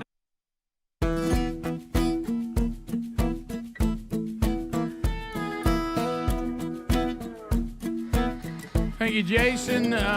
Rick and Bubba. Thanks for being with us today. All right, so let's look at helixsleep.com/Bubba. You want to get a mattress customized for the way you sleep, huh? That'll work. Just go to helixsleep.com/Bubba. We'll get you 20% off right now. They ship it right to your door. They're going to ask you some questions about the way you sleep, whether it's on your side, back, or stomach. They're going to ask you about, preference on mattress firmness. You like it soft, medium, or you like it really, really firm. They'll take care of that for you. They have mattresses for children. Is this for a child? They have mattresses designed to accommodate for big and tall people. So that's something they'd like to know. And then they customize it, and then they send it right to your door, and you get 100 nights to sleep on it to be sure you still love it. And you are going to love it. Greg and Lisa, y'all love it, and they love theirs. Right. And so I didn't need 100 nights. Yeah, you didn't need it. You know pretty quick. Well, my goodness, they're customizing it for you. So save 20% right now at helixsleep.com/Bubba. You get truly amazing sleep. And, if you can sleep well, it helps so many other things. And you can find the link also at rickandbubba.com under the sponsors button. So, Bubba, I've done something that I want to get your opinion on it. And I don't know. You and I and us, this little team here, been together for a long time. We have we spend a lot of our time just looking at society in a way that a lot of people don't, and we think of things, that maybe, we have to ask this question. Our wives have asked us many times, what's wrong with us? What's wrong with you? Oh, I get that almost every day, and I ask myself that a few times. Yeah. Every day. So over time, and we're fortunate that you and I and the guys on the show, because of what we do for a living, and I think most men do this anyway, but for what we do for a living, it's exaggerated. And that is, we accumulate a number of shirts and hats. Oh, yeah. We get a tremendous amount of T-shirts. And we love the T-shirts. I'm wearing one the guy gave me. I love this shirt. I wear them around the house I all love the time. them. Yep. And but sometimes I get so many of them, hats and shirts, that there has to be a purging. And then I'll take those shirts and I'll donate them to places that are looking for clothing. And I don't know that what I did it was a good thing. And I stood there in my bedroom laughing so loud by myself to the point that my son came in and said, what are you laughing at? And of course, once I told him, he tried not to laugh to encourage me, but he couldn't help it. So for some reason, first of all, my son, my youngest son, who's a lean fella, he likes to wear shirts that are too big for him. And Speedy said this group, this age group. Yeah. So he's in there picking T-shirts that he wants that I can't even wear anymore because they're too big for me. Mm-hmm. And I'm like, why are you doing that? He goes, I like wearing these big shirts. And I'm like, what? Mm-hmm. And he goes, yeah, I don't like to wear a fitted shirt. He likes big shirts. And I'm like, okay, well, take your pick. And so he did. And I keep shirts that are historic. Like, I'm not going to get rid of a Rick and Bubba shirt because there's unless there's a repeat, right? Because they're historic. And so I'm going through these shirts, and I'm going to donate them, the ones that I'm getting rid of. I'm not just going to throw them away. And down not far from our house, there's a place where you can donate. And what they say is this clothing goes to veterans that are having a tough time. So you put it in like a plastic bag and put it in a drop box. Yeah. And as I was going through them, and I know this isn't good, but I started thinking about how fun it would be to see somebody in one of these shirts. Mm-hmm. And so that started changing the ones I was willing to give up, not because I really want to get rid of it, but I'd like to see somebody walking down the street with it on. Right. And I thought, well, I don't know that that's a good motivation. I'm not sure I should be thinking like that. And I started getting tickled. Mm-hmm. And all of a sudden, I come to, there ain't no balls like sausage balls. Now, Rick, that's a shirt we still wear here on the show. And I was struggling with whether its historical significance and wanting to see somebody walking with it on. And so so young Broderick's like, Dad, that can't be your motivation. I said, can you imagine if we see some guy walking over there? And so, maybe like a beard, like a ZZ Top. Beard. And I said, I'm telling you, I got to donate it. I got to see. Oh yeah. I got to see if somebody's going to wear this, and I donated it. Is that bad? No, it's not. Actually, and I donated it solely for that motivation. I think you should have kept that one, Rick. Yeah, I want it out there. Well, I mean, you guys got that covered. You got to admit, if I'm sitting here one day and I look and I'm going through a parking lot and there's a guy with ain't no balls like sausage balls shirt on, and you'll know where it came from. Did you see how it tickled you when I just? You'll know exactly where it came from. Did you see Bubba? Did you see how it tickled you to even think of it? Do you know what I'm picturing? I'm picturing our eyewitness wearing it right now for the jet. That's that would be perfect. That's what I mean. That would be the we perfect see a news scenario. story and that guy's got that on. Right because those aren't readily available. Right beside the guy that had the Buffalo Bills Super Bowl championship. Yes. In a foreign country. Right. Yeah. I struggled with one that said this has all been an elaborate hoax, but I hung on to that one. Yeah, that's good. I couldn't give that one. What about this one? I wired Bubba's house and all I got was this stupid shirt. And I left him hanging. Yeah. That's good. And I did donate because I had a duplicate. I did donate one Rick and Bubba shirt because also I'd like to see somebody with it on. Yeah. Nice. And it's got our cartoon picture on the back. I mean, I'd like to see that.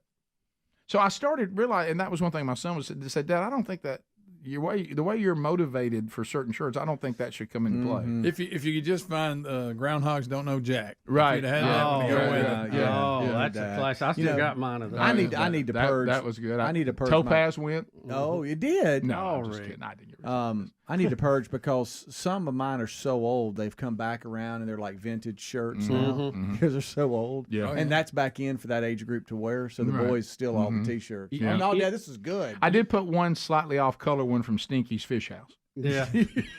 You know how like people like these retro shirts? You know, like it got real famous for a while to have the Reagan Bush '84 shirt. Yeah. I still have the original. You know, it wasn't a reprint into that. Yeah, I'm still sporting that. Yeah. So I purged about 2 trash bags full, and still got plenty. Did you hang on to your Dixie flag? Hell no, I ain't forgetting. No. But what I did too, and I know this won't last. I know this won't last because Sherry will change it. But also the way they are, the way we have to for room. My T-shirts are all folded and stacked on top of each other, so I walk over and only the shirts on top of the stack. I don't know what's in there. Yeah. So I put Rick and Bubba shirts in a stack, sports shirts in a stack, man church shirts in a stack. And then, shirts. Miscellaneous. You know what? Outdoor type shirts and another stack. So at least I know what the stacks mean, but I know she's going to change it. Just because I couldn't tell what they said on the front, to your example, I started hanging mine up. Yeah, I hang mine. I know, but now I don't have enough room to hang them up. Oh, I know. Yeah, I got to find some room somewhere. Maybe I go to one of the rooms that like kids used to live in and make that closet a T-shirt closet. That's a good idea. I don't like hanging T-shirts because my collar always gets stretched out. Yeah. It gets all wide. Yeah, especially if there's a Yankees fan sitting behind you. Oh, yeah, we remember it. And that one got pulled, Rick. No, that's different. Y'all didn't love me then either. Bubba did. All y'all did was just laugh at me. Well, it was funny. I think I helped you out. Yeah. So if anybody sees a veteran with that shirt on, I got to know. Top of the hour, if you're leaving us, have a great day. You got more Rick and Bubba. Stick around. And more Rick and Bubba will be right back. Rick and Bubba, Rick and Bubba.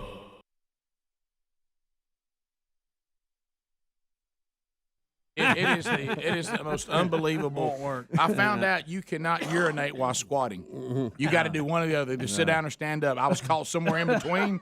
And trying to get the jet stream going. You can't do it. So I'm headed back to the bedroom. Now, do you have drops of mustard on your hairy chest? No, I got it all in my mouth. Okay. You talking about the silver forest? and I'm headed back, and it hits me again in my car. And I'm like, man, you got to let go here. What? Help me. So I go hopping back again, get another pop of mustard. Now, by this time, it's getting close to 1 o'clock, and I'm now wide awake, of course. So then you said I ought to eat a couple of Pop-Tarts. Since I'm up. I wish I had. So I don't know what finally to do for cramps, but I want some Pop-Tarts. I got back to bed after that one, and you're so afraid it's going to hit you again. You know, you're like don't I know. Don't point your toe out. Put a pillow down there to keep your foot bent up. I have a certain way that I lay down back in the bed at post cramp. Oh yeah. And Betty was out of it. I don't think I woke her up during any of it, but I when I got up this morning, my calf right now, it feels like I have run a marathon. You know? God, when I had the quad cramp this past week at the hotel, Sherry says, you don't usually wake me up with your cramps, but this one you did, because normally if anybody starts screaming in the middle of the night, it wakes you up. Have y'all I ever thought had something had me. I was in some dream. I thought something had me. Have y'all ever had? And I've had this. As a matter of fact, I thought I got hit by a spear. It was like an unreached tribe. Yeah. Went them through a spear. Right in the thigh. Right. It was the end of the spear all over again. Yeah. I'd never had a back shoulder spasm like that before. But I have had the one, and this is one of the worst too. It doesn't hurt like the calf, but it's just aggravating. If your foot cramps up, the bottom of your foot, and it just your toes and everything just pull down, and you can't get it. Oh my gosh! Or have you ever tried to reach for something and you get one right here? Yes. The overreach, that hurts bad. Yeah, I think that's what brought this on. I may overstretched or something. If you're like in a cab of a truck and you're trying to reach in the bed and get some out of a cooler. Yeah. It's like you've been shot. Interesting example there, Greg. I just remember that happening one time. It was a Diet Coke. It hurt. Oh, God. I know she didn't go with reaching for a tool. It had to be a cooler. God forbid you pull over. That's such a... They hurt bad. Won't you just stop and access what you need to get? Yeah, I'd hate for you to pull over. I know you're in such a hurry. I know. Got to make good time. Like we said, got to make good time no matter where I'm going. No matter what. Where are you headed today, Rick? Oh, they're going to cut my head off. I got to get there. I got to make good time. I'm going to run at least 10 miles over. Look, I want you to spin it like you live hard. Okay. All right. So you need to tell our intern on his final day, we ain't got no band, Andy. Wow, what a will when it does you spin. All right. Are you ready? Come on. All right. Let's go get it done. I will start in the great state of Texas. There's a lot of acreage. The home of White Lightning. The home of White Lightning. All right. Now, Tommy, what do you say to we ain't got no band, Andy? Wow, what a whale. Andy, you ready to go? Let's spin it. Yeah! Look, Mom and Daddy, I'm spinning it. All right, so here we go. Trumpy Bear is watching. Look at Trump Bear. He loves it. The hand of justice is all thumbs up, and the Christmas pig is smiling from ear to ear. Or even the hand of truth. Heck. That too. Over there. And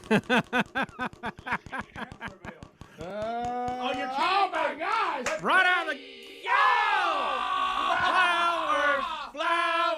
Flowers, smell it. All right, congratulations to you, Tommy, in Texas. Tommy, how do you get the show there in Texas? YouTube. Oh, you're a tuber, are you? Okay. Well. I'm a tuber. Oh, my goodness. Hey, Speedy, he's watching on YouTube.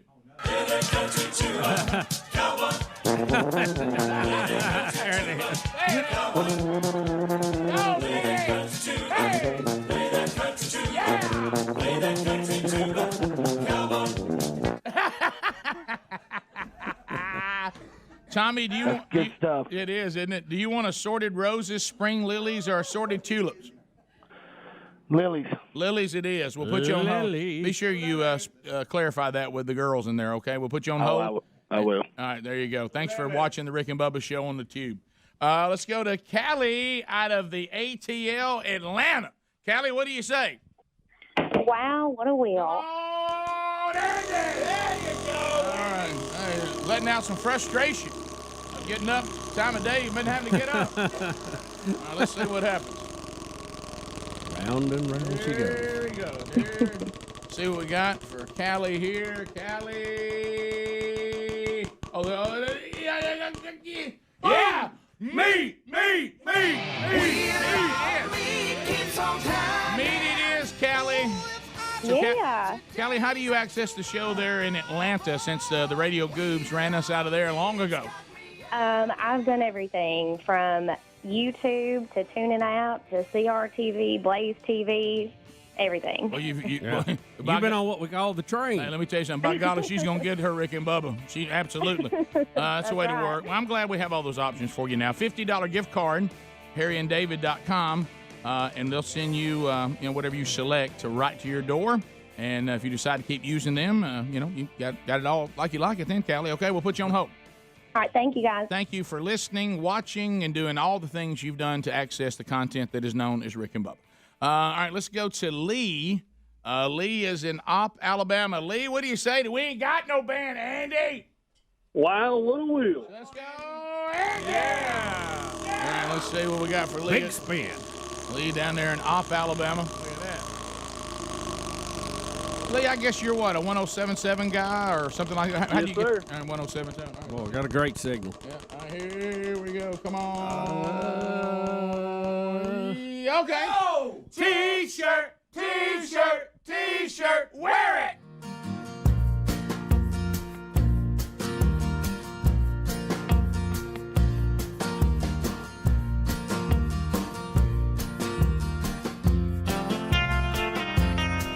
Watch out, we're going to get you 6 minutes past the hour.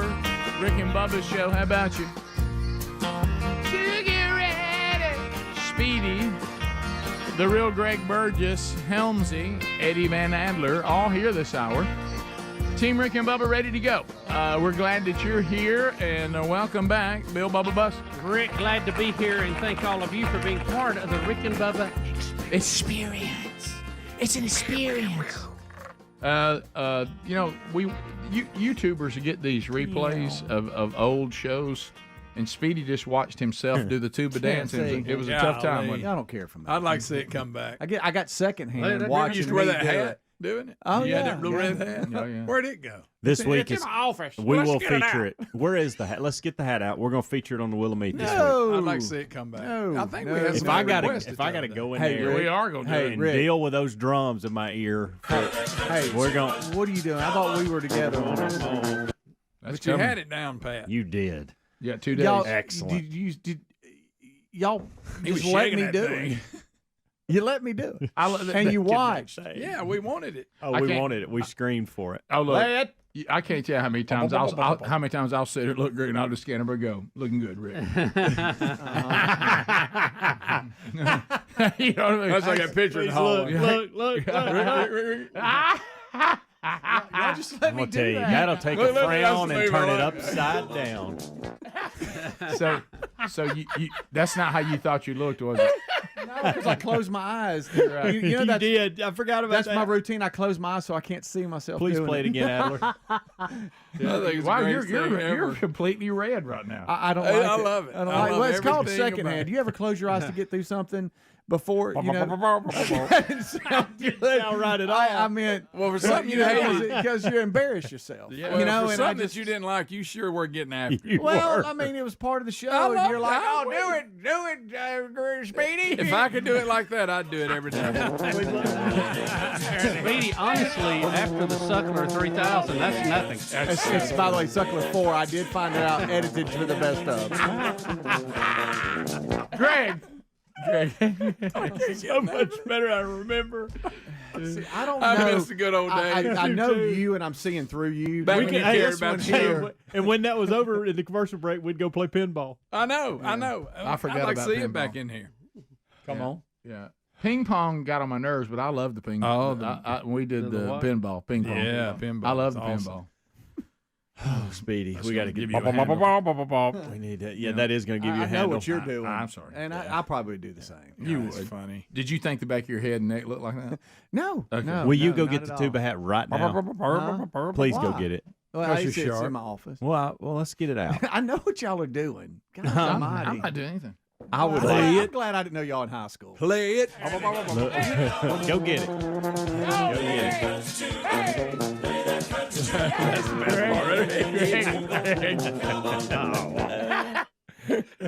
But we're gonna get you an electrician. It's gonna be fine. Yeah, calm down over there. Yeah, I know. That's all you Sorry, think about think today. I mean, I don't know what you're doing to electrician. right. He's got his hat. We're back in action now. You took time to pack it. and Oh, bring it. don't you dare! You put it on now, You friend. got your hat. Rick, he wants to do it. He He does. could have lost that hat between here and the He's a studio. guy that can sing good. He's wanting somebody to ask him to sing. Right. You know, Me and How you on did the that rug. hat get here? Me and you on the rug. Let's You fight had a right chance now. to right lose now. that Me hat. and you right now, right No, there. I don't want them moves on me. Do you want me to sit in the golden ticket seats and give you the full experience? No, I'm not doing it right now. Did- Y'all asked where the hat was. I told you, and Did we then you told save me it to go till get Friday? Oh, yes. He's doing it Friday for sure. Yes. No. Oh, yes. Friday tradition. Because he's got a crowd. I really don't know. It's been. Have I done it since I've been here? Maybe No. once? I don't know if I know how remember how to do it. Oh, I bet. it's not hard. It's like riding a You'll be able bicycle. to find it. And you too. I know what you're doing. Just close your eyes. It'll I'm come back sorry. to you. I'm sorry. Remember? Yeah, you got So to. you- do you got to just- close your eyes because you don't know. Do you what you're just doing. let your body do whatever it wants to It's do gotta- to the tuba? It's just got to feel it. Okay. The tuba gets hold of it. He don't know what's going to happen. No. See, you see it move? You're doing, just so you That's know, the best part. You could go ahead and get it over with. The wrap up. All right, but it's coming Friday for because sure. I know what you do. I'll do it now, and you'll go. Hey, do it again. Right. You know, Friday. Put it all on Friday. And plus, who knows? We may forget. Yeah. That's good. Let me tell you right now with this bunch. I can promise you, Rick. I'm not forgetting this What one. was the intern's name that had the tuba? Tuba Gooden. Tuba That'd be Gooden. Tuba Gooden. Yeah. Because he called Actually, it was me tuba, yeah. about, I don't know, maybe a year ago or something, and he started a conversation, and so-and-so said, you may remember me, Tuba Gooden. And I thought, well, yeah, I remember you, Tuba Gooden. On that note, Didn't he lose a bunch of weight? Yeah, he had quite the transformation. Worked Or is he hard. back fat? You know, a lot of times people do that. You said that so Well, I mean, it happens. We don't know, Greg. So quick. It happens. It's so quick. I don't know why it bothered me. Yeah, we ain't heard from him in years. We hadn't heard from him in years. Right, but let's say the last time we heard from him, he looked great. But there's a chance. Give that cup a sniff. He worked hard too. Greg. I'm just saying there's A little a chance. stout. I know. Yeah, it's Hey, yeah.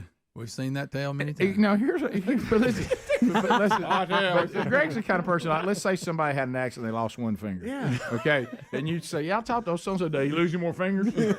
You say, "Wow, Greg, just hang on a minute." Or he'd nickname him Nine. I used to work with a guy named Nub. He ain't lost another finger, has he? No, Greg, probably not. I used to work with a guy. He missed 2 or 3 fingers, and we went by the name Nub. That's what we called him. All right. We did. Come up with some. He loved it. Perry He Deer. loved Shout it. out to Perry. How you doing, bud? Please. He loves Please. He did love it. Somebody's gone through He even had something. special rubber gloves the company made for him. Somebody goes through something, God forbid, they might lose their hair during chemo or something. No. Like that, Hey, I saw someone that, hey, ever get his hair back? No, Rick. Yeah, man. Or Greg's new nickname for him, Curly. Yeah, right, Yeah. sure. All I'm saying is, never mind. I'm sorry. Greg, now we know you're not. Greg, we know who you Playing are. nods. Look, I will say this, and Have you took your medicine? Greg, sad, but Greg, matter of fact, well-known the scenario. odds are so bad that anybody who compliments me right now, I just look back to him and say, "We'll see." yeah. Well, yeah. Now, Rick, Honestly. 2 years from now, if you're still this size, Right. I'll say good. Right? You know what I have? I've made it 9 months. That's it. That's pretty good. That's not a. You're not in the safe zone. No, we'll see. give me Matter of one. fact, if I go get fat again, I'll be so fat. I bet I'll eclipse 350. Because of the ricochet. Yeah, 'cause the ricochet. Boomerang effect. Hey, the ricochet's ugly. Oh. When fat people go from skinny back to fat, they always go fatter. They do go. We always go fatter. Yeah. So I know that I got a potential to weigh 350 pounds by 2026. Is that the date you're putting on? Yeah. Right. Give me one more. Somebody in the eye. Yeah. Guy, had a patch on his eyes, had eye surgery like that. Hey, I guess you went blue. I saw today. You saw Ron. Who, patch? Yeah, that's Right. You still wearing the patch? It's not necessarily. Hey, Greg, that's who you are. It is who That's you are. you, Greg. But we love that about you too. Mm-hmm. Well, like they say with rude Tourette's, it's the ones around them that suffer. And don't let somebody get foreclosed on. Greg What will would you have never to say forget. about his electrician? Greg will never forget it. No, they're never coming back. You have one bankruptcy, Rick. I'll never let you forget. Oh, look, you have some financial trouble. He'll think about that. Oh yeah. He paying his bills yet? No, that's not. What would you true. have to say about Bubba's electricians? That was gone. You're right. Ain't coming back. That's weak. Good as What is gone. it? What is it with you and electricians? I don't know. Huh? I don't know. Bubba hates electricity. Here's what's That's a happening. good question. I think Bubba's going down there trying to tell them how to do it, and they're getting mad. Not really. I think that's Not really. pushed them on their own Are you problem. Honestly, the But if you're last couple paying, I you can tell. hadn't seen that many. That's a good point. It's I'd hard seen to them. say a word How to long them did when that- how long did you this- saw their rump driving down the driveway? How long did? He's at the end of that All right, coffee tell me, cup. how long did your latest electrician, DB Cooper? How long did he last? Because can't nobody find him. Did he pull out the chute on the way out? Yeah, Bubba, I seen my. So Took time to come out and look at it. Yeah. And never saw him again. I don't get it. My I don't goodness. get it. Play it. We'll be back. Won't you do a trial run when we come back? Yeah. I know what everybody in here is doing. Okay. Yeah. All right. Especially that one in there. Oh, boy. More Rick and Bubba coming up right after this. Rick and Bubba, Rick and Bubba.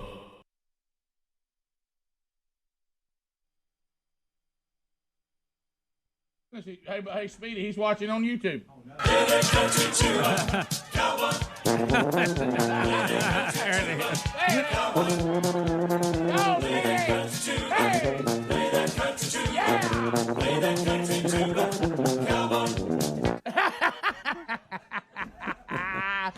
Tommy, do you want good stuff? It is, isn't it? Do you want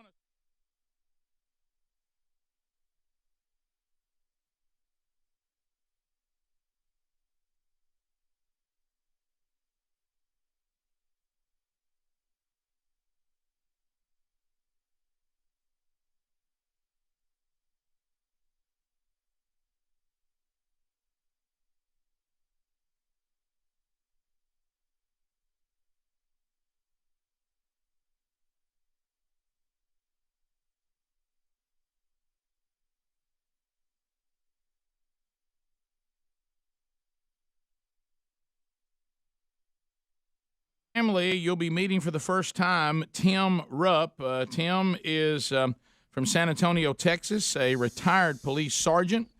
He is going to be doing a couple of events in Rick and Bubba markets, but you can find out about everything that Tim has available to you by going to rickandbubba.com, looking in the show notes. He has written Pistol in the Pulpit, which these two events will be focused around. And really, Bubba, it's sad, but what Tim is trying to prepare organizations and churches for is active shooters. Yeah, I was involved in one of those. I know time. you were. It's not a pleasant thing. And Tim joins us now. Tim, welcome to Rick and Bubba. How are you? I'm doing well. Thank you for having me. Well, how sad is it that we have to ask the question, and honestly, it is a very important question to now more than ever. Is your organization and is your church prepared to take on an active shooter?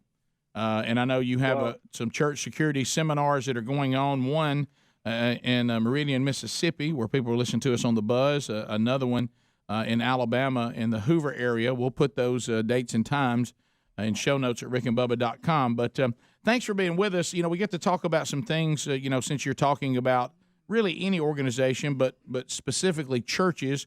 You are a former police sergeant who then became a pastor. Tell us about that journey. Well, that's right. I was a police officer for 24 years in San Antonio. And as a young man growing up, all I ever wanted to do was be a police officer. I grew up watching Hawaii Five-0. That's the original Hawaii Five-0. Right. Adam 12 and all that. And I had no desire to become a pastor or anything. And God blessed me, and I was a police officer for 24 years. But the Lord has a way of changing you, and He changed my heart, and He changed my desires, and now I've been pastoring since 2002. I was a bivocational pastor for a while, but I'm full-time pastoring now. And it's disheartening, like you said, that we have to prepare churches and houses of worship for an active shooter situation. It's something they don't talk about in seminary. I never took any classes on it.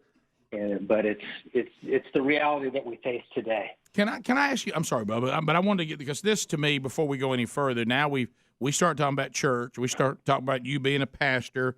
I know you're certified as a firearms instructor, so you know how to use the weapons, which I know is very important. But let's talk biblically. What does the Bible say about the one's clear? Where does this part in our spiritual walk? What God says about us defending ourselves, even with deadly force? Well, if you remember in Ephesians, the Lord tells husbands to love their wives as He loved the church and gave Himself for her.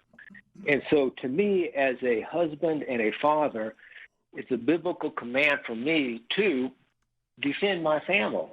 And most people agree with that. Mm-hmm. Well, that's not only at home. It's when you go out of home. It's when you go to the movie theater. It's when you're at the mall. It's when you're at church.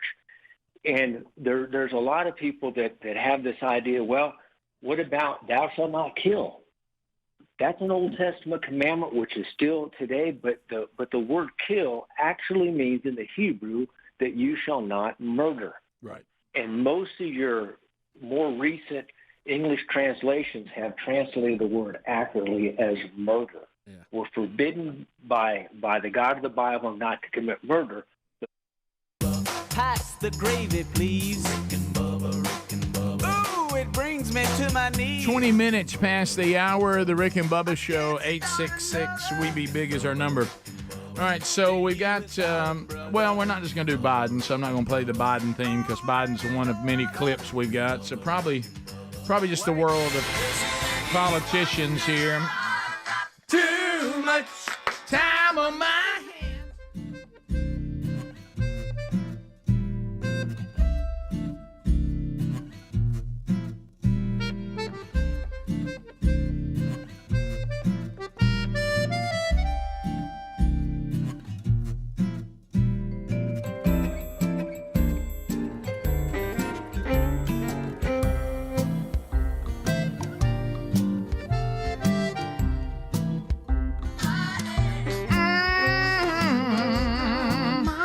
Let's start with Biden. It looks like he's going to try to read some pre-written remarks, but he just doesn't have the energy for it. It's like he just kind of like, yeah. Look, we've all been there. You get in the middle of something, you're like, I don't know that I have the energy to finish this. Of course, but he's the president. If you're the leader of the free world, that's a little more important. Here he is, Biden, trying to read pre-written remarks, but seems a little sleepy. Here we go. And we're also discussing the potential for a new critical minerals dialogue to strengthen our energy security and supply chains for years to come. And third, we're launching a new initiative on disability rights. And I want to thank you all for your fruitful conversation today, which has already taken place. And I look forward to working with all of you to do even more in the future. That was not much of an effort there, wasn't What it? about the ear? What about the ear on that one guy that showed the side shot? Yeah, see there. The secretary, there's Greg again. That's Greg, good, I'm Greg. begging you to take it. Did y'all see the ear? We're looking at the ear right now, Greg. Yeah, it's big ear. Wow, The look at that. secretary- That lobe is Look at that pork chop. Boy, it's eating that earbud. Yeah. The Secretary of State was asked about Biden on overseas trips, and he was telling. Of course, he's reading the company line. He says, "Oh, he's so energetic, said we can hardly keep up with him." Oh my God! And I'm like, "Are you kidding? Or do you mean when he wanders off in the middle of the night? What are you talking about?" Aren't you offended by them just thinking you're that stupid? Exactly. Let's go to the next. We'll do more mushmouth here. If you think at least we can understand. At least we could understand. He was low energy, but we can understand him. Let's see if we can understand Fetterman here. Video 6. Here's John Fetterman. And I see if you can follow this. See if you can. got that stash still going? Yeah. Let's see if now looking like G. Gordon Liddy. Let's see if we can understand Fetterman. Here we go. My message to the CEOs is, it's $74 million, collectively earning that. How many yachts can they need, to water ski behind it? It's just crazy. What? I don't know. It's crazy. First of all, do people ski behind yachts? What is he talking about? I don't know what he's even saying there. I think he's trying to be a good liberal and demonize rich people, even though he's funded by rich Democrats who all have yachts. But this is that thing, how many yachts do you need? I think that's where he's going. And what I would say to socialists out there, if somebody has earned a living, they can buy as much or as many of anything they want. It's really none of your business. How about this? I mean, the yacht business employs a lot of people building yachts. Yeah. That's who you ought to be concerned with, too. But I'm just guessing because I can't follow it. Can we try it one more time? Yeah. Then he's got a My skin. message to the CEOs is, CEOs? it's $74 million, collectively earning that. How many yachts can they need, to water ski behind it? It's just crazy. I don't. I bet the workers are so glad he came out to support them and represent them. I may be wrong. Is that not what he's trying to say? It's hard to follow. I think you're right. I think that's where he was going. COs is. So COs. That's just Pennsylvania. There you go. And Greg, good point. I'm on strike. I'm really trying to. I want my voice to be heard, and this guy is our speaking advocate for us. Oh my goodness. Just stay where you're at. Don't worry about it. Also, this thing with the Bidens and being corrupt. Is this PBS here?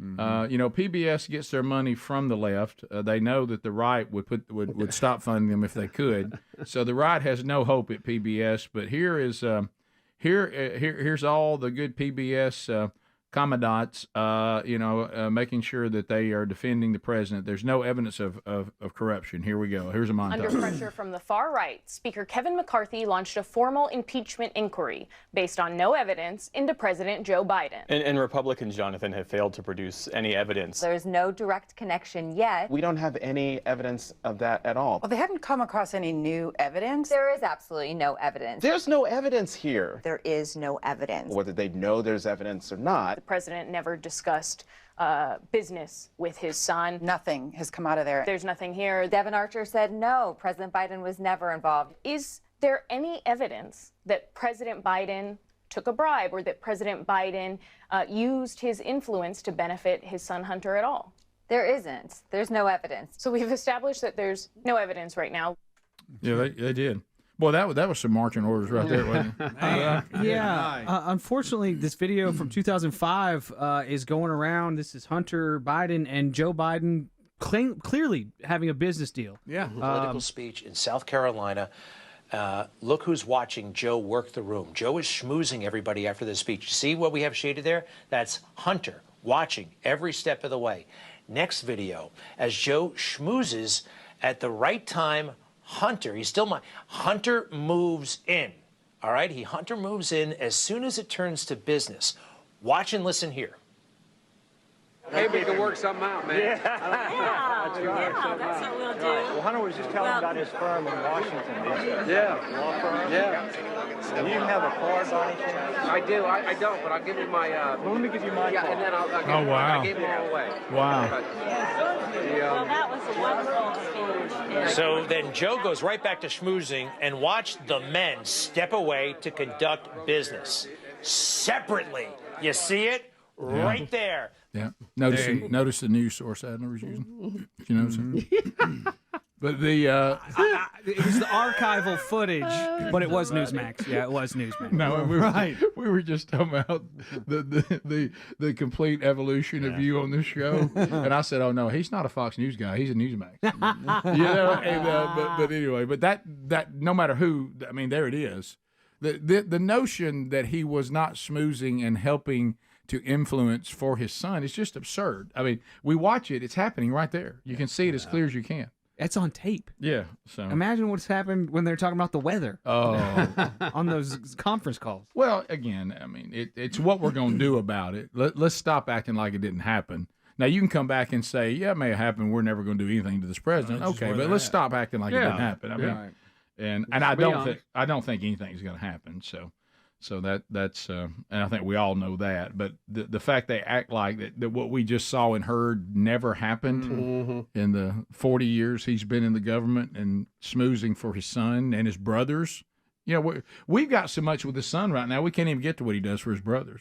Yeah, I mean, he's got one brother. Yeah, right. Pretty heavy hitter and all that. And all of this media reported and repeated the Russia story, the Russia collusion hoax. For what, 2 years? Yeah, and you're talking about no evidence. Yes. There wasn't any evidence on that. Yeah, it went on and on and on. Still not any. Yeah. And so. Well, what did you expect, guys? Right. So. Well, in 7, we don't have time for it now, but Nancy Pelosi, it's a flashback. She revealed the wrap-up smear and how it works. And it really detailed the Democratic strategy that they've always used. Sure. That's when they smear somebody, and then you get the press to report about it, and then you use that reporting to say, see, it's happening. It's being reported. Right. That becomes your evidence. Yep. Yes. Sure does. We'll be back. We've got a few other clips, too, that we can look at with the vice president, and then we'll get more of your phone calls before the hour is done. Rick and Bubba. Nowhere does he tell us not to defend ourselves, even with lethal force. And in the book Pistol in the Pulpit, I go through that. One thing I want to mention, if you don't mind, my seminars in Birmingham and in Meridian, Mississippi are actually winning a gunfight seminars, and those 2 seminars are targeted at law enforcement officers. It's a different seminar. I'm going to have a Pistol in the Pulpit seminar in the Birmingham area on the 18th.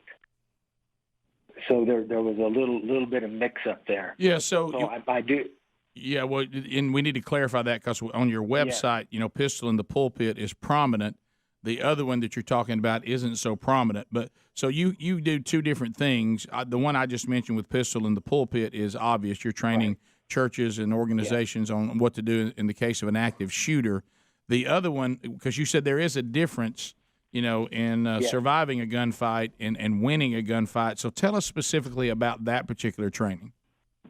Okay, the winning a gunfight training is specifically aimed at law enforcement officers, combat veterans, and what that's about, it's based on my book, Winning a Gunfight.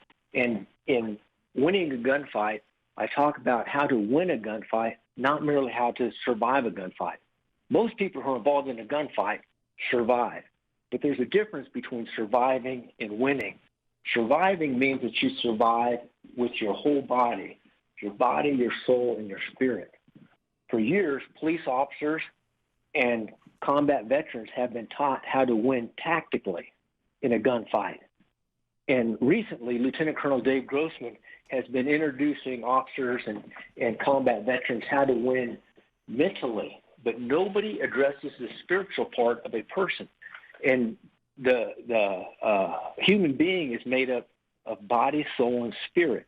So I bring all 3 parts together, body, soul, and spirit, in the book Winning a Gunfight, and talk about how to win a gunfight, not just how to survive a gunfight. Many officers, not all, but many end up with post-traumatic stress.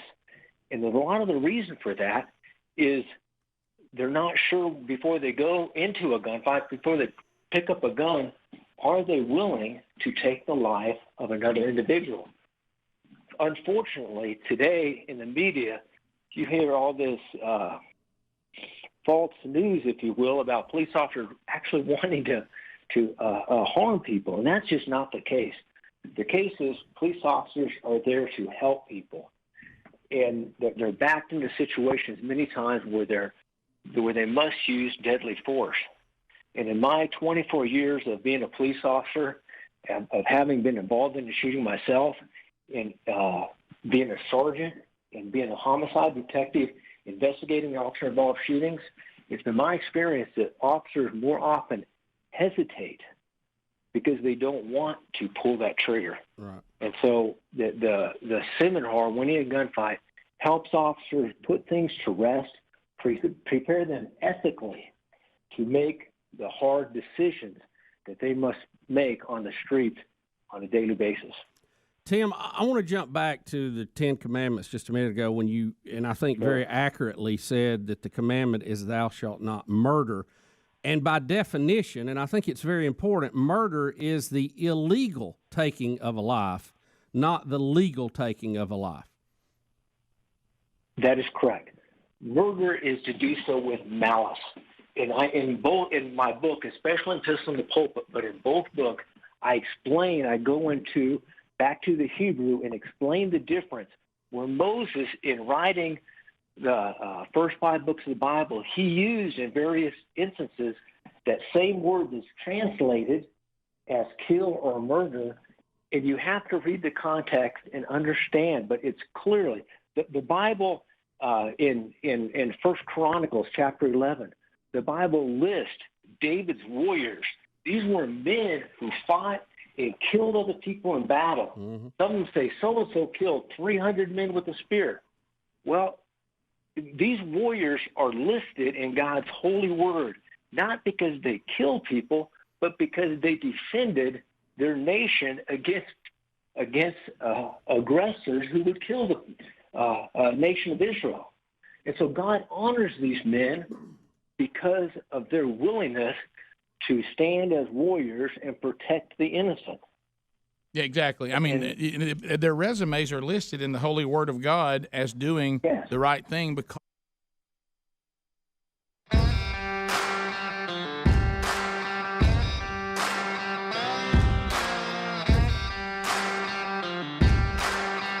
35 minutes now past the hour. The Rick and Bubba Show, 866. We Be Big is our number. Already have my first packet of Relief Factor today. That is a normal routine for me, especially now that I'm trying to do a little better. You know, Big Papa moving around a little bit. I got to watch that inflammation, the body's natural inflammatory response function. That causes those aches and pains from exercise, overexertion, maybe just aging in everyday living. Jennifer out of Huntsville, Alabama, she's got us on 100.3 The River. Here's what she wrote. I know you guys have been talking about this product for a long time. I'm sorry to admit it. I just finally decided to give Relief Factor a try. I've suffered with arthritis and sore muscles, which can make me feel much older than my 55 years. I am a very active person, but regularly hurt just getting out of the bed. We understand. I ordered the Quick Start Pack and felt relief within 48 hours. So grateful that you guys told me about Relief Factor. Even passed some along to my 80-year-old mother, and she's got a couple of packets, and she's starting to like it just as well. So if you want to try to get it, it's for botanicals. It's all natural. The majority of people that get the Quick Start Pack, which is $19.95, you'll get 3 weeks, because that's how long. If you don't see any relief in 3 weeks, then unfortunately it's probably not going to help you. But most people do find relief, including me. Those over-the-counter painkillers, I mean, they serve a purpose, but they're not designed to be used every day, and overuse can be very harmful. The addictive properties of the prescription pain management, we all know the dangers of that. So just go to relieffactor.com or rickandbubba.com, get that starter pack, and put it to work for you, and hopefully you'll send us an email just like Jennifer and say, hey, this is working for me. Bubba, we do have some Kamala Harris stuff. You got anything you want to hit? Well, I just saw a story. It was kind of funny because I know how brothers are who are competitive. And I could just imagine you and Greg in this too. Oh, yeah. But there was the Kelsey brothers are well known, professional football players, brothers. Good players. Jason with the Eagles, Travis with the Kansas City. And there was rumors out last week that Travis Kelsey was dating Taylor Swift. But they've had no comment on it. It's been very hush-hush, the media speculating one thing and another. Well, his brother, Jason Kelsey, was doing an interview after the Eagles game. He's on the field with several other players, and he was asked about this.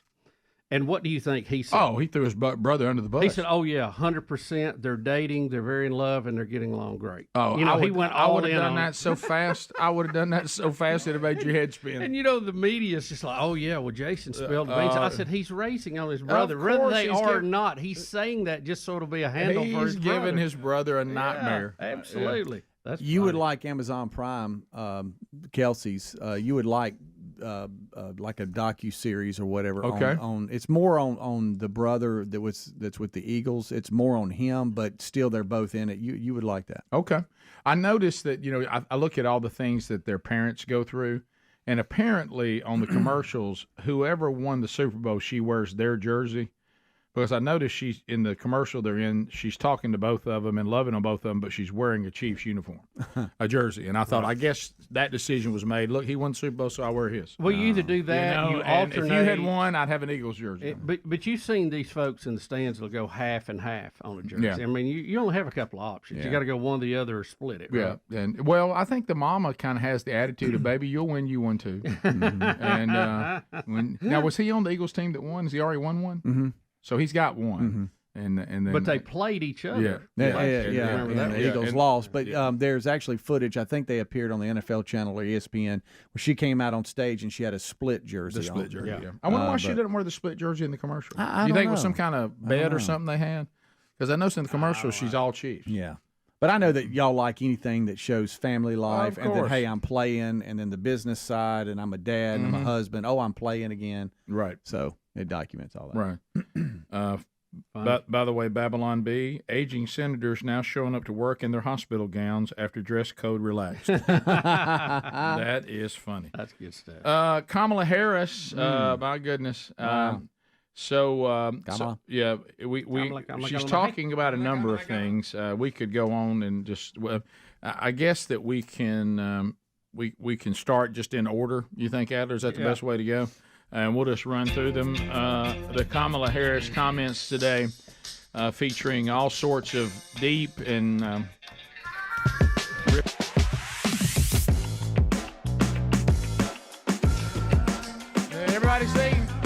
President.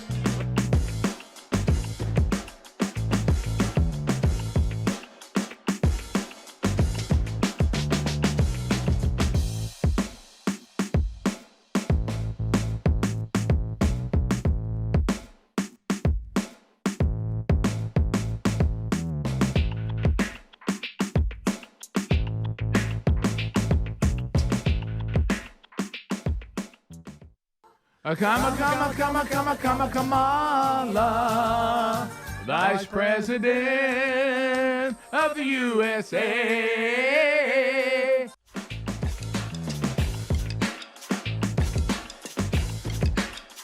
All right, so let's start with cut one, where she talks about all her different expressions. So here she is. I'm here to say, I have several expressions, but one of them is, I eat no for breakfast. Somebody tells me, no, it can't be done. Nobody like you has done this before. I don't hear that. Oh, goodness. Ain't nobody said it, eh? Who is she, Kobe Bryant? You eat pieces of no for breakfast? She does. I'll say this. I have Happy to give her Gilmore. this. She ascended to the second highest office in the country with getting probably less votes than anybody that was running for president last time. Remember, she dropped out very early. First one out. I did hear she's always had a hard time saying the word no. Right. Bubba told us that years ago. Yeah. What was his name? Kamala. That whine in her voice. So she eats no for breakfast. Yep. All right, next. She's got that Mamba mentality. Yeah. Next, we're talking about another thing that, of course, the left just loves fear. They just love fear, and now their new phrase, they're walking out climate anxiety. All right, so here we go. Oh boy. I've heard young leaders talk with me about a term they've coined called climate anxiety. Right? Which is fear of the future and the unknown, Well, that's of whether y'all's fault. it makes sense for you to even think about having children, whether it makes sense for you to think about aspiring to buy a home, because what will this climate be? Well, two things here. The host that's questioning her. What kind of hat is that? Is that like a Fidel Castro that's a hat? raspberry beret. Hello, comrade. comrade. How about this? If you are a couple and you have climate anxiety, I don't want you to have kids. That's fine. point. That's Yeah, fine. yeah. Do us all a favor. I'll go this far. If you're point. progressive and you decide not to have kids, that's fine with us. That's right. I mean, People like let's her who's scaring everybody. don't replicate yourself. Thank you. Thank Has you. her voice always been this whining? I don't think so. Is this new? Is this whininess a new thing? She wants you to know she cares. Ain't known for breakfast. She eats no for breakfast. And Pop-Tart. Right? Listen to Climate it again. anxiety, right? Hold your nose and talk. That's what she's doing. Yeah, maybe she's got sinus problems. I don't know. right? Here's screaming, deviated septum. Isn't it? Yeah. Here's another clip. Thank you. Ours is an administration that is always focused on equity. Maybe she stopped up. Are all people having the same experience? And if not, in particular, what they are entitled to, such as the right to clean water, the right to clean air, and let's address that. So environmental justice is a phrase that we use to talk about that we want to make sure that there is equality and justice for all people. Who's against clean water and Clean air. We've asked this for 30 years, Rick. Show me the people who are against clean air and clean water. Anybody. Right. Anybody. For any group of people. Yeah. Be careful, as we learned from Adler, of course, our new conservative commentator. Yeah. This word equity is a dangerous. Now, she tried to downplay it by saying, I'm talking about clean air and clean water. Right. But what they're out there talking about, the kind of equity they're talking about, is when you see those wealthy people and you're not wealthy, you vote for us, and we'll be sure you have access to all the things they do. Right. Now, they won't quite explain how that's going to happen. Because what's going to happen is they'll be the ruling class, and the rest of us will all be living in squalor, and we'll all have that equity in And we'll common. have no equity in our homes and stuff like They're that. not going to take you to the wealthy people's equity. They're going to take the wealthy people to your equity. Yeah, right. That's where we're headed. It's a little different idea. Yeah. Everyone can't have the same experience. That's impossible. That is impossible. There's different amount of effort. Well. People are in different situations. People have different abilities. Right. If we could, I'd be playing in the NFL today. Yes. Or maybe second base for the Braves. Yeah, sure. And some people, I would like to. Center court at Wimbledon. Some people, not all, but some people are in the situation they're in because let me break it to you, because you're the problem. They're all right. Nobody else is the problem. You're the problem. And I don't know where that the ability to say I am the problem has just left. I mean, it's gone. It's gone. But it'd be nice to bring it back. That's right, Rick. And I speak to myself. I look at a lot of the things that I found myself in when I was, living as a different person and a different life. But most of the trouble I encountered, I was the problem. Not everybody being unfair to me. I was the problem. We'll take your phone calls and wrap up the hour right after this. Rick and Bubba, Rick and Bubba.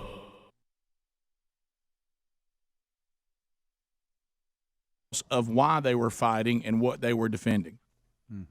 Exactly. David, we know that David has said that he's a man after God's own heart.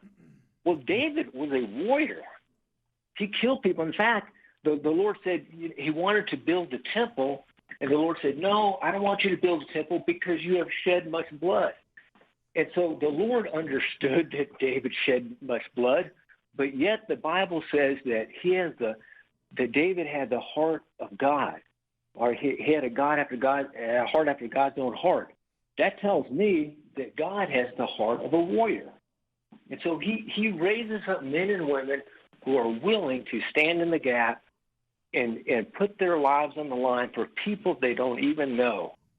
And not everyone is given that gift, but those that do are given the gift, we need to train them and give them the authority and the capability to stand in the gap. Yeah. Well, and I appreciate you doing that. And so it shouldn't surprise us in the state of our society now that we would demonize the very people that answer that call. That's very typical of the reaction of a depraved society. Hey, thank you very much for the work you're doing. If you want to see how to win a gunfight and you want to see the training available to you, Mississippi and Alabama on May 15th and 16th. We'll be back. Thanks, Tim. Bubba. I kind of want to help you walk through what we did. What we talked about with Tim Rupp was fascinating, and I think they're topics that are at the forefront right now involving the officers who need to be tended to and fully trained in all the aspects of what it takes to actually, sadly, sometimes kill a person in their line of duty. So the how to win a gunfight, which includes the spiritual aspects of it and everything, available to people in law enforcement, is one seminar, and the book on that is called Winning a Gunfight, and the seminar will be in Meridian, Mississippi, and in Hoover, Alabama, May 15 and 16.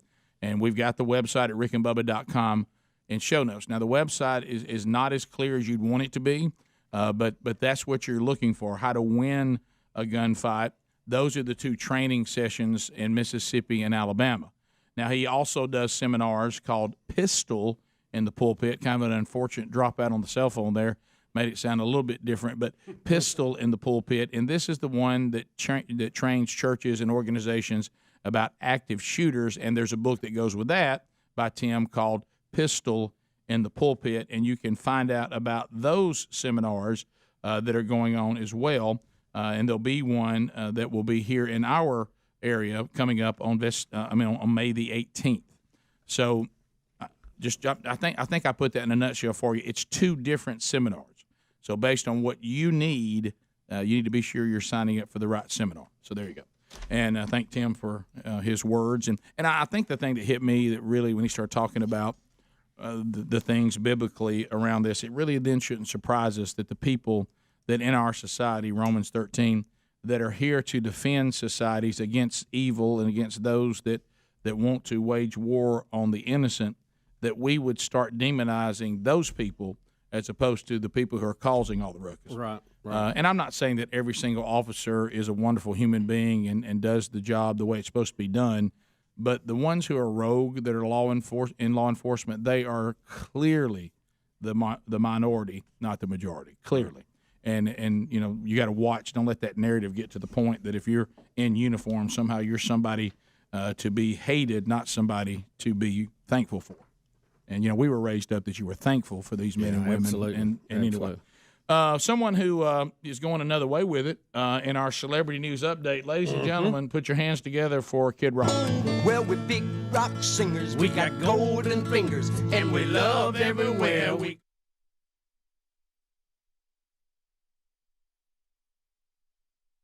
5 copies for my mother. To make a sculpture for his Nashville property. And Greg, this may be something that Dad. I thought the same thing. I did too. They even have a name for people like this. I can't even say it, but it's in this story. He's basically going to put up a sculpture of a giant middle finger on his Nashville property. There you go. You remember? Now, they say that he was motivated by a story we did here on the show about a man in Vermont. Yep. Remember, he had the finger up, had lights on it. I mean, it was up on the tower. Something so you about could see it was the city wouldn't let him build a building or something. Right. So there was a building he wanted to build, and so in a very great smart aleck move, he said, "Well, I'll tell you what I will do. I'll top of the hour, Rick and Bubba."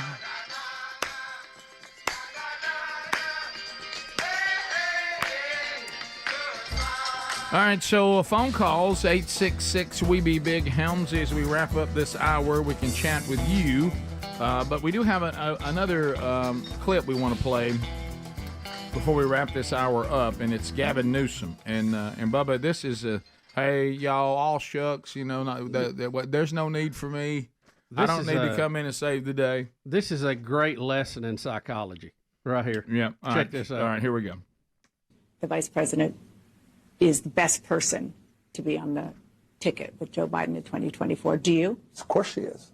The Biden-Harris administration, masterclass in terms of performance. Bipartisan deals on infrastructure, bipartisan deals on guns and debt ceiling, on the chips and science. She's the best choice. I mean, by definition, if I think this administration the last 2.5 years has been one of the most outstanding administrations in the last few decades.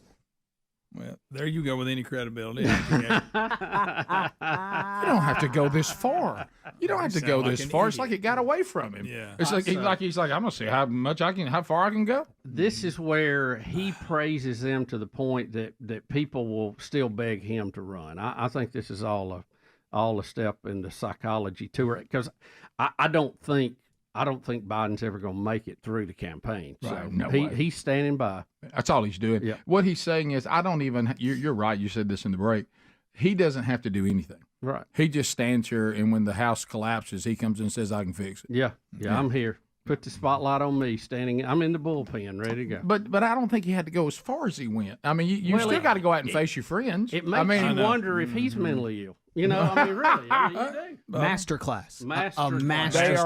They're the best administration in decades. Decades. Wow. I bet that hurt Obama's feelings. I bet it did.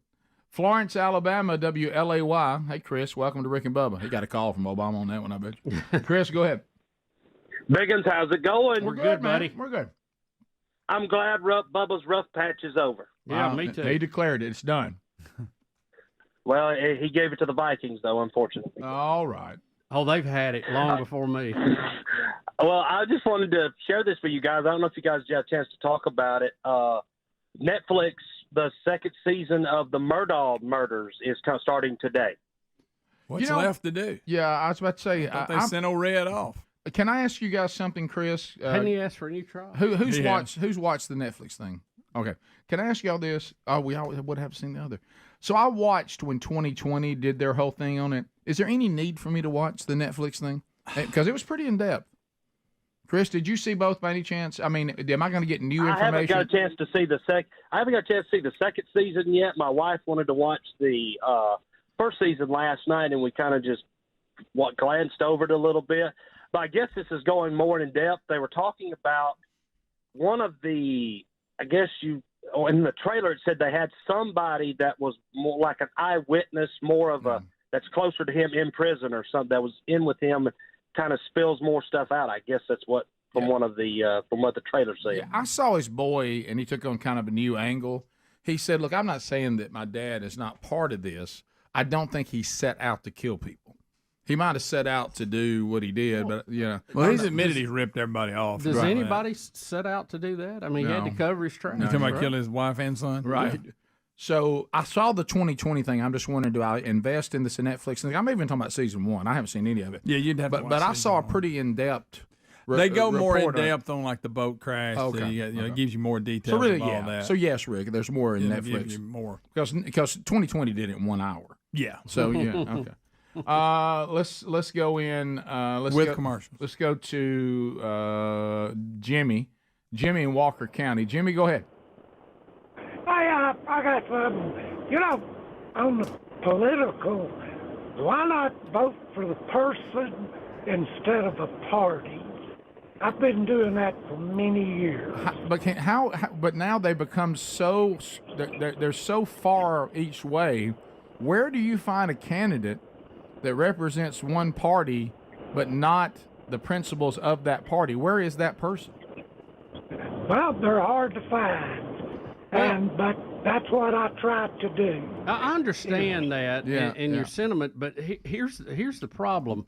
Parties are just people that have like-minded views on issues. So you divide yourself into parties no matter what, based on the way you feel about issues that are out there. So, and as your point, Rick, you can't become the candidate of that party without reflecting their views. Right. Now, I guess on the local level, you can still find that. Yeah, old Billy Ray's always been a Democrat, but he was pretty conservative. Well, but I don't think you can find it on the federal level at all. But again, the parties have moved so far apart on issues. Yeah. So if somebody identifies themselves as a Republican and you hate Republican ideas, don't you question why they're a Republican? Sure. Or vice versa on the Democrat side. Of course, yeah. That's kind of. I think they're too far removed now. Yeah, they're so unlike each other. I wish what the caller said was true and we could do that, but I don't think in reality that exists. Lee, Alabaster, 104.7 WZZK. Lee, go ahead. Yeah, I wanted to ask y'all, whose voice do you think is worse, Kamala Harris or Beth Mowins? I got to go with Mowins. I think I'd still rather hear Kamala Harris talk. I agree. I would like to hear. I think battle. I'd like to hear Kamala Harris do a ball game before Beth. Right. Yeah, it's hard for me to say that. Let's go to Billy in Birmingham. Billy, ZZK. Billy, go ahead. Hey guys, I was going to ask you. I know y'all covered the Fetterman guy pretty well, but I know y'all can do a lot of speaking events and stuff. I don't know about y'all, but when I show up just the least little bit underdressed, I mean, I'm in a panic situation. I don't see how he does it. Do you know what I mean? Well, he's way under. I don't think he's in touch with everything that's going on around him, right? Yeah. Jerry in Piedmont. Jerry, go ahead. Good morning, guys. Hey. Bubba, it's hard for me to fall on that train of feeling sorry for you having to get up at 4 o'clock in the morning and come to work for 4 hours. Yeah, it's a two-edged sword.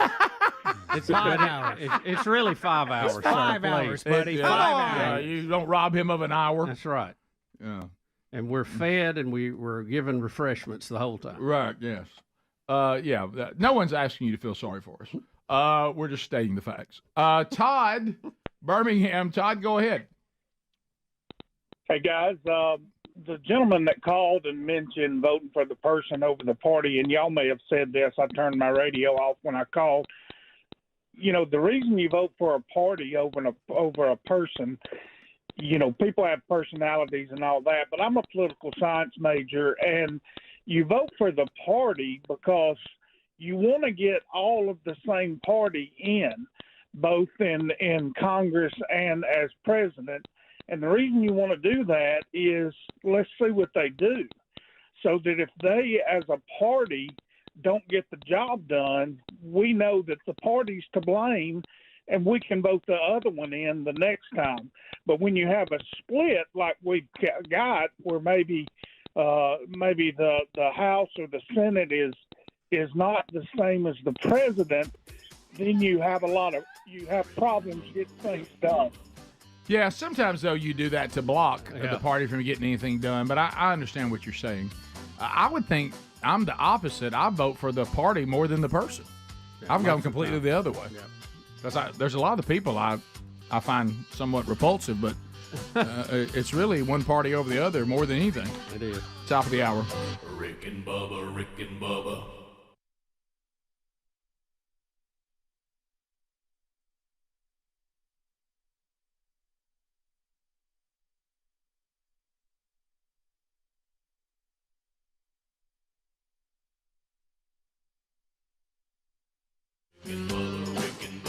This is the Rick and Bubba Show. Watch more at blazetv.com/Rick and Bubba.